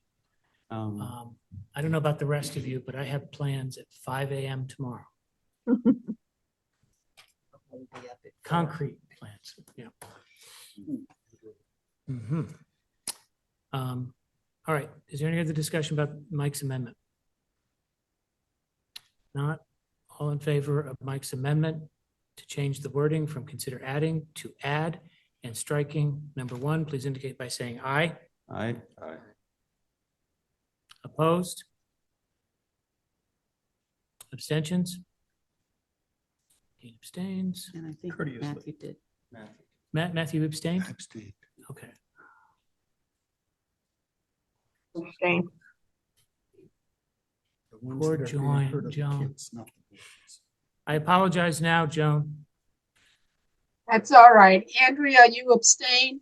I did, yes. Thank you. 3 Oh, I abstentions. didn't.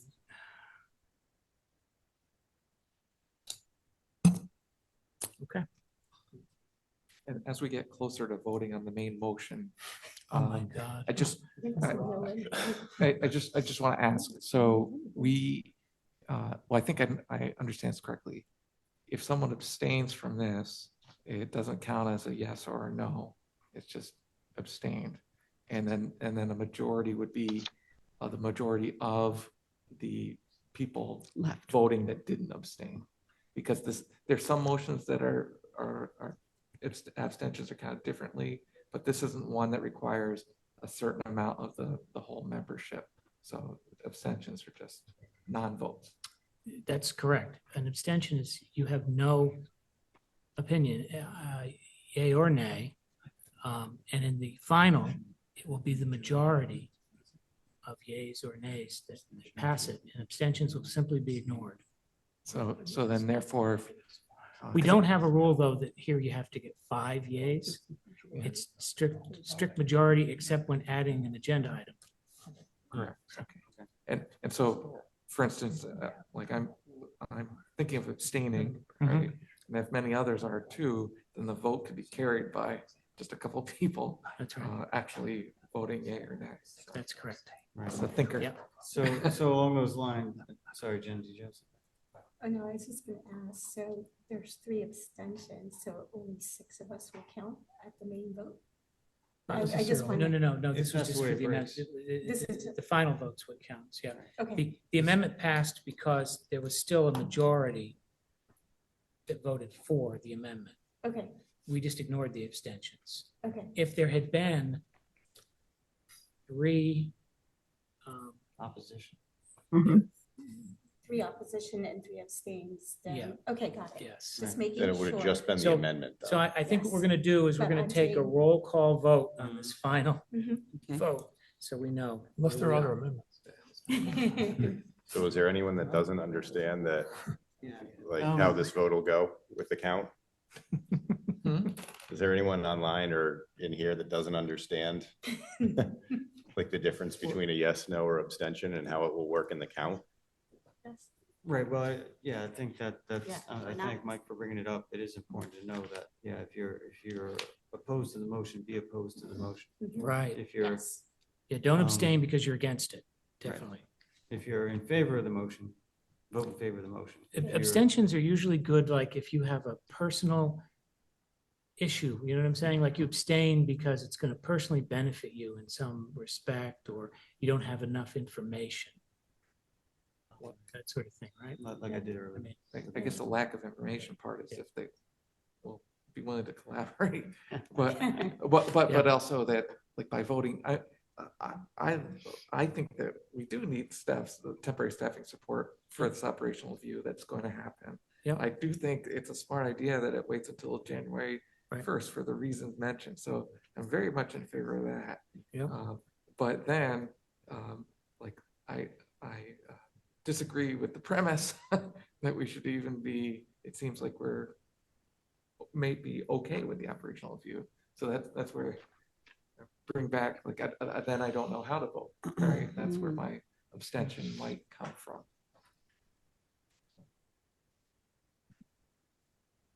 Yeah. Sorry for not asking this before, but let's say this doesn't go through, right? Can we bring Floyd back like to another meeting where we can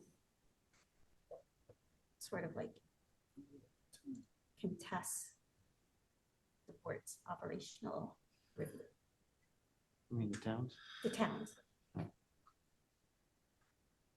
That we do our own, as we've always said we wanted to, which we identified like a long time ago. Jay, can you repeat what Jen said? I couldn't hear her clearly. I'm sorry, Bev. I just said that should this motion not go through, can we have another meeting with Floyd to see if we can contest the operational review? Okay. Thank you, Jen. Jay, just like my point of clarification. Somewhere in our rules, there's a protection against a situation where, for example, 6 people abstain, leaving 3 people voting. And if it's a vote in favor, 2 to 1 of whatever the motion is, I don't think it's considered legit. But I don't remember what that requirement was. There's a minimum level of participation in voting required for the board to take action. I don't know that that's. I thought it was To this a one. simple majority. think it is. It is a simple majority, but you can see my Yeah, point, and I no, think I that see your that's point. addressed in the And rules some somewhere. bodies, no, some bodies do have a minimum number required in the affirmative. If we don't, then we So should, that- probably should. but Yeah, when that's there's, Another yeah. discussion, but just, I bring that up in case people are wondering what abstentions to vote against, how does the mechanics work? Just want to make sure that people are We aware. could of that. also just table this till next month. No. I'd just say this point in time at this late meeting hour, you're getting my internal monologue, but I'm weighing between being pragmatic or sticking to principles, and I think I'm going to go pragmatic, and I'll support this. Any other discussion? Let's throw it in 2 words, opportunity cost. Think of the amount of time we've spent this year not discussing educational issues. And think of the amount of time we risk not discussing educational issues in the months that go ahead. My heart is with you, but I'm going to have to vote in favor of something. Want to drop number 1, we'll drop number 1. I don't trust judgment. That will have been We've announced, already- right? So that's the current state of motion. That's the current state of affairs. Number 1's off the table already. Okay, well, thank you. I told you I'm flummoxed at this point. Okay. I do want to kind of respond to that, is that if we pass this, we are just accepting, at least to me, it seems like we would just be accepting and giving them that authority. We could always bring something up later on. I don't think this is a one and done thing. Maybe we can talk with the council again later on about amending their motion, and maybe we can work collaboratively. Maybe, I don't know, maybe somebody will sleep on the other side of the bed. I don't feel your pain. I share your pain. But I don't think we're risking a lot by not asking for this. And I would say that we're risking the opportunity to have any input whatsoever on a review that's going to happen, whether you like it or not. And then if we contract for another one, after we had a vote that we weren't going to, I don't know how that would look. We didn't vote. We pulled that motion. Yeah, it would seem to be.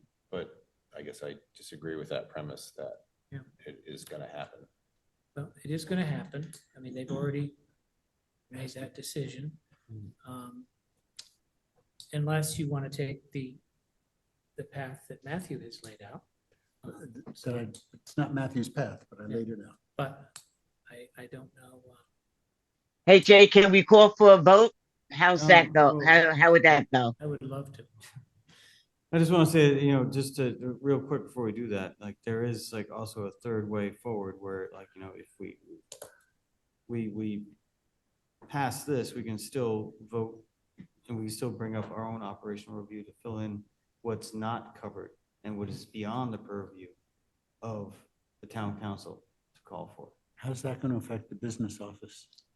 The business office doesn't have capacity at this time for one operational review. We've really, the business manager has looked at the 3 small recommendations in a clean audit. He's already started putting policies and procedures in place. He's cross-training, he's doing everything, and he's let the auditors know. So to add another review on top of this, and we're not done with the audit. Remember, these audits took the other one like a year to get through because they kept asking questions about some of the same. So it's just, I'm as as your executive to try to get the work done. I just don't see that we can do it well. I mean, I don't know. That's a fair point, and I just was throwing it out there as like. Maybe, maybe if we get Irene in the seat and she reviews the policies and procedures that are in place and maybe tweaks them or adds them, we get new staff in there and we go through, the rest of this audit and see what those recommendations are. maybe that 2 years worth will give us even more insight. But certainly the town council had recommendations of its own laid upon it. So, you know, I mean, It is curious that this took priority. That's another story. And let's not forget that the town council's review leaves the door open for anything else that they see fit to review. That's right. They may be counting erasers in the supply closet. They leave the door open for anything. It is a wide open review. That's within their jurisdiction. Well, they think their jurisdiction is, Well, that's gonna be- a one-liner that says they're allowed to investigate. Well, that's a conversation the attorneys would have to have at the time. Exactly. So, I don't know. I mean, All right, well, where do we want to go with this? Is there any other discussion? Do we want to take a vote? I'm ready to vote. All right. I am going to.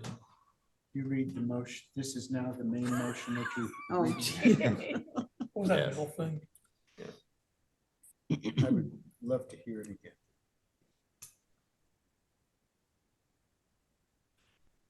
I'm just preparing. I do not want to mess up this vote, especially with the abstentions. There might not be abstentions. Okay, well, that would be nice. It would be nice to get everybody on record. All right, so the motion on the floor is to request that the town council add. Yeah, I know, I'm just waiting for that conversation to complete. Okay, are we ready? The motion on the floor is to request that the town council add the following items to the scope of the operational review. One, that funding for any temporary staffing needs to support the review are provided. Two, that the review begin after January 1st, 2025 to allow the new business manager and her staff time to acclimate to the office. And three, upon completion of the operational review, that the Board of Education have access to the contractor at a Board of Education COW or a joint meeting with town council with the purpose of discussing the review's findings. All right, so now we're going to go one by one. Mike? yes. Ian? No. Adrian? No. Jen? No. Dean? No. Matt? Yes. Andrea? No, Bev? No. And I vote yes. All right, so it fails. Next item, letters, communications, comments by board members on meeting items and any other items in their jurisdiction. Jay, So- I'd like to, I wanted to make a motion to suspend the rules to add an agenda item.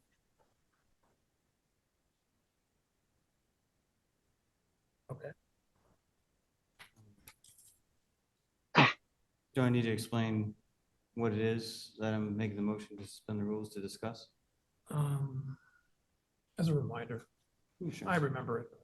All right, so I had proposed an amendment for the Board of Ed to issue an inquiry to all relevant federal and state authorities seeking guidance on how to properly apply and process all categories of impact aid. And We want to direct the Board of Ed to do this? that the Board of Ed issues an inquiry to all appropriate federal and state authorities. I'll second for discussion. Board So, of Ed issue. So the board itself will issue inquiries to all relevant federal and state authorities? federal and state authorities seeking guidance on how to properly apply and process all categories of impact aid.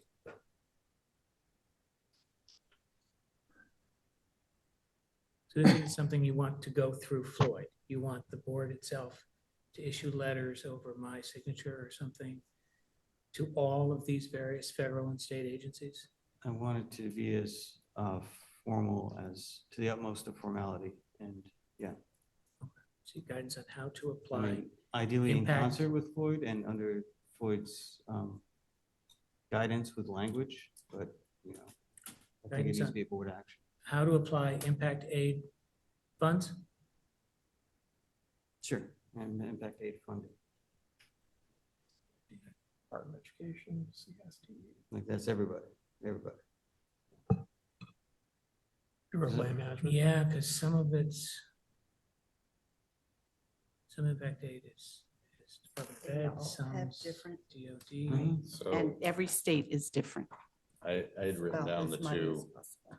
the names of the two that were in question in my motion. It was federal impact aid overage and state of Connecticut special education excess cost reimbursements.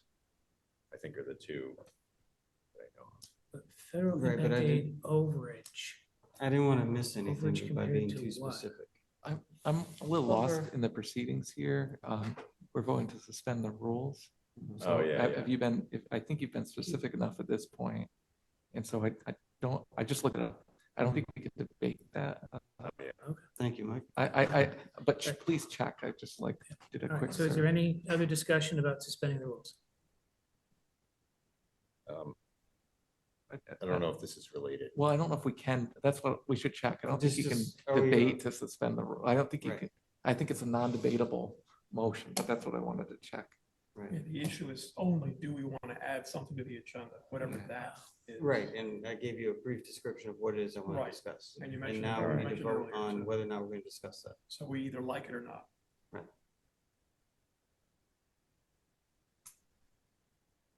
So the motion on the floor is to suspend the rules to And then add. we can't discuss that before we, We can't discuss the not the content content. of. not the content, okay. I don't know. I'm looking it up too, so but Kurt's. Well, that's my understanding of it, is that we're voting. Can we- I needed to provide some context as to what I want to add to the agenda. Can we discuss agreeing to adding an agenda item to deal with this specifically? Sure. Are we allowed to address that? Discuss that? Yeah.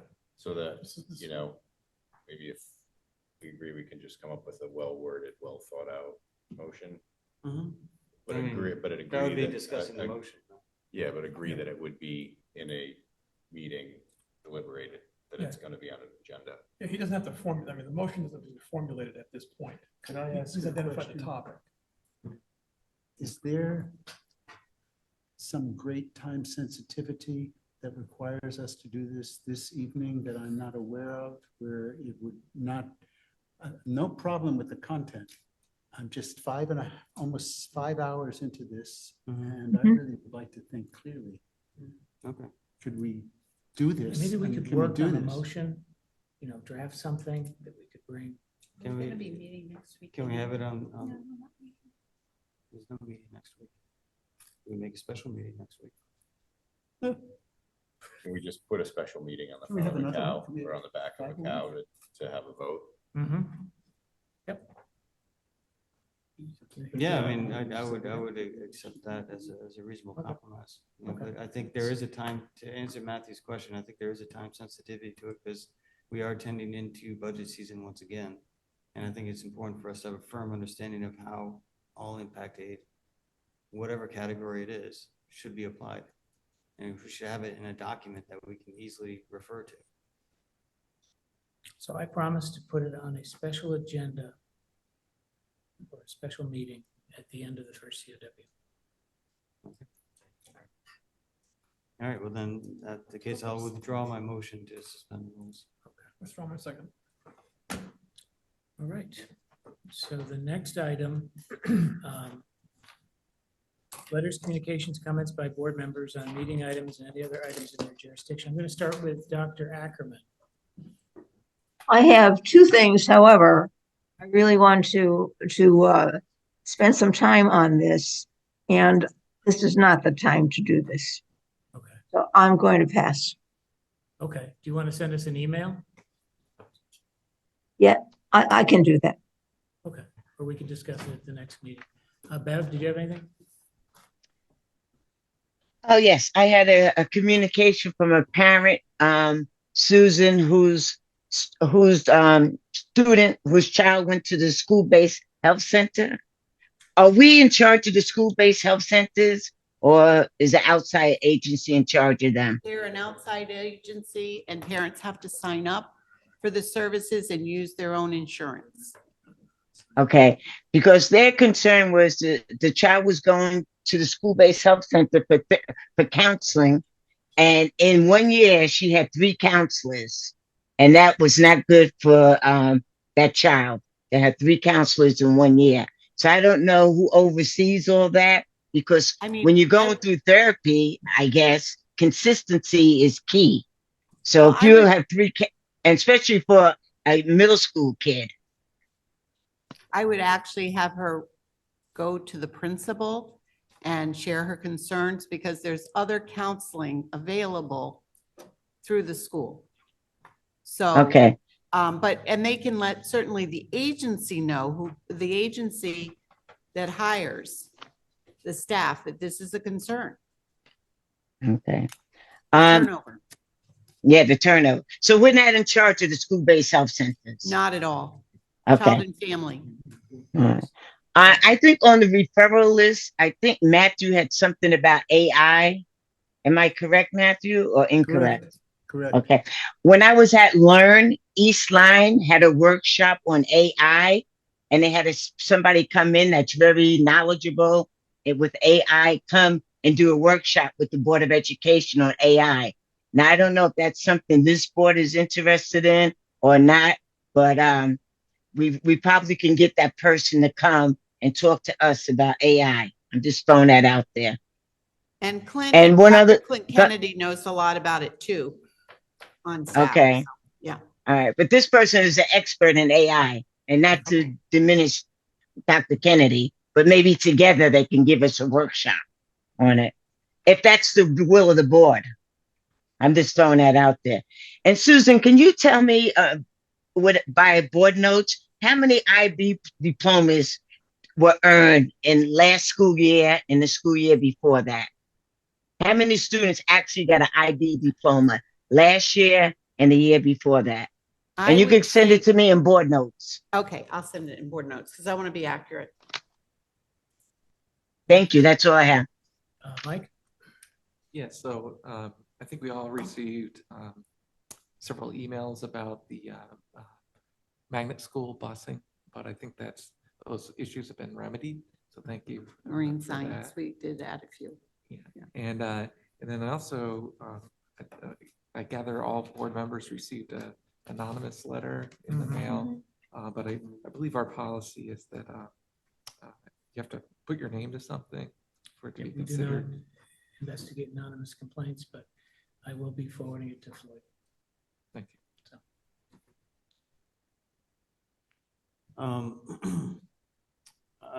Well, so, where to start? I'm gonna try to keep this brief. Famous last words. Giving you competition. Send out for breakfast. So, That would be good. We should go to the shack. throughout the whole, so to briefly touch on the vote that came out of the grievance process, the one that we were able to deliberate on. I abstained because I felt the remedy was not comprehensive enough.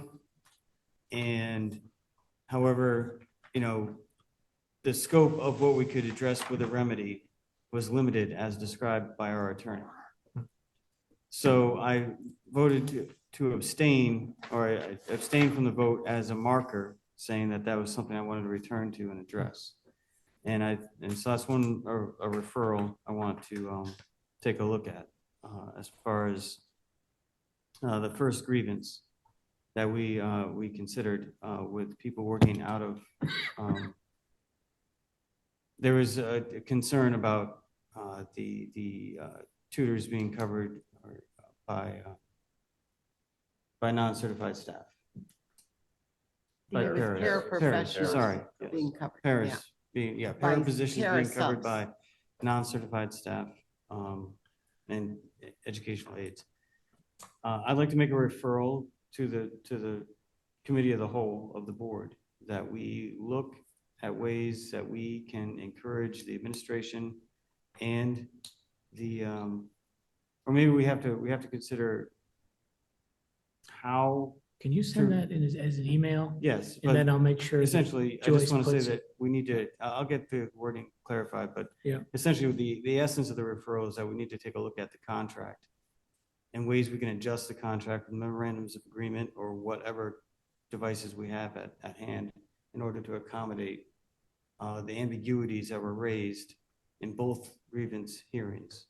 Now, that's just my feeling, and that doesn't indicate where I'm going to end up with a deliberation that we have not had yet.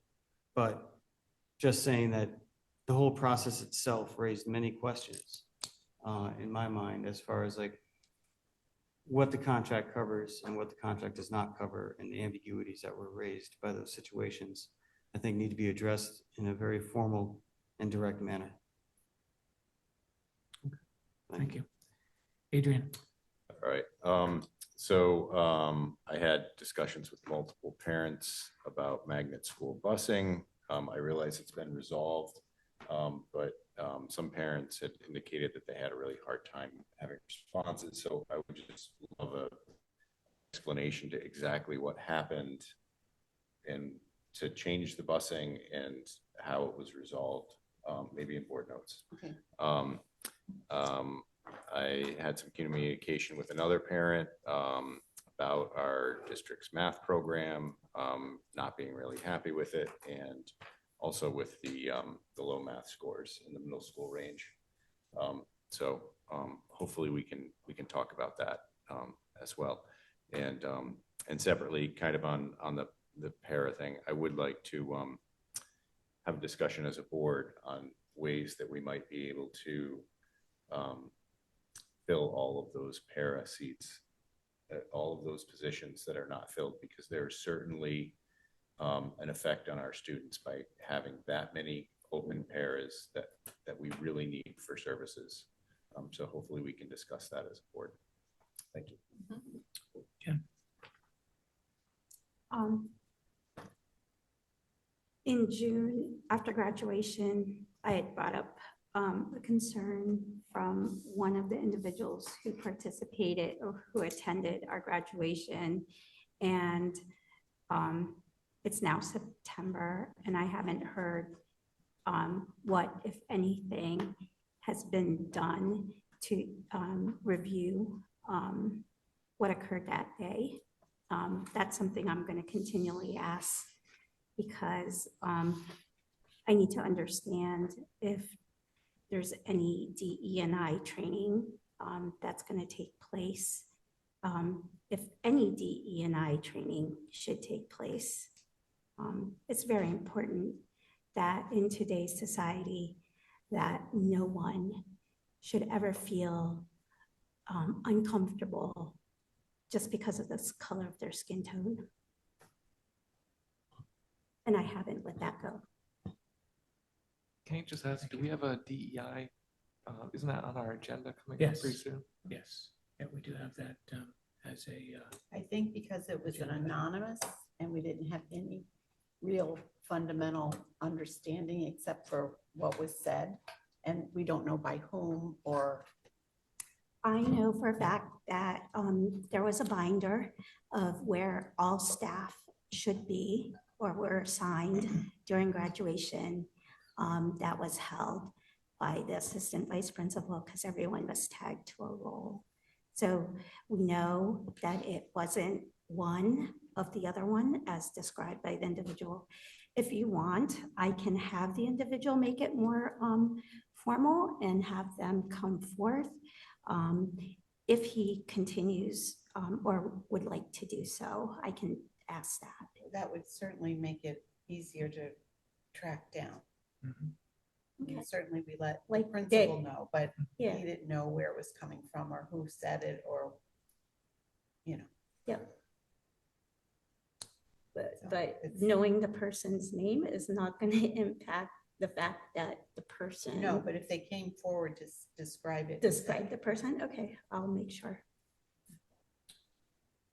Dean? Nothing other than a comment. I'm not sure that, if I recall the incident as you describe it, either ascends or descends to the level of DEI. I guess it's just more like sensitivity. Exactly, training, and that's been right? around for a long time, Yeah, long before because- DEI ever came along. Yes, before DNI. So let's just say sensitivity training, Yeah. because nowhere should it be said that the ink won't be seen on your skin, and considering the person's probably my color. Yeah, whatever. Yeah, that was nothing. Yep. Your turn. My turn. I'm not gonna read all that, are you? No. I'm gonna read, I've got about 8 pages. I think the busing issue, because I got some calls too. There were 2 issues on the busing issue. One was the subject of the busing. The other was the subject of the not getting responses. I don't know what responses were given by whom and when, because I wasn't there, but the complaint came up several times. So I would love you to just figure out some modality about, got your message, you'll hear from me in a week, whatever it is. So if they came to me, I definitely responded right away, but they came to a lot of different people, depending on who they communicated with. I think there were only 4 people though that actually registered a complaint about their bus stop and asked for some alternative situations, and we provided that. So there were 4. I heard from more than 4, I think. Well, I don't know who you heard from, but I know that my staff was keeping track of information coming to us. So if it comes to you, you really need to say, please call the transportation department. And if they don't get the transportation, or the school, and if they don't get, well, the school wouldn't have, this was a magnet school busing. So number 2, while the press of events is, the board has made a referral to policy to look at an appropriate student use of AI. Those who attended last year's CABE, Connecticut Association of Board of Education meeting, heard a keynote presentation on the opportunities and pitfalls of AI.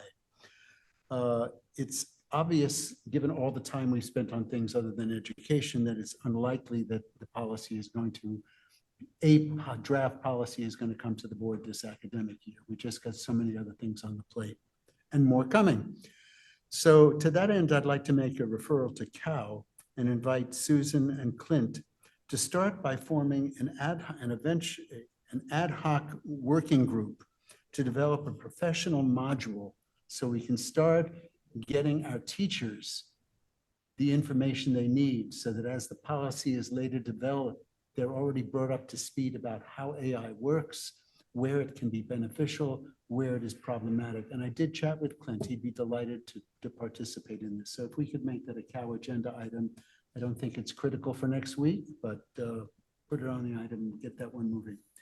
Finally, and Bev, you're on my mind, achievement gap and chronic absenteeism. We have 18.8% of our students chronically absent, 10% or more of the school days. 181 school days, roughly 18 days a person, 18.8% of roughly 4,200 people is 789 people times 18 days apiece. We're losing over 14,200 days of student instruction. And somehow I believe that we're not going to go from 18% to no percent of chronic absenteeism, but in that the achievement gap, I think we can make a great And dent. 18% was an improvement. That's not what I read on the figures. I went So to it was an artificial improvement from intelligence. one year to another. Well, I went to artificial intelligence because I couldn't find the document online. And I said, what is the percentage? What percentage of our students were chronically absent in the Groton School District? 18.8. And then I asked, give me a ranking of where we were. And we were 15th from the bottom, or 15th highest chronic absenteeism rate in the state. It's the printout that I got. So, maybe AI got it wrong, and maybe Well, there's a maybe I need lesson. to in it. talk about how to verify might have cited AI. the New York They might have cited the New York Times. Your premise is correct, because I went on whether the numbers are right. We are definitely above the state average by a couple of percent or something like that. Because I just looked at the new stuff. So, on CT. whether it is 14,000 days or 12,000 days or 10,000 days Right. is debatable. But if we, what is our chronic absenteeism plan? What's been working? And what do we need to do to get that number down significantly? If we can solve that, we will make some great progress on our academic achievement gap. And so I don't know whether that's something that's purely operations to be done by you, Susan, or whether that Well, should be there is discussed by something the in board. place that has been working, but we need it to, get even better. Well, It's been slow and steady. but then let's discuss, if we can, what we might do outside of the box to boost it a little bit. And it's All set? 11 o'clock That's at all set. night. Okay, That's thank enough. you. Andrea, do you have anything to add? How much more? I just wanted to clear up the idea of abstention. When I am torn, I abstain. Okay. So, yep, That's fine. it's not. That's it. All right. Under 6 hours. I'll entertain a motion to adjourn. Motion to adjourn. Oh, is Thank that you. what you meant? Oh, for Is heaven's there a sake. second? All those in favor, please say aye. Oh, Thank you. mama. Have a good.